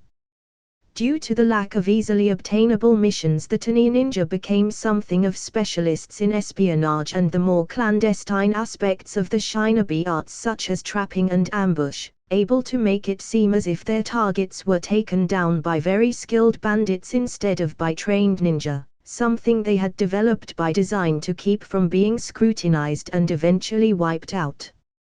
Despite their dislike of their lot in the grand scheme of the ninja system, they knew full well their place. However, by the very strong urging of the clearly perceived as strongest minor shinobi village, a reconnaissance mission was set up to observe something mostly perceived as bluster, until the report had actually come back. The leader of this lesser shinobi village sat at his desk, hands shaking as he listened to the scouting reports from those he had sent out the day before to head in Sunigakyo's direction. He had been sent a message directly from Amigakyo, in the strange form of an origami bird landing in front of his village's main building. The combination of the previous message along with the report he was currently hearing brought a sweat to his face. "You're serious?" the village leader said, as if trying to get the entire story straight. "It's gone." "I wouldn't lie, sir," the random Tani shinobi said, seeming to be shaken up as well, only less so due to the fact that he and his team had an entire day to come to terms with what they had seen. "We made it there and it was a mess. The entire village was destroyed. Ruins. So many of them are dead." "I think this Payne was serious." "Of course he was serious," the village leader said, staring at the note. "Idle threats like this, idle promises aren't made for no reason from leaders in the shinobi world. But to actually have the power to pull such a thing off, in one day. It wasn't even one day, it was more like a few hours if that." The reconnaissance team in the room all looked at each other, wondering what the next plan of action would be. It was known to them that the message from AME proposed an alliance of the dozens of small villages to stand against the 4 allied major villages, and one of them were already down. The entire village knew this as well, and they were buzzing, chomping at the bit as if it was finally their chance to step forward. "We're joining." The eyes of the team in the room widened at hearing their usually reactive leader, never really one to try to interject their village into the grand picture no matter what over the years, say that they were going to stand with Amigakyo, "Sir?" one of the men asked tentatively. Not out of fear, but out of hopeful optimism, they wanted to do this. They wanted the action. Finally, "Are we really going to get involved?" A nod came from the village leader. "This is the greatest opportunity that has ever presented itself, the chance to bring down the villages monopolizing business in the regions around us. Suna is fallen, never to rise to Big Five status again. Konoha can more than pick up its slack though, and they will. If this falls on its face, then Iwa will just move in on K's no Kuni's vacuum of control, and they'll simply take over and wind up splitting things with Konoha. We'll be lost in the shuffle again, the same as always. Not again. Tell the village of the decision and have them prepare while I send my answer to Amigakyo. They didn't need to be told twice, as they immediately vacated the office and began spreading the word to the villagers. That night Tanigakyo would excitedly prepare for war along with their god of a comrade's home village. The same scene could have been cut and pasted and would be cast across every minor village across the lands for their own reasons, all ready to take the brass ring of power with this shift in events. With the power of a man that could wipe out an entire village in less than a day, there was no way that they could lose, and they had numbers and positioning. Even without their tactical advantages, the Rinnegan was too frightening a power to ignore or doubt. The last time such a power was seen in the world, a revolution took hold that swept up everything and lay the foundation for the way the world was currently, and now it looked like there was time for a wholly different one to take place. XXX. Hours later, nightfall, Konohigakyo no Sato, Forest of Death. On the roof of the tower that once upon a time housed the preliminary fights of the Chunin exams, Gaara and Naruto both sat in the moonlight, one meditating as the other tried to get into the practice. I do not see why you felt the need to come all the way out to this dangerous place in order to show me meditation. Gaara said with his dark-ringed eyes closed. There are far more spiders than I remember, and they seem more aggressive, even against me. Yeah. I kind of started killing them off when they attacked me instead of running away. It was good training, but it made them stronger, and that caused the other animals to get stronger or die. Naruto explained as he meditated and felt the nature surrounding them in the deadly training ground. Besides, you can't be touched by anything you don't want to be touched by. It didn't even take an hour to get out here, and you don't sleep anyway. That is not the point I was trying to make, Naruto. Gaara said, basking in the strange tranquility provided by the forest in the night. Your home is quite nice. I never would have figured that you would have left that apartment of yours. A laugh left Naruto. Girls like status, and an apartment didn't really scream that I was moving up in the world. I don't know any kid that lived in an apartment when they took the seat. Speaking of women, Gaara said, slowly turning his head towards Naruto, you seem to be close to quite a few of them, my sister included. Or was the offering of the closest room to yours just coincidence? Offered nothing, Tamrai took the closest room to his, and who was he to tell her not to? But Naruto felt that saying such would end with a Sunday hand grabbing him and chucking him off of the roof like it had the last time he had been in Suna, and with his luck he would land right in a spider nest. In my defense, Hamako-chan is bound to me for life by old clan links and was my Fuwa Injutsu teacher. Naruto said as a method of defense. Not much of one if he were to be honest with himself. Jiraiya just had to bring up Teiya, Yujito, and Tenten within earshot of Gaara once Naruto shot him down off of Tamrai. Jealous old man, please don't try to kill me. I can't kill you. Gaara said in his normal calm demeanor. I wouldn't be able to blame it on the spiders in the forest. Naruto couldn't tell if he was joking or not and decided not to bring up the issue further. The two merely sat in silence for a while before Gaara spoke up again about something deadly serious. So you have come face to face with this pain person. Have you seen Madara Uchiha? No. Naruto said, wrinkling his nose in thought. I only saw him for a bit in Itakai Uchiha's genjutsu, and then my team saw him when they told me who took Itakai and Sajuke's bodies away after our battle. I found out that Sai had fought him without even knowing who he was. I've never actually looked at him before myself.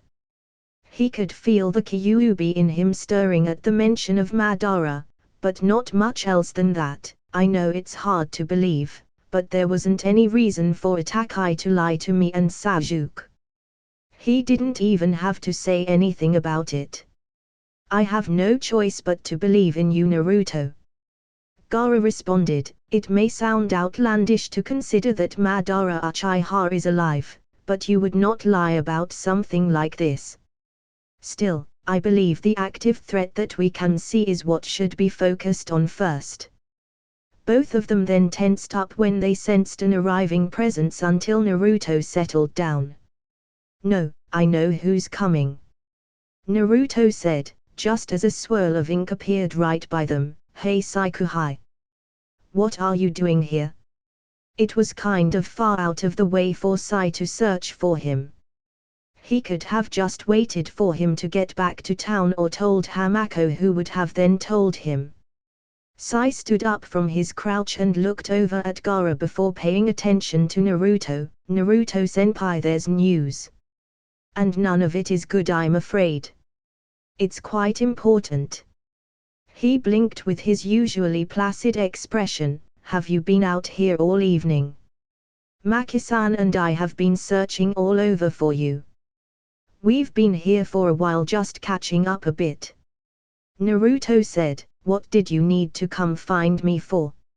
Is there trouble? Yes and no. Sai said to begin his explanation. Pain has been busy, senpai. He saw Naruto's eyes narrow at the mention of Pain being active. I don't know quite how to say this, and Keisuke-sama will find out the moment you both return to the village, thus I feel the need to tell you both out here. The fact that he was addressing Gaara got both Gaara and Naruto's full attention if they weren't giving it beforehand. Tell us what, Sai. There was a sick creeping feeling in Naruto's stomach. Anything involving pain and something important had to be massive. The normally emotion-devoid Sai even knew the gravity of what he was about to say, but it needed to be said. Keisuke-sama, Pain attacked your village today during the meeting you had earlier. He attacked Tsunagakure and destroyed it with the most powerful ninjutsu anyone had ever seen. The word has just reached Konoha. Both Gaara and Naruto simply stood, shock clear on both of their faces at the news. You must be mistaken, Gaara said, his voice shaking. How could? The entire village? That just can't be, he said lowly, not willing to fully speak the words himself. How? Naruto felt the need to ask first. He thought he was stronger now, strong enough to fight back against Pain the next time they met. But even so, he did not believe he could destroy an entire hidden village on his own in a day. Raisin Shuriken and Raisin Rizki were incredibly powerful and destructive attacks that he would wager could take out anything, but to take out an entire village with them was beyond his imagination. How in the hell could he take down Suna in one day? Even 6 bodies that Naruto knew Pain possessed would not be enough to take out a village full of shinobi. It was hard to wrap his mind around. He just could not do it, it was beyond his comprehension. There are survivors, Sai said, getting a small measure of relief from Naruto over the matter. We were sent a messenger hawk from the remnants of the village. Whatever Pain did, it crushed buildings and everything into the ground.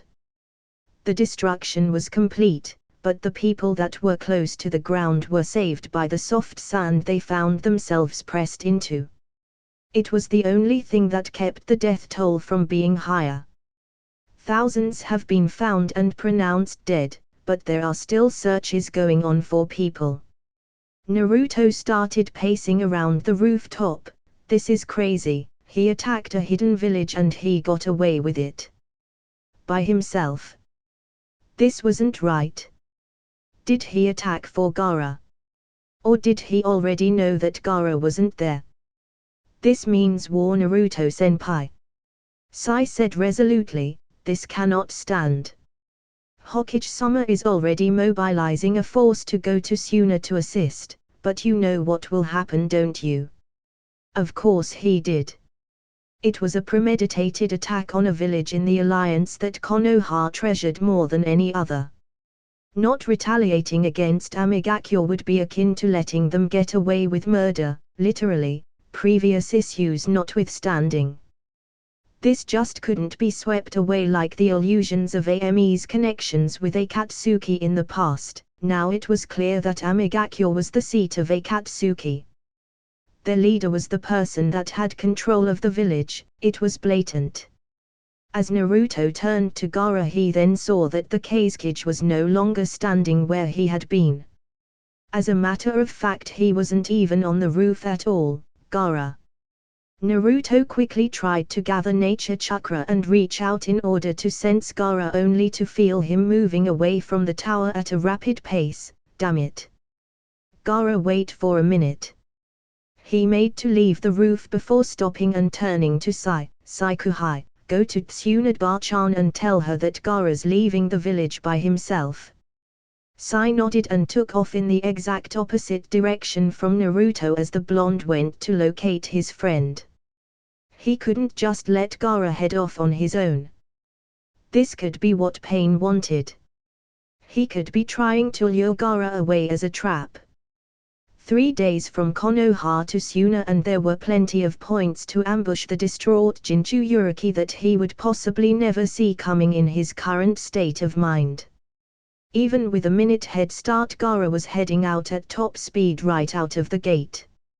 Naruto didn't think Gaara would be so fast with his stationary style of combat, but he was a Kage, and he had yet to meet a Kage-level ninja that wasn't able to move quicker than anyone else he had met before. And now he had a reason to make tracks. Come on, Gaara. This was going to be a long night. XXX. Shimono Kuni Kabuto's hideaway. Madara's fist bounced off of the wall of Kabuto's hideout, cracking the wall deeply from the impact. His fist still shook in anger even as it stayed against the damaged surface. Damn you, Nagato, damn you to hell. This was not a part of the planning. It was not a part of the plan at all. Zetsu's report to him had not given welcome news. You are becoming more trouble than you are worth. On the other hand, Kabuto simply couldn't stop chuckling at the turn of events. Amazing, simply amazing. I can't believe something so splendid is happening when I'm in my prime peak of power. What a stroke of good fortune for me. He seemed downright giddy with what was sure to come. I was wondering when the next big shake-up would happen. I have a feeling that this will be fun. The man was depraved. Madara had reasoned a long time ago, not that he himself could judge.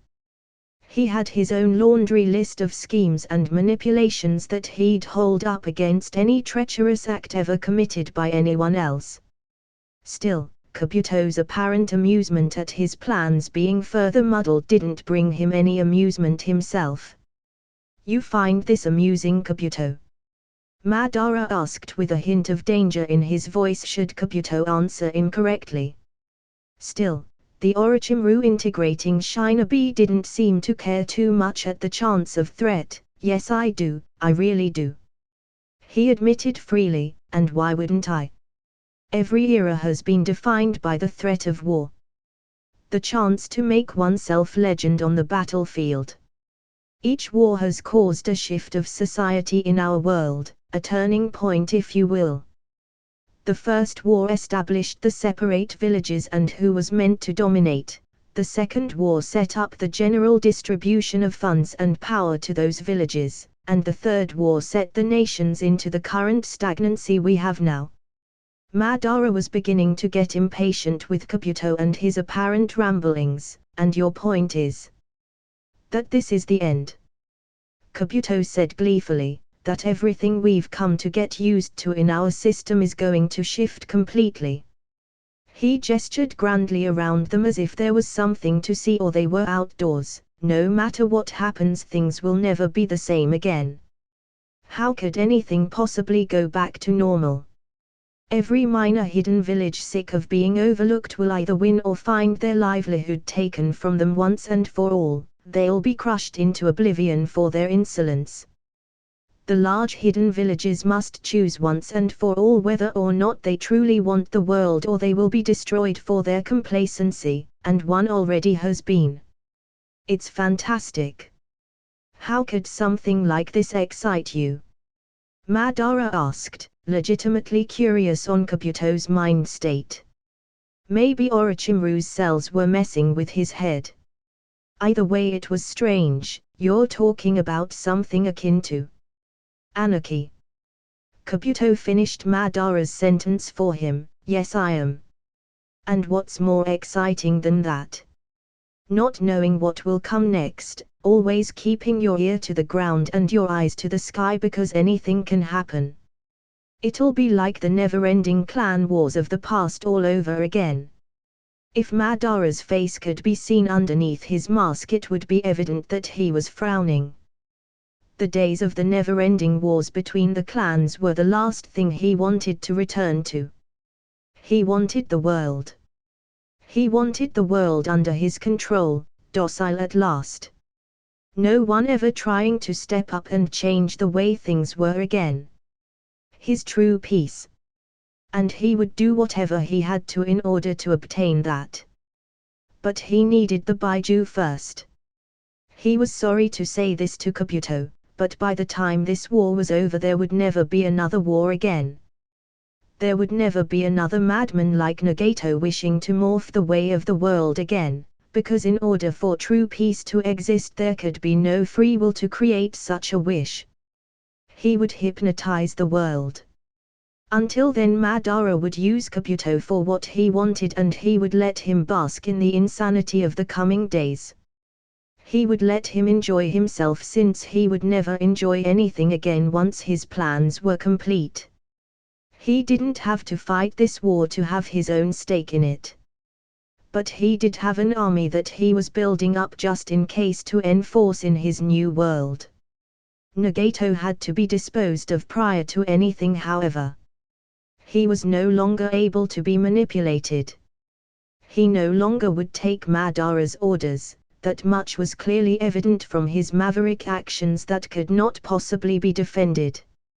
And he was absurdly dangerous. With his Rinnegan and abilities and Kanon by his side, an approach for taking him down would be difficult indeed. Maybe this war would serve a purpose after all, getting rid of one large thorn in his side. It had to serve someone some kind of benefit, right? XXX. Daybreak, northwest borders of High no Kuni. It had been a harrowing chase. Naruto was still in disbelief that Gaara could move so quickly, but as the sun began to peer over the horizon behind them, Naruto eventually took higher ground on the trees he had been chasing Gaara through and managed to cut him off by stopping on the branch he was about to hop to. Turning to face his friend, Gaara, wait. Just stop for a minute, okay? Gaara did as instructed, but he held his emotions on his face in the form of a cold stare directed at Naruto. Move out of the way, Naruto, unless you are coming to help me. Of course I'm going to help, Naruto said, taking the time to catch his breath. He had been chasing Gaara since before midnight the previous evening, and it was now sunrise, but you could have waited for the group that were coming to help sooner as well. It's dangerous to be on the move all by yourself, Gaara, it could be a trap. That's not the kind of help I'm talking about, Gaara said, crossing his arms over his chest. Have you not been paying attention to the direction we've been moving in? This is not the way to Tsunegakure. We are heading towards Amigakure. I am going to destroy them and this pain character on my own. Why are we going to? Naruto let that statement mull around in his head for a moment. Gaara, don't be stupid. You can't go to AME, especially all by yourself. Just sit aside and think for a minute.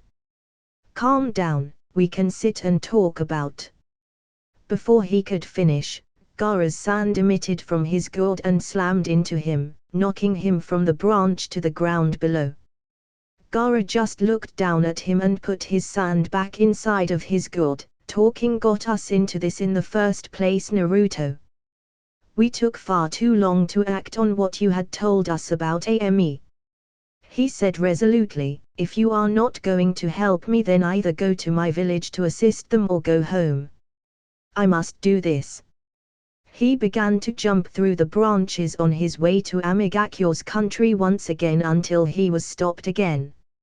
Fuatan, Fuuyin Saiken, Wind Release, Divine Fist of the Wind God. A highly pressurized wind burst hit the branch that Gaara was jumping to, forcing him to avert his movements to the trunk of the tree, where he jumped from one trunk to another all the way to the ground to come face to face with Naruto. What are you doing, Naruto? The blunt attack from Gaara's grains of sand opened up wounds on Naruto's face, but other than the cosmetic damage he was still raring to go. I can't let you go to Amigakyo, Gaara, you can't win there by yourself. You just can't. Just because you were defeated doesn't mean that I'll lose in the same way. Gaara said, sand billowing out from his gourd.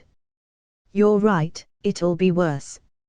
Naruto snapped back, trying to convince Gaara to keep from going. You don't know how lucky I was to get out of there alive, and you won't have my backup. He'll take you the way I was supposed to be taken, and he'll rip the Shukaku right out of you. What kind of Kazekage will you be when you're dead?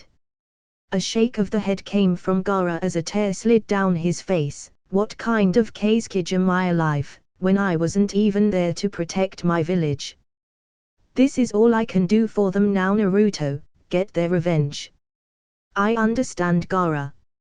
Naruto said, a sad look on his face as he really didn't want to deny Gaara the chance, but he knew exactly what would happen if Gaara went. Nothing good would come of this, and he would never let it happen if he had the power to stop it, and we will, but this isn't the way. You can't beat him in AME. He beat me and Jiraiya both. That seemed to make Gaara go still, and Naruto thought he had gotten through to him. Now come on. We can go to Suna. Your people need you there. Fight me. Hearing Gaara's authoritative voice put a pause in Naruto's step. What? Naruto said, raising an eyebrow at Gaara. If you want to stop me. Gaara said, forcing more sand out of his massive gourd. If you want me to listen to you, then beat me, and prove that I can't win. How is a fight going to prove anything? Naruto argued back. If I can beat you, then that will prove that your warning holds no grounds for me because I am stronger than you. Gaara explained calmly, though Naruto could see his fingertips drumming on his biceps impatiently. When I win, I will go to Amigakyo uninterrupted. If you still wish to follow, you can, but you probably will not be in any condition to do so. I want your word, otherwise I will still keep going, and I will keep you away until we reach that village. Naruto grit his teeth and clenched his fists. Gaara. Give me your word. Fine. Naruto said, gritting it out. If he hadn't answered immediately, then Gaara would have continued to go. At least now there was a chance that he could get him to stop before they were too far gone. But right when he consented to the deal, sand rushed at Naruto hard enough to smash down a tree that had been behind him before he managed to avoid it. Gaara took notice of Naruto standing on the trunk of another tree, sticking to it with chakra and one hand for his own balance purposes. You are faster than you used to be. Even faster than when we fought together in the desert. But this is not like the first time we fought, Naruto. You cannot get past my sand. The sand wasn't going to do him any good in AME. The second he set foot in the general area, pain could command it to rain, so by the time the man himself even sent out his 6 paths to fight Gaara himself, the Suna leader would already be at a marked disadvantage. It's not me getting past your sand that you need to worry about, Gaara. Naruto said as another wave was sent his way, but if I have to I'll find a way. Gaara's sand was far faster than when they had been younger, and it was also more durable due to the time training. The rush of sand sent at Naruto missed as he sprang off the tree that was hit with the sand hard enough to take a chunk out of it.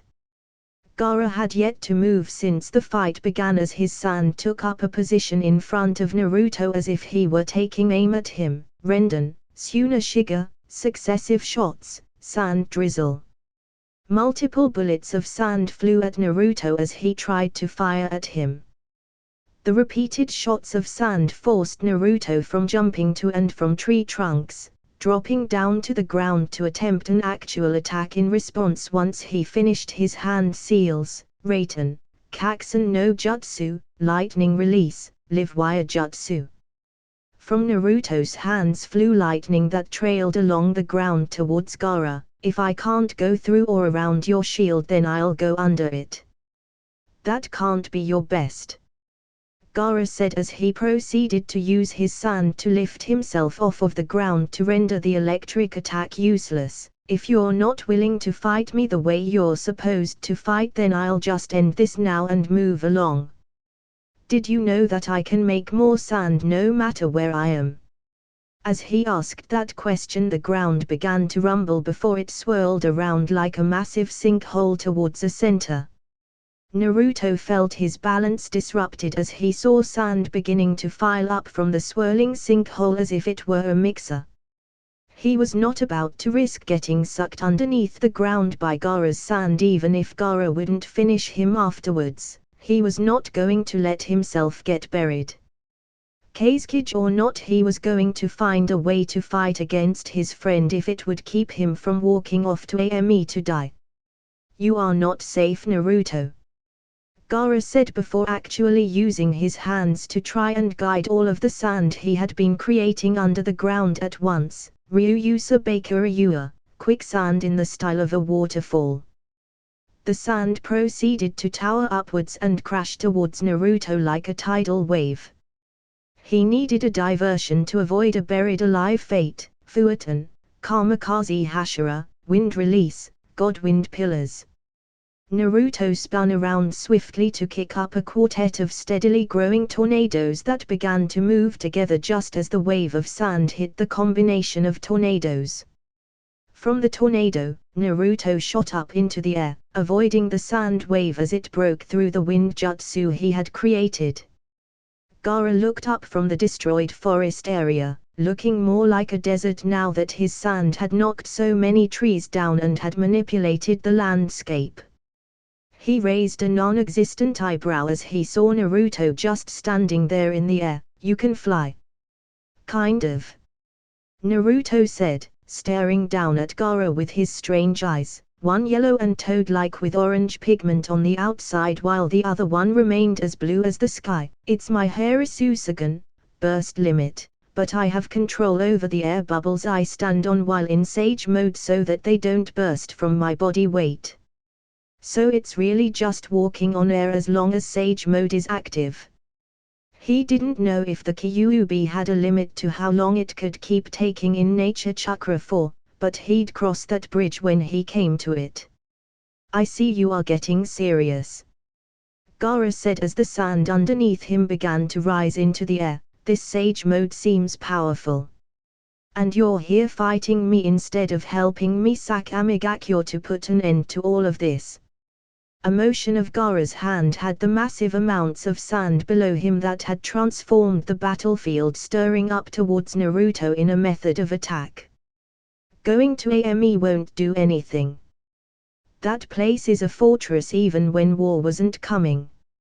I had to sneak in last time and I did a crappy job of doing that. I was found out the second I entered. Naruto said as he jumped from his place in the sky to another in an effort to evade the imposing flying desert coming after him.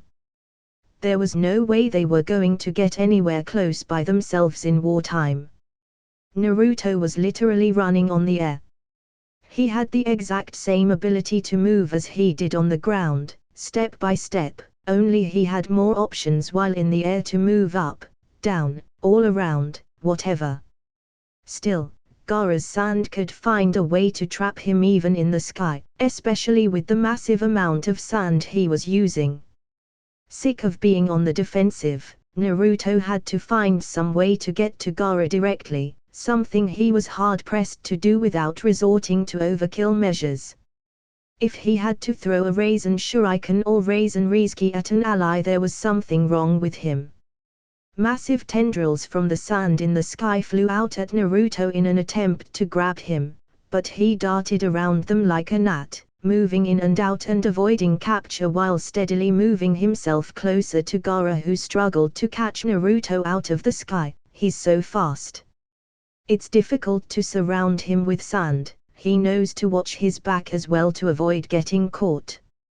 He was getting closer as well, something that Gaara was not going to ignore. You can't make me stop, Naruto. Go home. Not without you. Naruto yelled back at Gaara as he continued dashing through the skies, avoiding the sand as he got closer. His awareness while in Sage mode was absurd. He would have guessed that if he had his Sharingan active, he'd be damn near untouchable even by Gaara's substantial sand abilities. Still, he hadn't landed a single blow yet. Gaara's absolute defense was stronger than ever. As he thought this, the sand began to materialize around Gaara. At first Naruto thought it was a thick defense preparing for whatever he had up his sleeve, but then the sand turned into a massive replica of Shukaku's head. Go home, Naruto. The massive head said in a distorted version of Gaara's voice, this is your last warning, or I'll show you exactly what I'll do to Ame once I arrive. Seeing this got Naruto to twitch his scarred brow in irritation. I swear I am the worst Jinchuriki in the entire world. He wished he could partially transform any body part of the Kyuubi just like that. The mouth of the Shukaku head opened and a ball of pure chakra began to form in from of it, growing steadily larger. Oh Gaara, you've got to be kidding me. Naruto said to himself as he stared at the forming attack. It wasn't the bastardized version that he used when in the Kitsune trigger, it was the real deal by Judama, tailed beast ball. Well, at least they weren't on the ground, or else the landscape would be getting rearranged. XXX. A distance away from the border of High no Kuni. Despite looking like she had been crying for hours, Tumrai was running as fast as she could to follow and find Gaara before he got himself hurt. She, Kankuro, and a small contingent of Konoha shinobi had broken off from the main group meant to assist Suna so that they could find where Gaara had gone. Her village had been destroyed, but there were multitudes of survivors and she still had her family. At least she would when they found Gaara and were all together again. And he was the Kazekage. She could only imagine how he was feeling about everything that had happened. Naruto had gone after him first and she could only hope that he was able to calm him down or at least let them get there themselves. The hard look on Kankuro's face didn't do much to disguise the fact that he felt like crying until his makeup ran. Kankuro's eyes suddenly snapped skyward off in the distance. What the hell is that? Tumrai looked up as well to see a giant Shukaku head. Even as far away as they were, the features of that nightmare's face were indistinguishable, and it then fired a Bijudama, tailed beast ball, even higher into the air with a booming explosion. Oh my Kami! That's Gaara. What's he shooting that monstrosity at? Kankuro asked. Gaara had trained that attack out in the desert where no one could be hurt in case he lost momentary control over the attack or the Shukaku, but the devastation that could be done with only a few seconds of control was clear. To use it in the countryside of a foreign nation was a big deal. What he was fighting wasn't clear, but whatever it was, they turned up the speed double time to reach their brother and find out what was going on. XXX. With Naruto and Gaara. The sand that comprised the Shukaku head transformed back to regular sand and fell back to the normal sand defense that Gaara used to fight. The effort it had taken for such an attack was clear on his face as he breathed heavily. That was not a good idea. It takes a lot of chakra to force the Shukaku into cooperation for that attack. It wasn't even as strong as it could have been since he fired it so quickly. But where did Naruto go? He looked stunned and dumbfounded when Gaara started forming the demon-natured jutsu, but there's no way he would have just stood still in the sky and let Gaara hit him. There was nothing but air and opportunity to shoot at, and Gaara wasn't really aiming at him. It should have been easy to dodge. All he had to do was jump down from the sky and let gravity do the rest. A Baijudama, tailed beast ball, Gaara. Naruto's voice yelled up from below him, getting the Ichibi Jinchuriki to look down at him. You really are strong, stronger than when we were kids. There seemed to be a sense of longing in his voice that Gaara picked up on. It used to be way easier back then, didn't it? I mean, you attacked our village but we fought it off and nothing too bad happened, not like now, right? It was easier back then, yes. Gaara admitted quietly, though Naruto was still able to hear him, but I was weak back then as well. I only fought for myself. Only after that I found that true strength came from fighting for your loved ones. From using your abilities to defend others the way you fought me for your village's sake. Then why are you running off half-cocked to Ame, Gaara?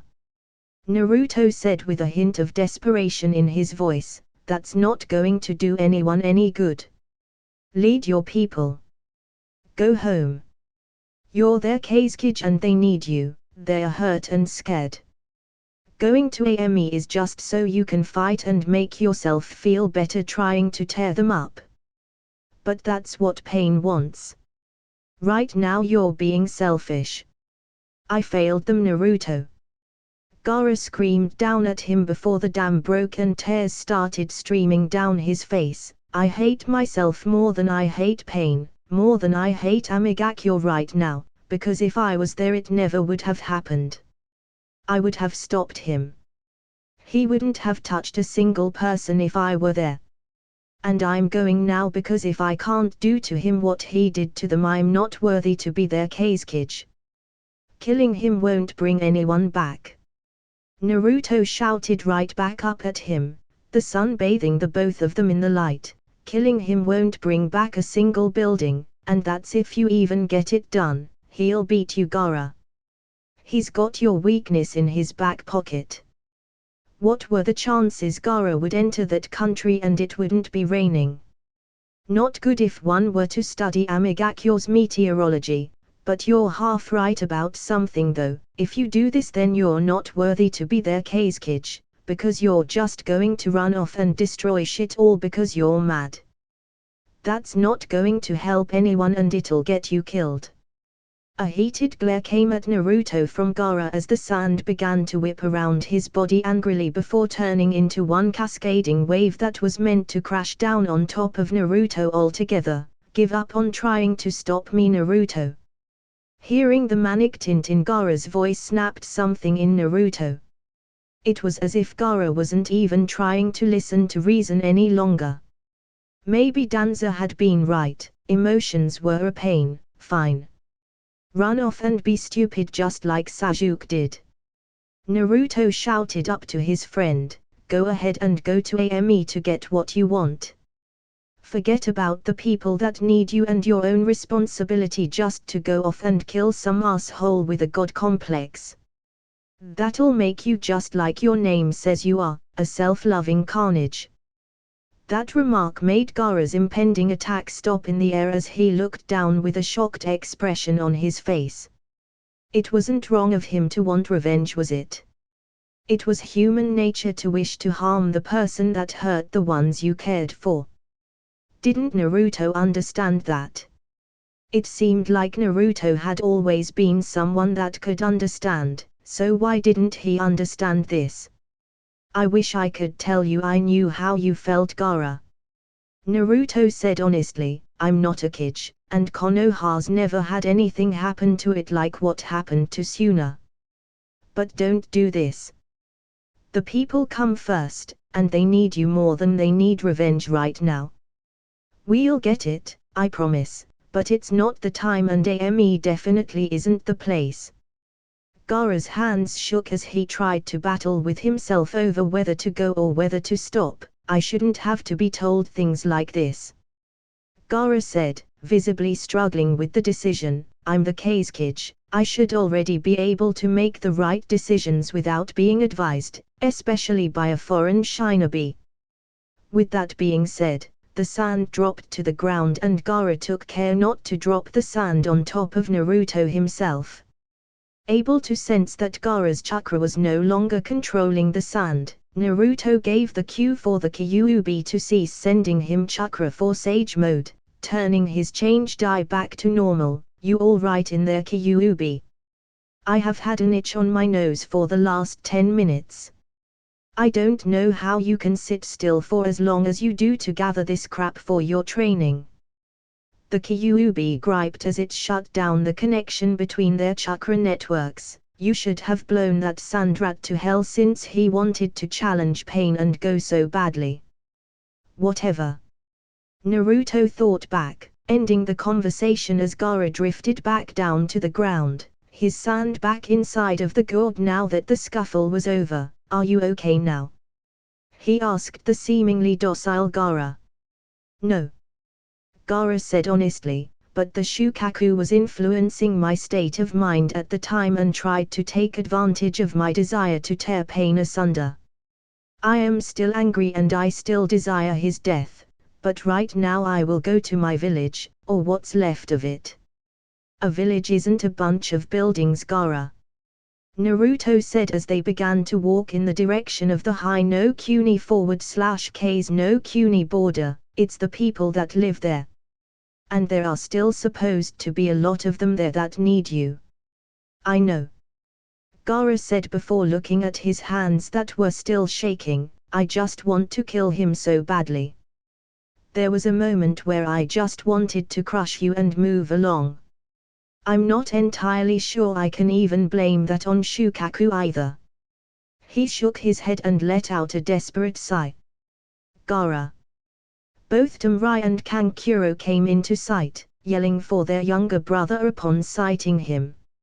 As they got close they noticed all of the sand that was definitely out of place in that area of High no Kuni's geography. Whoa! Kankuro said as he looked around, what happened here? Anger management.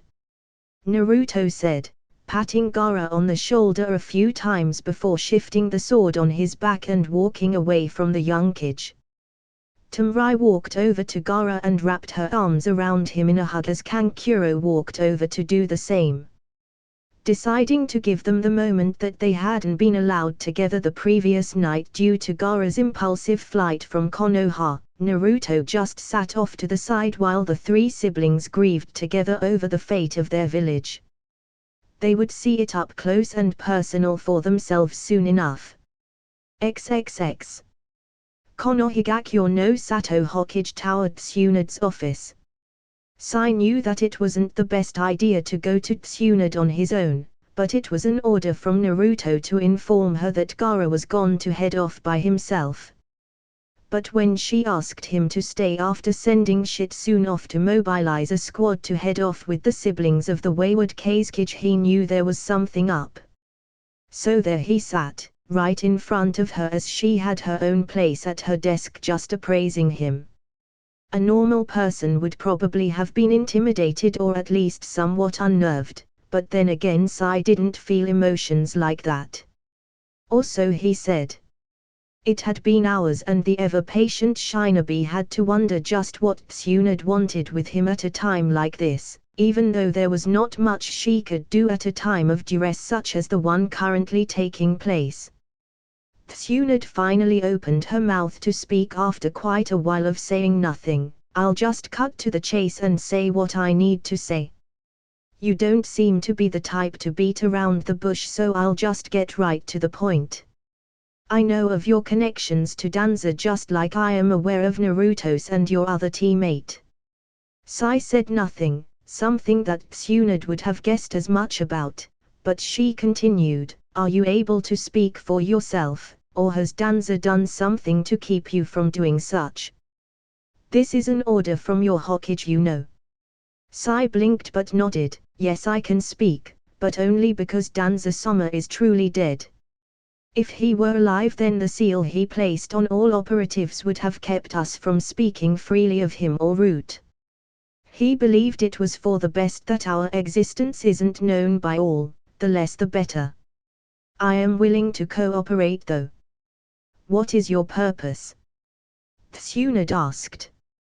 To protect Konoha from threats both foreign and domestic in the most complete and discreet manner possible. Sai said with a practiced ease that had to have been drilled into his head years ago. We are not your enemy, Hokage-sama, but it was better that our existence was merely speculation to you and yours, at least until Naruto-senpai took the seat. That caused Tsunade to raise her eyebrow at his words. And then what? Root would be Naruto's private army, his bodyguards. It was hard to consider that he would do such a thing, but Danza had called Naruto his greatest success in the past, so it wasn't that far-fetched, was it? Of course not. Sai said, getting a slightly perturbed look on his face at the mere thought. Naruto had more sense and honor than to use Root like that. Even if Sai didn't run their day-to-day operations, like I said, we handle the problems that could threaten Konoha, problems that most of the time you as Hokage are never even privy to. Somehow Tsunade took that as him referring to her as incompetent, not privy to a. She said with a slight growl in her voice that Sai only smiled at her pleasantly in response to, only increasing her ire further. You've got quite the tongue on you, don't you? It was not a manner of disrespect. Sai said, waving his hands in front of himself, we simply solved the problems before they became big enough to catch your attention. The same for your predecessor Sarutobi-sama. If everything was brought to you, there would be more work than you would be accustomed to, and you would be so concerned over things abroad that you would not be able to focus on what was important near our borders. So, Tsunade said, trying to wrap her head around what Root was, you're like some international attack squad. Like some army without borders. What a rudimentary way to describe them. The smile fell from Sai's face as he tried to register a way to explain, not particularly. A lot of us stay around Konoha. Some of us are a part of your normal forces like Maki-san, some of us just aren't. If you need a way to rationalize it, then consider us Konoha's version of Kazekage-sama's automatic defense. We will act in the village's best interests whether you are aware of our actions or not. He noticed her narrow her eyes at him and sighed, not a threat, Hokage-sama. How can I trust you? Do you trust Naruto-senpai? Sai asked in return to Tsunade's question, because we will always answer to him if the need for his input arises. We will actually obey you as well, but we are not yours to command as if we were conventional forces. We are not meant to go on your normal missions. We are not normal shinobi. How many of you are there? Enough. Sai said before letting out a sigh as he heard Tsunade's fingertips drum on the top of the desk. Our numbers are decent, but there aren't nearly enough of us to usurp any kind of control of the village from you if you are still paranoid. Knowing that Danza had created a paramilitary group underneath the nose of the village and actually finally finding out about it first and after his death was like a splash of water in her face, a wake-up call. The fact that it was established enough to try and continue operating without him was something else altogether. As loath as she was to admit it though, for the coming war there would possibly be a need for Root. Are you prepared to place forces towards assisting in the war effort? We already were.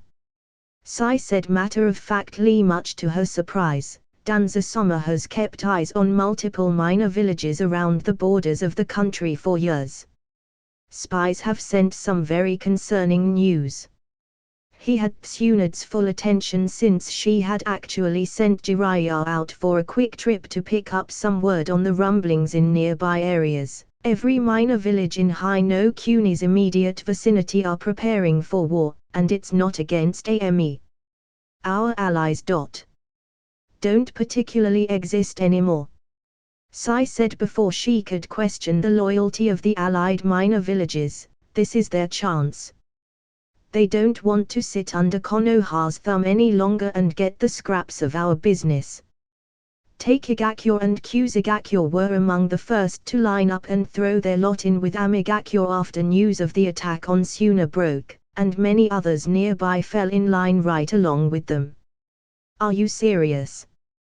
Tsunade questioned in disbelief before massaging her temple. Damn kid, if you're right about this then you are seriously useful. Yes, she might need them after all. They seemed to work just fine as a standalone group and hadn't gotten Konoha in any trouble in over 20 years of operating, so why end a good thing when it was so necessary for the coming days? There was no reason to issue a cease and desist order, especially since they would probably pull a danza and keep doing it anyway. Fine, just keep up the good work I guess.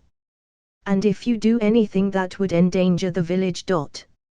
Sai stood up and began to walk towards the door to leave. We would never Hokage Sama.